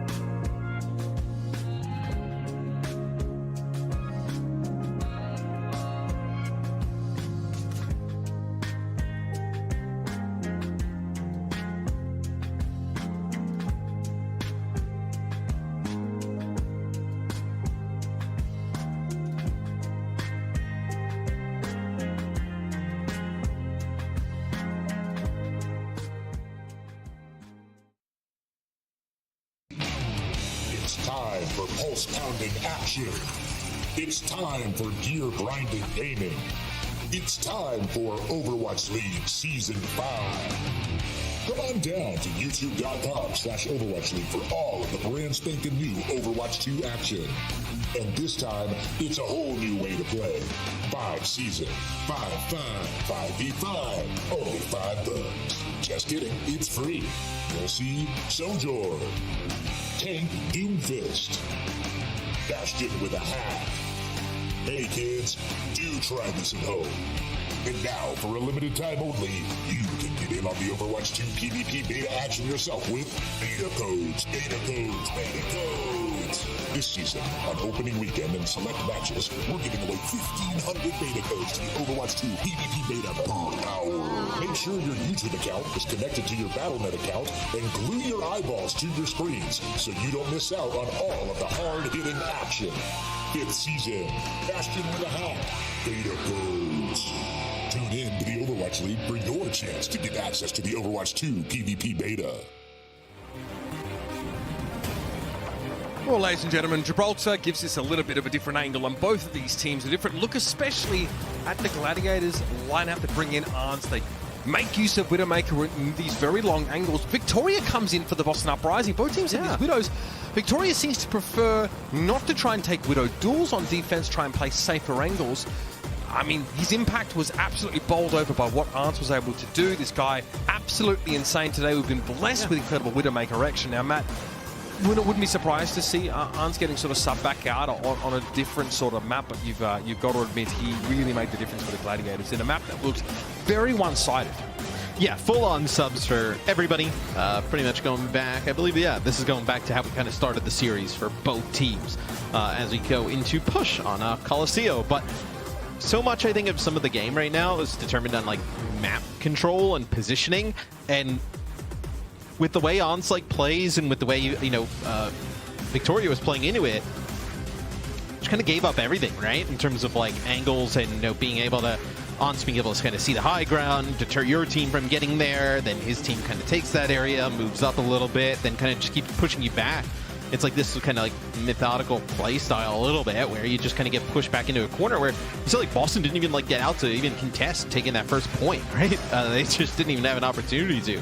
But I think if you see kind of that Widowmaker battle happen again for Boston, got to play a little bit more aggressive, try and take those angles and positions to force that map control in your favor. Yeah, look, we got to see Itzel's debut as well. It might just be that setup for Boston needs a little bit more time in the oven. Hasn't quite risen to, what Boston can provide with Punk at their helm at tank. But still an option going forward. Right now, though, it's Run's mind turned towards Colosseo here. Last chance for the Boston Uprising to make a stand for themselves in the series. If they want to take it, they'd have to pretty much produce the same performance that we got from them, earlier on this week, right? Having to go to map 5 and really taking it to the wire. The Gladiators, though, look pretty comfortable. I can involve a little bit of a stumble for them there, and maybe their setup wasn't super conducive to being able to control the map. I think Crimzo especially was a big problem for Reiner, who was looking to try and take that high ground control as often as possible. Here, that may be less of a factor. It's just the map is not drawn up that way. Punk's teasing us a little bit here with this Orisa pick. It'll be Zarya. Yeah, I don't think you're going to see the Orisa currently. As Boston, they've pretty much gone with this kind of composition, right? In our first and second map, where they had the Zarya with the Genji and the Reaper, and they ended up taking Eigenvault, and it'll be Reiner on the Doomfist here. So we'll see the Doomfist tank for the Gladiators. Want to get a little bit more aggressive here on push. Yeah, outside of this part of the map, Colosseo is actually dominated by a lot of high and low ground dichotomy, right? Whichever way the bot gets pushed, you'll have these teams having to deal with some degree of verticality outside of this more neutral part of the map. That's definitely where Reiner is going to be stronger. Here is where sort of Punk can do a lot more by obscuring line of sight, taking up space and getting bubble charge. But look how conservative he's been with those bubbles. 0 charge, now he pops it, looks to try and pressure Reiner down. He's hit with a body grenade. Yeah, just kind of looking both ways. He's seeing players coming from every direction. And he's trying to look for a teammate to try and bubble. As I see there, he gets strikers, so they're able to kind of get him out of harm's way. But looks like they had the Doom slept here. But look at Funny Astro with the help. Yeah, full immersion for Funny Astro as he tends to tilt whichever way he's trying to go on that Lucio. Every fiber of his body, every neuron is linked into the movements he's making. And the Uprising able to punch through. He's connected to the game. That's it. It's a deep dive, full dive system. Yeah, that was now you notice the difference between when we used to see Custa play Lucio and Funny Astro. Custa used to just sit there because he wasn't really able to get on the walls and do all that movement. Okay, yes. You can see where you're going with that. Funny Astro obviously really trying to make as much use of the terrain as possible. And the Uprising started to look a little bit dangerous there. Obviously winning out that sort of neutral fight of the middle part of the map allows them to get that barrier moving a little more. Reiner wants to pursue them here, but the Uprising are able to disengage with the speed. Yeah, it's not like the best movement here from Boston at the beginning, but like so much of Coliseum, you just see this area, this long corridor and this first like really hard choke that you can kind of play around. It's pretty difficult to break through. Striker's had a good round so far, but as he gets pushed out to the open, his options for trying to, come at them from the side with his very powerful abilities are limited. Still though, looking to get a little bit of poke damage now. Punk spots Funny Astro, is at the target. Kevster going to get the sound barrier now and more. Think about the attack until this sound barrier has expired. Both teams going for Lucio ults. They had Valentine so low as that now the attack visor will come in and they're going to use the Dragon Blade here, so using everything to try and clean up the Boston Uprising as Gladiators now probably push up, try and take some of this high ground. You see where Kevster and Panafan are moving up to, trying to just take players out as they come out of the spawn. They want to take the lead as they will do so now. Yeah, the Gladiators spending heavily on those ultimates just to kind of get ahead, right? It's going to be up to Boston to exceed their travels now. You also see them get it to that point and then back up. It's very difficult to get through this stretch and then difficult to even push past. That stretch on the other side. So you're pretty much going to see like a few just neutral team fights that just end up happening here in the middle of the map. Where really, I assume Boston will take the same type of strategy and not really kind of go for that full completion. Not bad from Reiner there. He saw his target got bubbled by Punk, so he goes after Punk, maybe sort of assuming correctly there'd be no bubbles available. Funny Astro, it's in the name, but he's no clown. He knows that Punk is vulnerable and he wants to pick him off. And the Gladiators are actually back in control here. This is a good spot to be in. Getting Faith picked off and having the stagger on Boston means they can actually extend their lead now. Yeah, they'll get back in control of the bot, push it a little bit further. So you see they want to try and take that high ground that Funny Astro is on currently. They're in a real power position. Able to lock them in coming out of spawn as you'll have Reiner switching off of the Doomfist and going over to the Winston. Grimzo has to nade himself there. He's taking damage across the map from Shu as a nano boost. Might want to give it to Reiner here. They are able to keep the Winston alive until now. Striker run and guns him down. Switching over to the Soldier 76 to make better use of the open sight lines. But now we're back into neutral. Right, and you see they're going to be able to move the bot faster back to their barrier here.